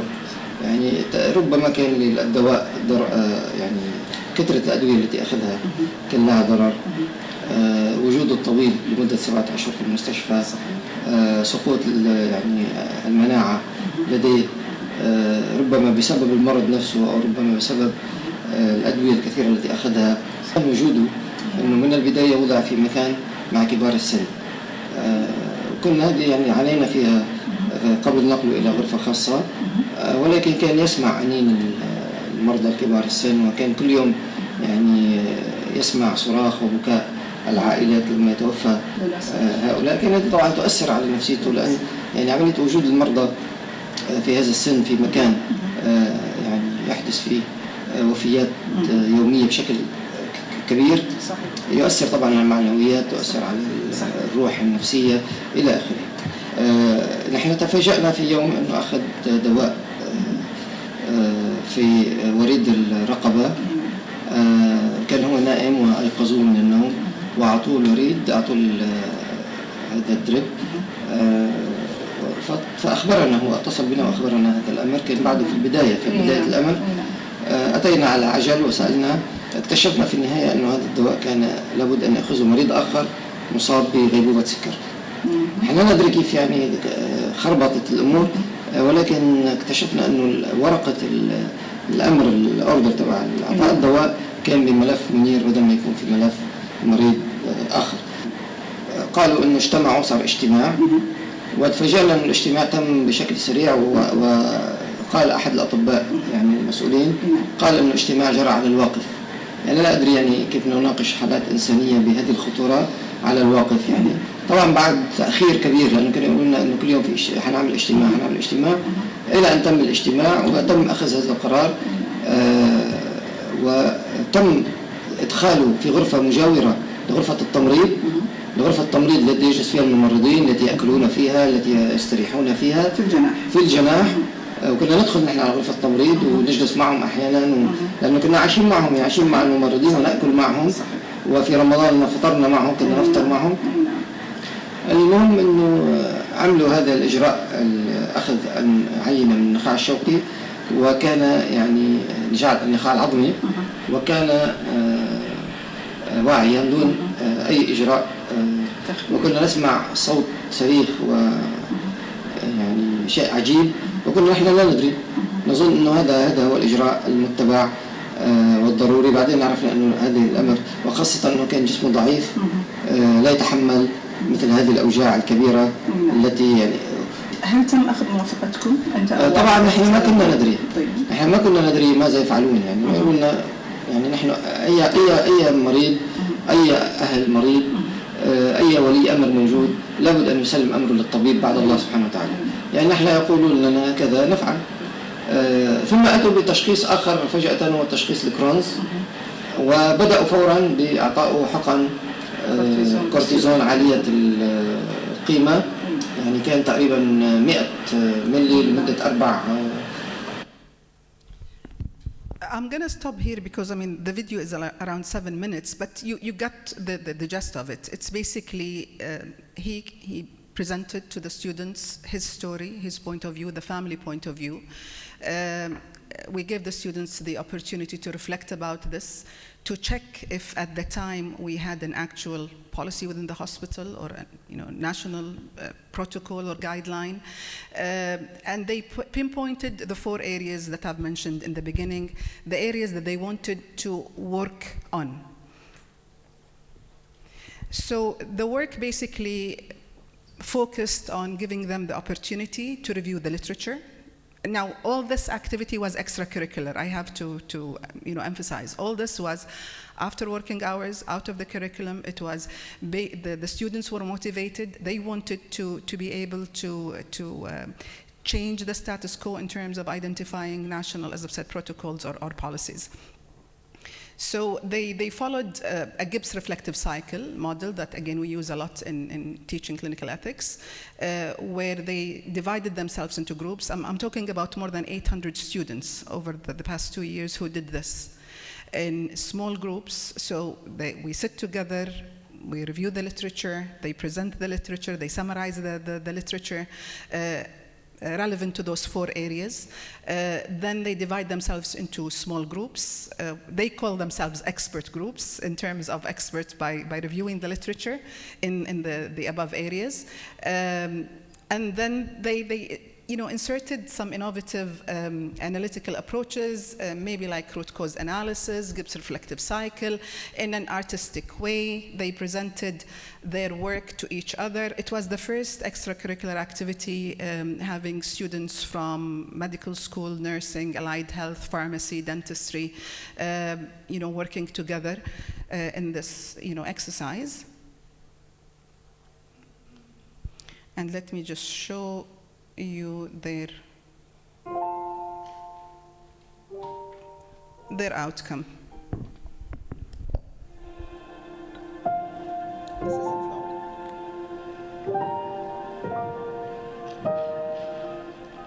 Actually, a student was supposed to be here presenting the work, but she's in the middle of her exams.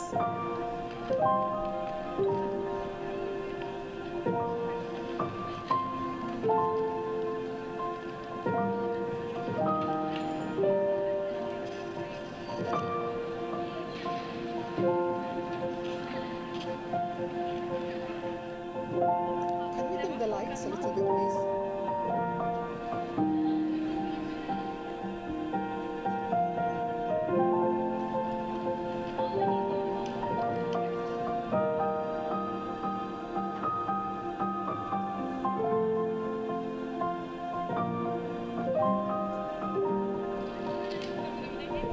You can see them working in groups, reflecting about core values of medicine, putting the output of their root cause analysis. This particular group were students from grades 11 and 12 from high school who were interested in studying medicine or healthcare. Then they've organized a whole week, I supervised the activity, a whole week of, they called it strategic retreat, how to help developing the national guidelines and protocols, or at least have a say in it. In this one, they used the 9 patient safety solution model from the WHO.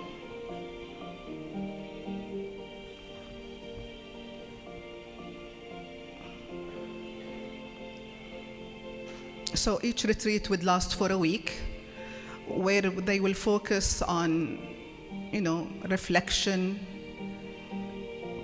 educating themselves and their peers.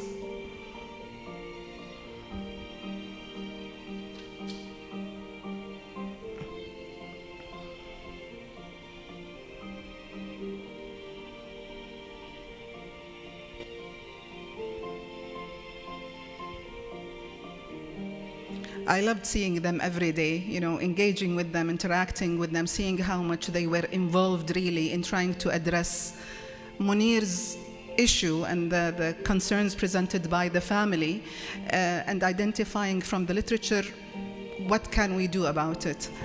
They were really engaged in this.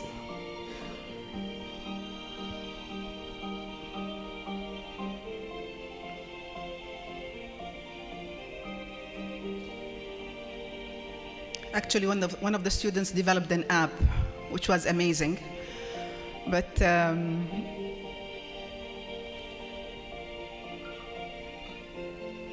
again, focusing about multi-professional, interdisciplinary, identifying support within the system, within the community. We invited the chairman of the Kuwait Heart Foundation, who kindly supported the event. So again, engaging the community, academic leaders, clinical leaders, non-governmental organizations interested in improving standards of care.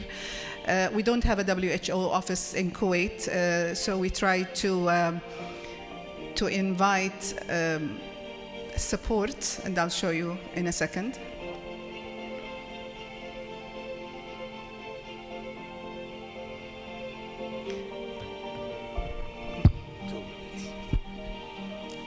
I know.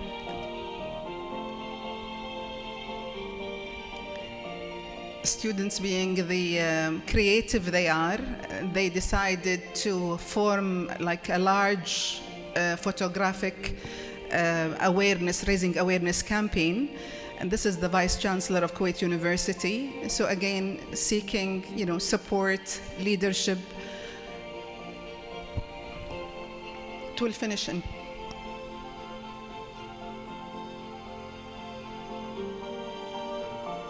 1 minute.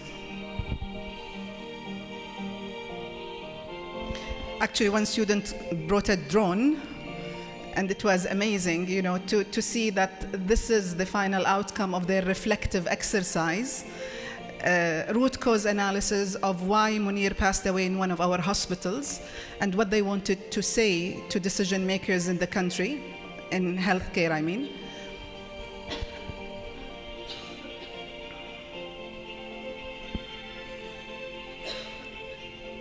It's an amazing experience. When you get the students motivated enough, magic happens.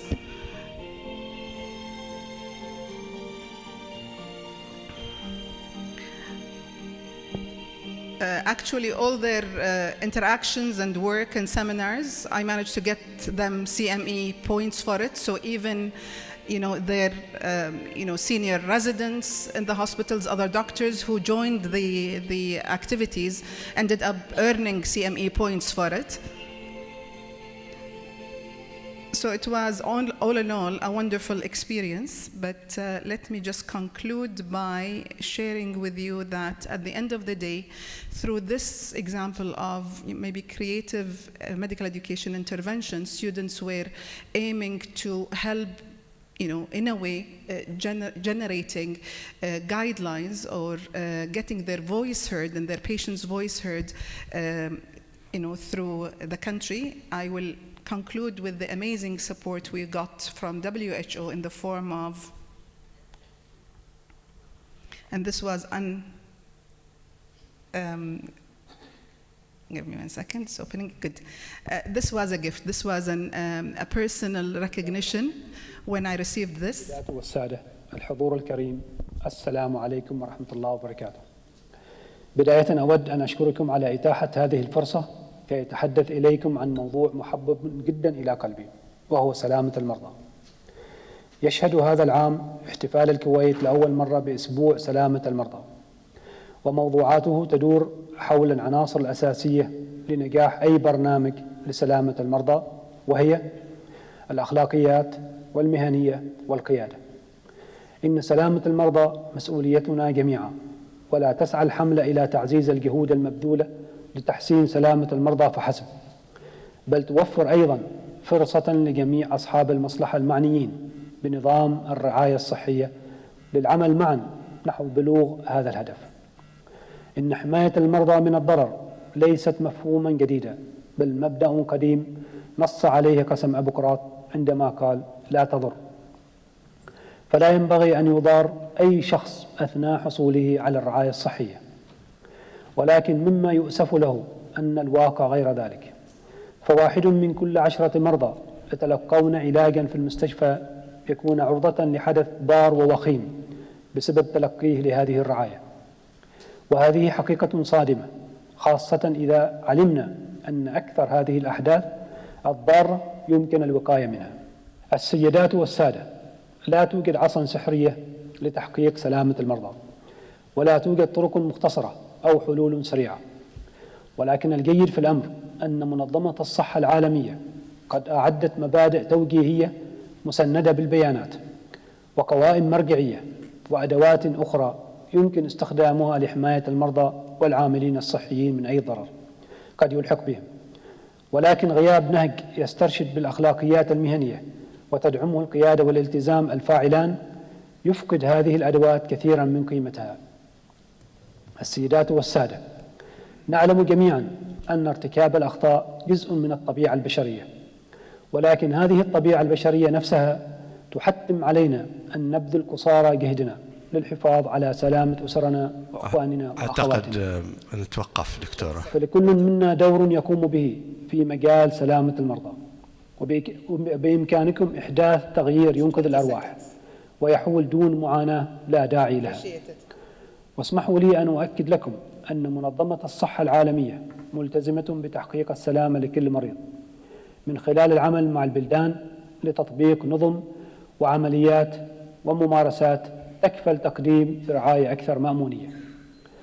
ولدينا جميعا رؤية واحدة، وهي أنه لا ينبغي أن يتعرض أي شخص للضرر أثناء تلقيه الرعاية. And this is the message that I shared with the students and with the community. Thank you very much for your patience. Thank you, Dr. Manal. And now we move to the next speaker, Dr. Amal Al-Balushi, Muscat Directorate of General Health Services, Ministry of Health, Oman. And Dr. Amal will speak about an area in the era of social media. This is an area that is becoming problematic, so it's time to establish code of online ethical conduct of healthcare professionals in Oman. Dr. Amal, you have 20 minutes. I don't know whether you can get here. It's there, it's connected. Just get your presentation. So.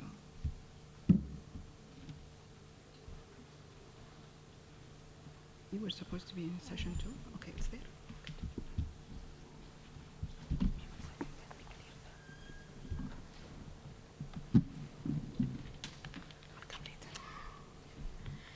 So in my talk, I'll try to address the issue of social media and the need to include it in the code of professional conduct for healthcare professionals in Oman.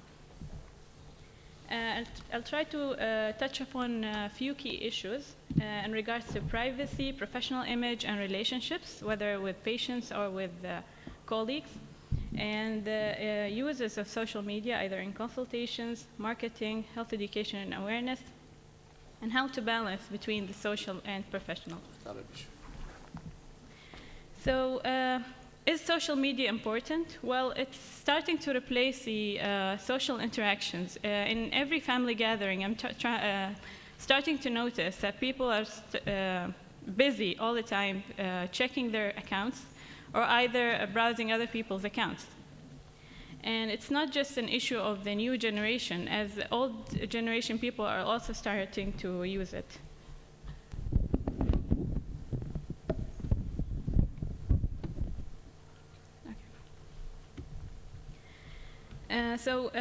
How healthcare professionals can use social media? They can use it either for personal purposes with family and friends, or to socialize with the public, or they can use it to help educate their patients if they don't have time during their consultation, or to connect with other professionals, either to share interests or to get some second opinion about some cases. And it can be used as marketing tool to market for private practices or for products. So is social media an issue? Well, in recent years, we have noticed that there are some misconduct practices noticed done by doctors, nurses, nursing students, or medical students. Some of them included pictures of patients' photos in their Facebook accounts, Instagram, or Snapchat. Included parts of patients, such as amputated legs or brains, or human tissues, such as placenta. And all of these have raised public anger, as well as concerns from the professional side regarding the regulations and the ethical boundaries of this. So what's special about social media? Well, first of all, social media, the privacy in social media cannot be ensured. Even with the maximum privacy setting, a post can reach the public domain very easily. You can share it with a family member, and he can share it with a friend, and then suddenly you notice that it's in the public domain. And it can be an issue because once it's there in the public domain, you cannot retrieve it. Even if you try, it's difficult to delete and retrieve. And it can stay as a black mark on your record, affecting your future career. Why we need to think about the professional image? Because people look at healthcare professionals as role models in regards to healthcare behaviors, and in regards to the social status. People expect healthcare professionals to adhere to the advices they give. They expect them to eat healthy, do the healthy lifestyle that they advise their patients. And having a doctor doing a behavioral misconduct, it can affect the public trust in the profession. In regards to relationships, social media is a gate where it opens a network for relationships, and it can affect the therapeutic doctor-patient relationship because it can expose the doctor's privacy as well as the patient's privacy, and not to mention also the spiral of romantic relationships. When connecting with other professionals on social media, it's important to not mention patients, not discuss patients on social media accounts, and also not to describe colleagues in a negative way. In regards to online consultations, it should not be done on social media because physical exams is a big component of the complete medical examination, and it cannot be eliminated. Now, after talking about all the negative sides of social media, there is a positive side in regards to health education and awareness. And it can be done as long as the messages are clear and it's understandable. And people are also, people have to be given the advice to always check with their healthcare provider. So in conclusion, we need to, if someone has to have a public account, he has to keep it professional and probably include some health education in it, and not include personal content in it. And the private account has to have the maximum privacy settings with strong passwords, and it should be kept only for family and friends. And the take-home messages is we need to exercise self-responsibility. We need to ask ourselves before we post anything, am I going to be okay if this reaches the public domain? And how patients are going to perceive this. And we need to keep in mind that privacy cannot be ensured, and we need to always act in modesty and separate personal and private accounts if we must have public accounts. And lastly, we need to include this in the ethical regulation. Thank you. Thank you, Dr. Amal. You saved the day. Come here. Now, the last but not the least speaker is Dr. Ihsan Goshki, Assistant Professor of Medical Ethics from Tehran University of Medical Sciences in Iran, and he will speak about professional independence in modern health system. Welcome, Doctor. Thank you very much. Bismillah ar-Rahman ar-Rahim.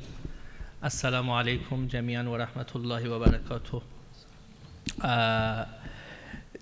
Thank you very much, and I am glad to be privileged to be the last speaker of this very prestigious conference, and I hope not the least. First of all, I need to thank very much the Oman National Bioethics Committee to have their very constructive role in the bioethics in our region and gathering us together to discuss issues, especially those of mutual importance.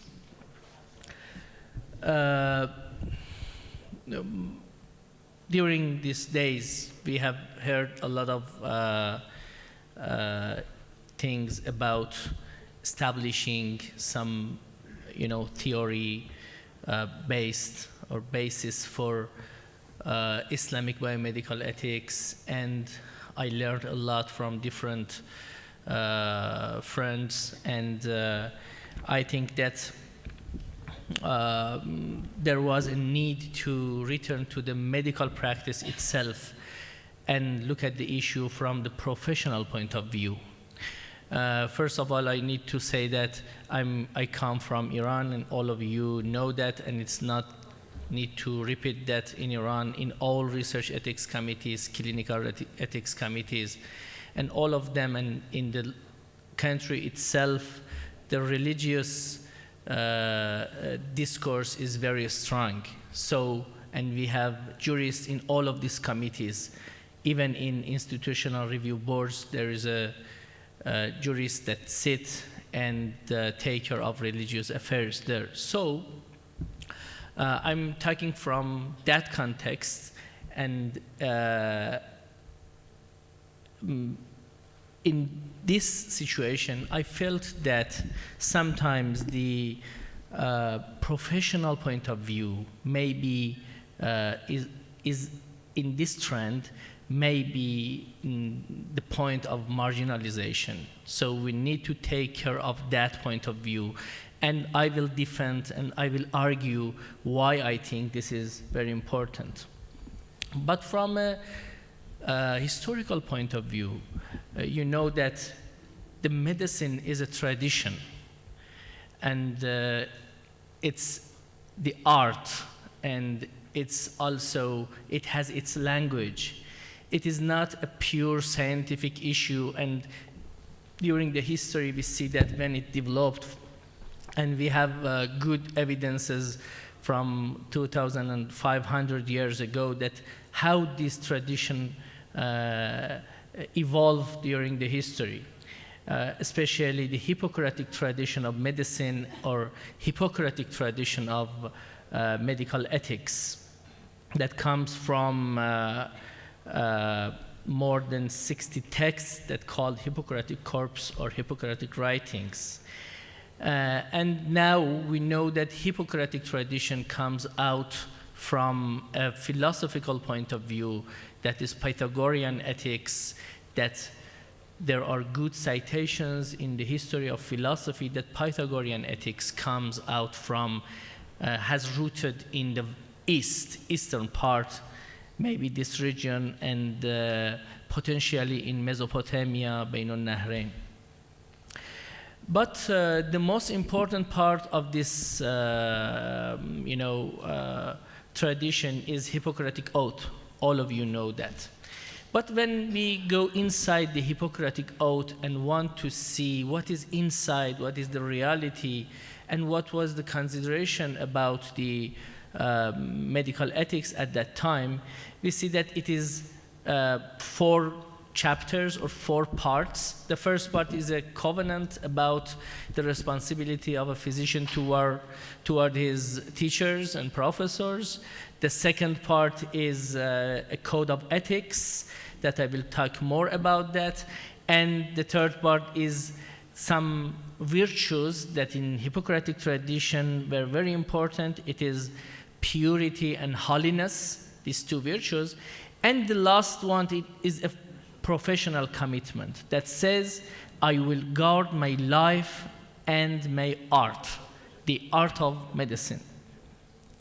But the Hippocratic tradition was very strong, and still now it continued during the history. For example, in nursing practice, we have the Florence Nightingale Pledge, that is a nursing interpretation of Hippocratic oath. Also, even in 21st century, we have some samples of, again, Hippocratic oath, Hippocratic resemble oaths. And again, after Second World War, the Declaration of Geneva by World Medical Association, again, when we look at the content of the Declaration of Geneva, it is again, very similar to the 2,500 years ago, the Hippocratic Oath. In this Hippocratic medical ethics, it is a professionally generated guide. The principle of beneficence, the principle of non-maleficence, the rule or principle of confidentiality, and the commitment of physician to do the best according to their ability and judgment, and also respecting the human life and dignity. We can say that the Hippocratic tradition is usually a pro-life tradition, and finally, protecting the profession itself. I can conclude in this regard that when we look at the history of medicine and history of medical ethics that are not separated, we can say that the medical practice has not been value-free like some other careers. It seems that medical practice has some endogenous values, to some extent independent of the context.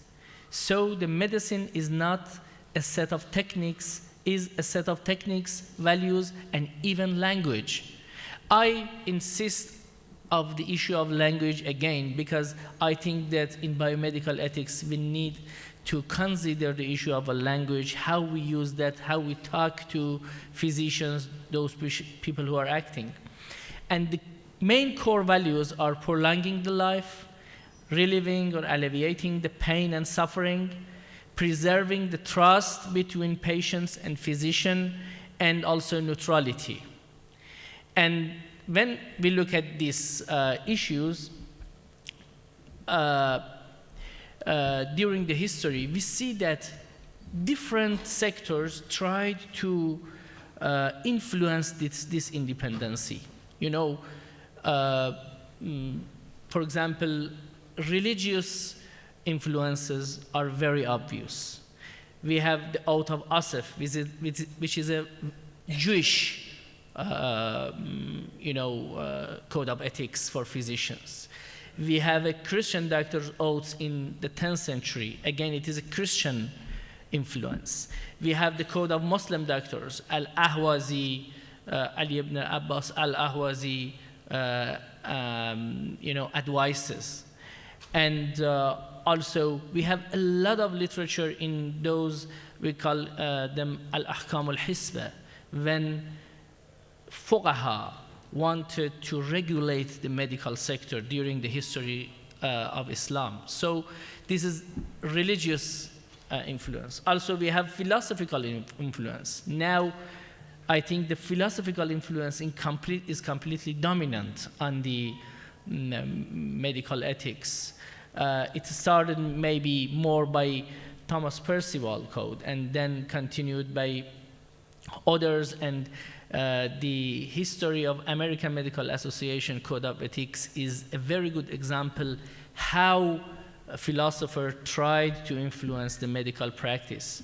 And nowadays, this is a very usual debate in hospitals when a philosopher is present as a bioethicist to say that we are the persons that give you the values and you are only practitioners or technicians.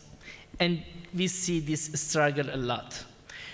And I think that in this issue, we need to have a kind of compromise. And the third set of influences are more political or social influences. For example, in some countries, we have the oath of Soviet physicians by the Soviet Union before the recent years, that all physicians were made to doing the oath. It was a completely political oath. Or the main other influence is the forming the health systems during the 20th century. During the history, physicians and patients were directly connected. But nowadays we see that health systems, hospitals, Ministry of Health, all of them try to influence this relation. And other thing, I want to give you some examples that maybe help us to answer this question, that to what extent the bioethics needs to put limitation on this historical independence. And do we need to respect it? Can we say that it is over? Now we are those people who are telling you what to do, or no? For example, the issue of death definition and determination. During the history, definition of death was a philosophical and theological issue. For example, in Islamic theology, we call it mufaraqatul ruh min madan, or separation the soul from the body. But even during those centuries, the past centuries, the person that was determining the death was the physicians. Usually, jurists or clerics were not called to come and look at these people that is dead or alive, but physicians were called. So they had some criteria. Even, for example, in Islamic texts, we have the concept of unstable life, hayatu ghayr mustaqarrah, wa concept of ihtidar, but the determination of the marid al-muhtadar again was with the specialist custom of physicians. Consider that no one call another person, a philosopher, a theologian, other people come and look at this patient if it is in ihtidar period or no. So this is one example of such independency. The other is the effect of insurance companies. It is a new phenomenon. Now, insurance companies again try to invade, in this case, the professional independence. They put great limitation on patient and physician relationship. Give you another example, and in all these cases, the professional part want to resist in favor of the patient because, as I told you, in the medical history and the Hippocratic tradition, we have the benefit of the patient as the primary and first aim of the medicine. Then professionals usually try to resist in favor of the patients. Give you another example. For example, for liver transplantation, we have a system, we call it MELD. MELD means Model for End-Stage Liver Disease. We put some criteria inside and look at the number that we have. It is maybe between 14 and 40. And when the number is closer to 40, it means that the patient is in bad situation and needs emergency intervention and emergency liver transplantation. Still now, most of, maybe all of the liver transplantation centers in the world use the MELD score because the physicians themselves have a very strong principle that is the rule of rescue. وجوب إنقاذ نفس محترمة. And it means that the rule of rescue is very prominent and very big for patients. On the other hand, we have some proposals that no, you shouldn't use this priority setting system because when you bring the bad situation patients to the operation room and put them in the top of the list, the efficacy would be decreased because the people are iller or more sick than the others. You should take the maybe better condition patients to the operation room. Then there are calculations that shows that it will help the outcomes between 30 and 40%. But again, until now, the professional part resist against such proposals of, consequentialistic proposals about the efficacy. Again, we have very strong proposal nowadays about upstream priority setting in healthcare. It means that there is a river and physicians are those people in the downstream that just helping and trying to save the drowning people in the downstream of the river. But no one goes to the upstream of the river. What's the problem? Who, for example, push people in the river, or is there a slope that people go inside the river? What is the problem? These people try to say that medical practice is concentrated on the downstream and forget the upstream. And their proposal is that we need to concentrate on upstream. Logically and socially, their arguments are very convincing. But again and again, the professional part resists against this kind of proposals. And although now, most of the expenditure, health expenditure in all countries of the world goes to that place. Again, the effect of pharmaceutical companies. They try to motivate physicians to help them to sell more and more, and this is another kind of effect. We have also some political effect. This is a picture, and it's on internet, from Dr. Shakil Afridi. He was the doctor that did those vaccination program for CIA in Pakistan that helped CIA to find Osama bin Laden. The program was, they knew that he lives somewhere around Islamabad, but they didn't know that exactly which home he is in.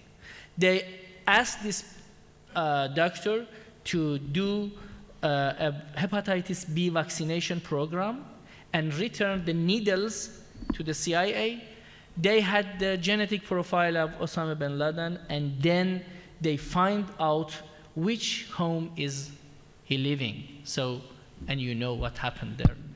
And exactly after that issue, Doctor. yeah, exactly after that issue, a lot of polio vaccinators, according to WHO reports, were invaded by supporters of him.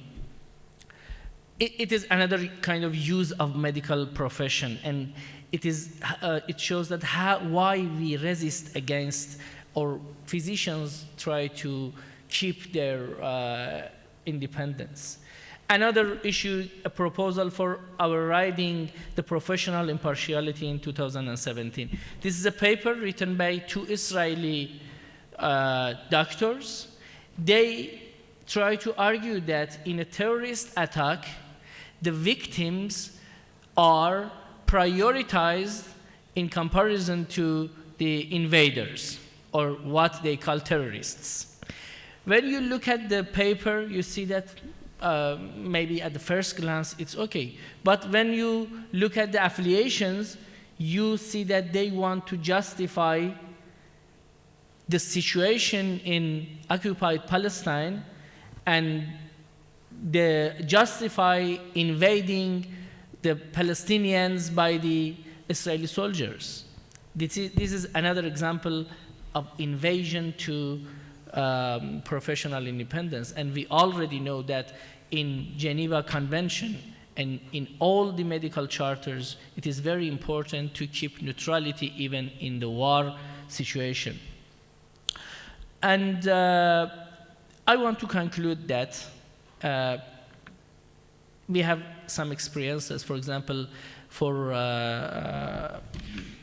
asking, in very rare cases, we have, for example, retribution of some limbs or qisas, and even very, very, Muslim physicians, they are not very relaxed to help, for example, for doing those punishments.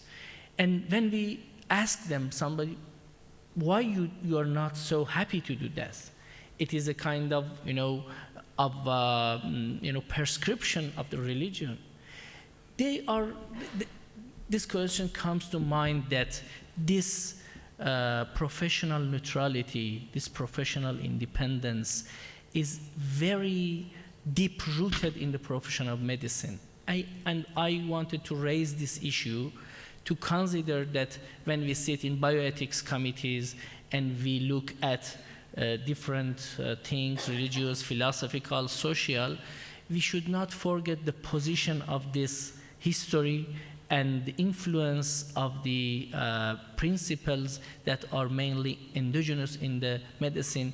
And I want to call for respecting this kind of modern Hippocratism and respecting this independence. Maybe it is in favor of the our human societies. Thank you very much.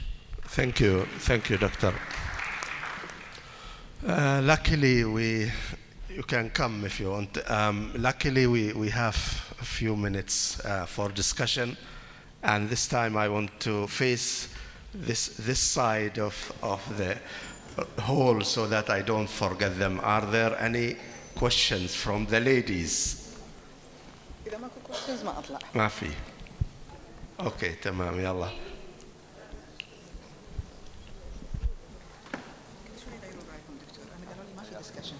لا لأنه ما شاء الله she gave us 10 minutes. Assalamu alaikum. My question to Dr. Ihsan, what do you think about the medication that they're giving as a trial, for example, to the cancer patient, or as enzyme therapy for the patient who is suffering from metabolic disease?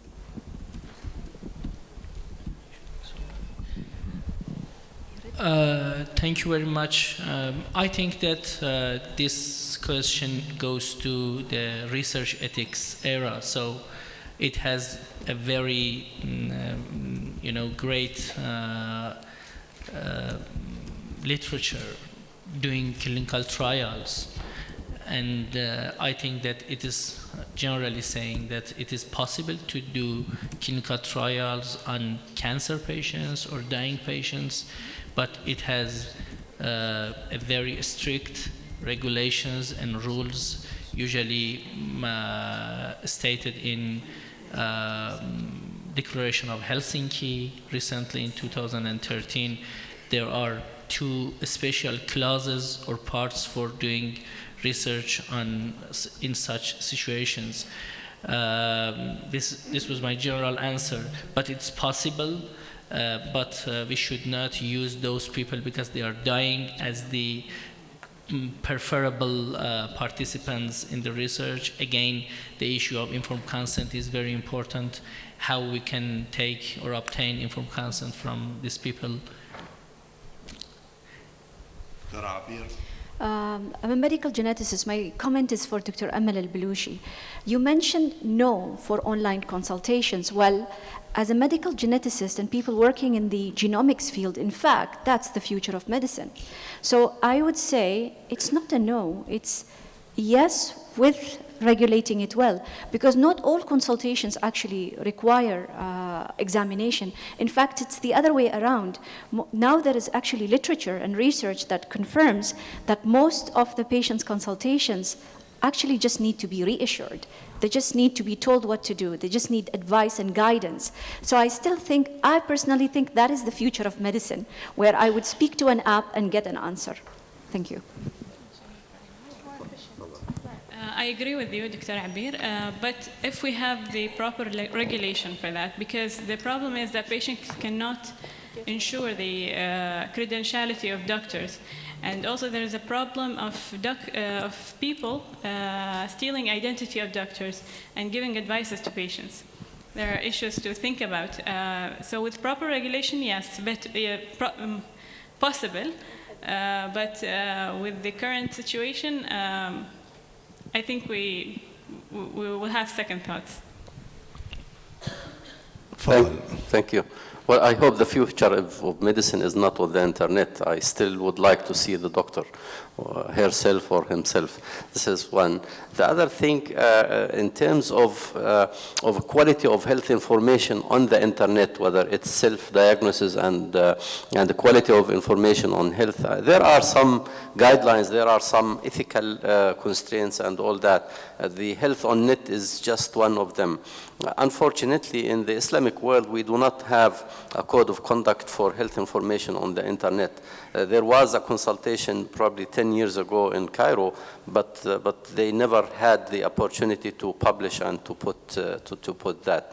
This is one thing. The other thing, it was on the news this morning actually that somebody called Stephen King, who is a great author from the US with I don't know how many millions of followers, he decided to quit completely Facebook and say that this is total nonsense just because of the misinformation that is actually presented on the Facebook. So one has to be very cautious in terms of what information to donate or to give and what information to take, which is probably more important because many people are misled by the quality of bad information. And the coronavirus, which is currently going on, actually the information on it is just one big example of how misleading information is directing us to take certain actions or not to take certain actions, whether political or health. Thank you.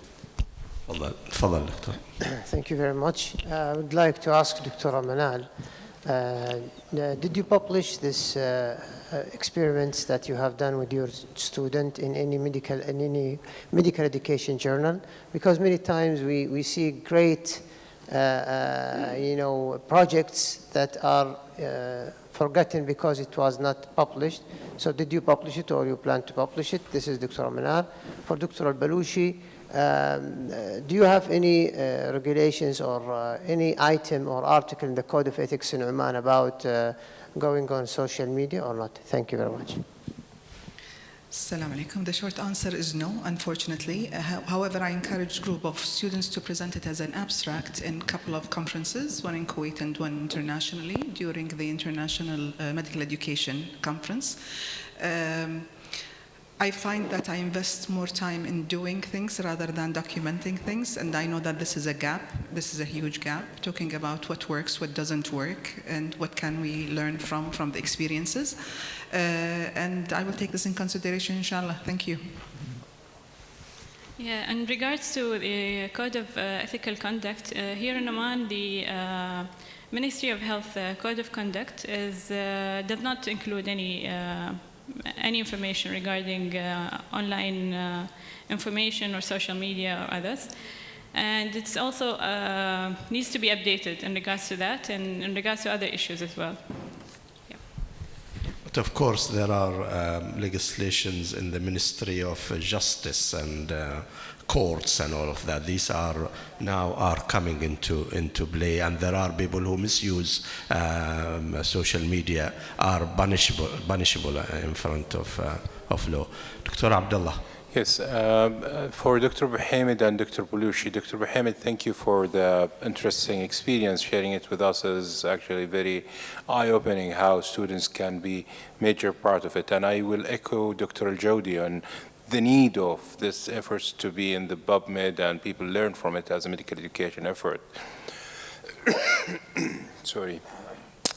And for Dr. Belushi, thank you for the very interesting talk. And I just heard the comments that the future is in the kind of inline counseling. I agree with that partially. There is a difference between the app-oriented intellectual kind of AI in a way to tell people or give people some sort of consultation, and the other opposite point of the scale, or the other part of the scale, which is the social media.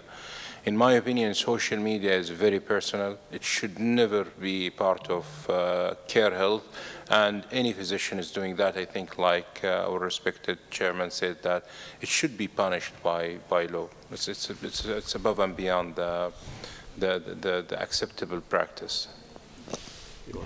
Yes, I agree. I was talking about the consultations in regards to with social media, not the e-health consultations, because there are issues, as you said, with the social media use in consultations.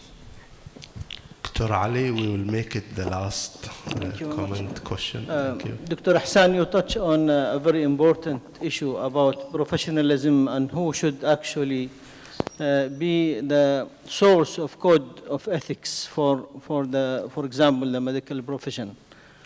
And it should be in general in history done by the medical profession, but because of the failures that happen and the medical profession did not take the lead in setting up the rules, other people interfere. And so many principles of ethics, actually, they were not made for the medical profession in the beginning. Both deontology, utilitarianism, they are made to sort other political issues, economic issues, and so forth. And they are utilized by the medical profession and those who are interested in creating the codes for medical profession, because there are no other ways to sort out the issue. And there is that inherent resistance in the medical profession to accept the interference of others in setting up the rules and the codes for the profession. Because the physicians, they feel that they are the one who know and could argue better. And if there are people interfering from the outside of the medical profession to decide on the codes, they do not have the full picture and of the issue in discussion, and therefore they will propose things that are not logical or not acceptable. What do you think? Exactly. I, as a bioethicist, accept that medical discipline or medical sector needs normative guidance provided by other colleagues, other disciplines. And I think that, as Dr. Asem yesterday very well presented, that we need to sit at one table and put everything on the table and try to decide. But the trend that I see sometimes is that people in those committees look at the medical profession as a technical part of the issue. And I wanted to say that no, medical profession, because of its history, is not morally neutral. They have indigenous moral values. And I gave the example that, for example, for liver transplantation, many people say that you should do, for example, according to the results, but they say that no, we have the rule of rescue and we have the commitment to rescue our dying patient. And we will think about others later.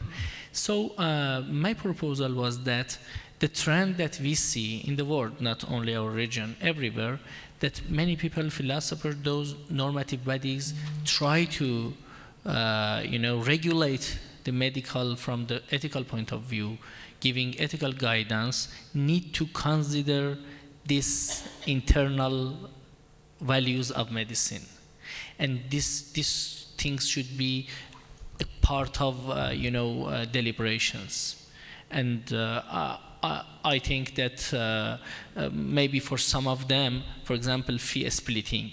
Nowadays, fee splitting in medical professionalism is very bad thing to do. For example, sending a person to an MRI center and receive some money because you send it. This is fee splitting. But in business, it is not maybe something bad. You, for example, in business, you can do that. These maybe in many juristic approaches to the business, it is not forbidden. But when you go inside the medicine, and there is a very big issue of trust between patient and physician, this is a very big issue to preserving that trust. So it is not anywhere else. It is inside the medical profession. We need to consider this issue as considering other things. Thank you, Doctor. I want to thank everybody. We actually finished 2 minutes after the dedicated time, which is an achievement. I thank all the attendees, and may I ask the Honorable Dr. Muna Saadoun to give her concluding remarks. She's the Dean of the Medical School at Sultan Qaboos University. Thank you very much. Yes.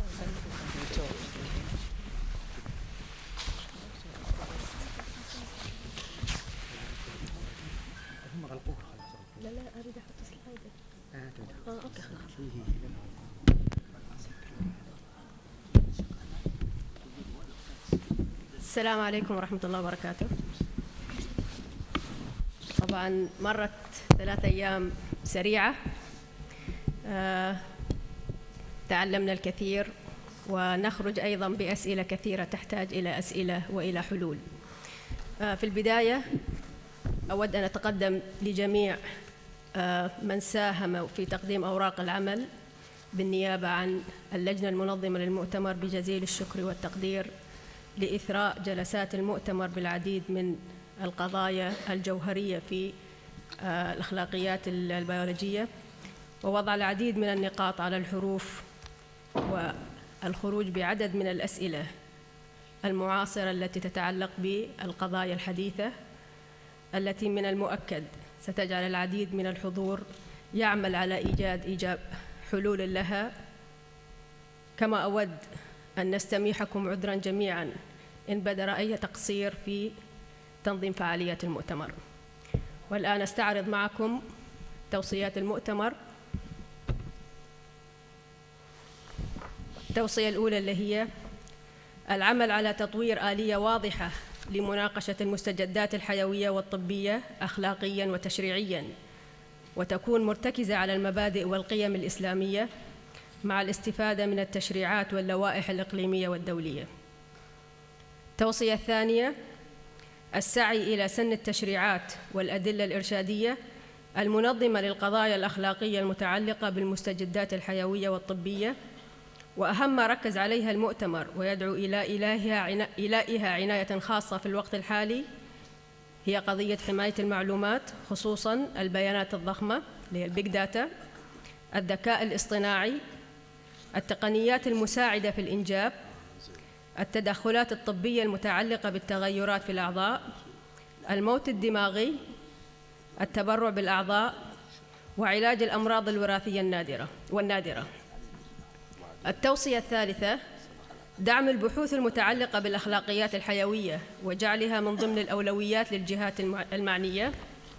التوصية الرابعة: يوصي المؤتمر بضرورة تنظيم لجان الأخلاقيات الحيوية وتفعيل أدوارها وتأطير عملها وتسهيل التعاون بينها للخدمة العامة. طبعاً في الختام أيضاً نقدم جزيل الشكر لجميع المؤسسات التي دعمت المؤتمر والمنظمين، ونتمنى للجميع مغادرين السلطنة اليوم ممن حضر إلى السلطنة لإثراء هذا المؤتمر العودة السالمة إلى دولهم إن شاء الله، ونتمنى أن يكون التواصل دائم ما بين العاملين في مجال الأخلاقيات لإثراء الجانب الأخلاقي بالنسبة للمستجدات الجديدة. السلام عليكم ورحمة الله وبركاته. شكرا دكتور منى. الآن ندعو دكتور، ما أدري سماحتك ولا هو، ندعو الدكتور أحمد بدوي تقديم كلمة شكر بصفته أمين عام اللجنة العمانية لأخلاقيات البيولوجيا. Since the recommendations were said in Arabic, I'm just speaking for the behalf of those who are not Arab speaking, that the recommendations are there and it will be available on our website. And I give you, on behalf of National Bioethics Committee, we give our sincere gratitude for your attendance, and we have been enlightened with your thoughts and ideas. And if there's any shortcomings, then please forgive us on our shortcomings. And lastly, I still apologize. It was my mistake. The UNESCO sent us a document 2 weeks back, but because of oversight, we did not include it in the program, and we could not insert it today. So whoever is available, the site is there. And my sincere apologies to Daphna, unable to comply with the request, but it was my mistake. Thank you very much. Now we are going to have lunch, and after lunch, the bus will be there for the delegates to attend, to go to the hotels, and wish you a nice stay and safe journey back home. Thank you very much.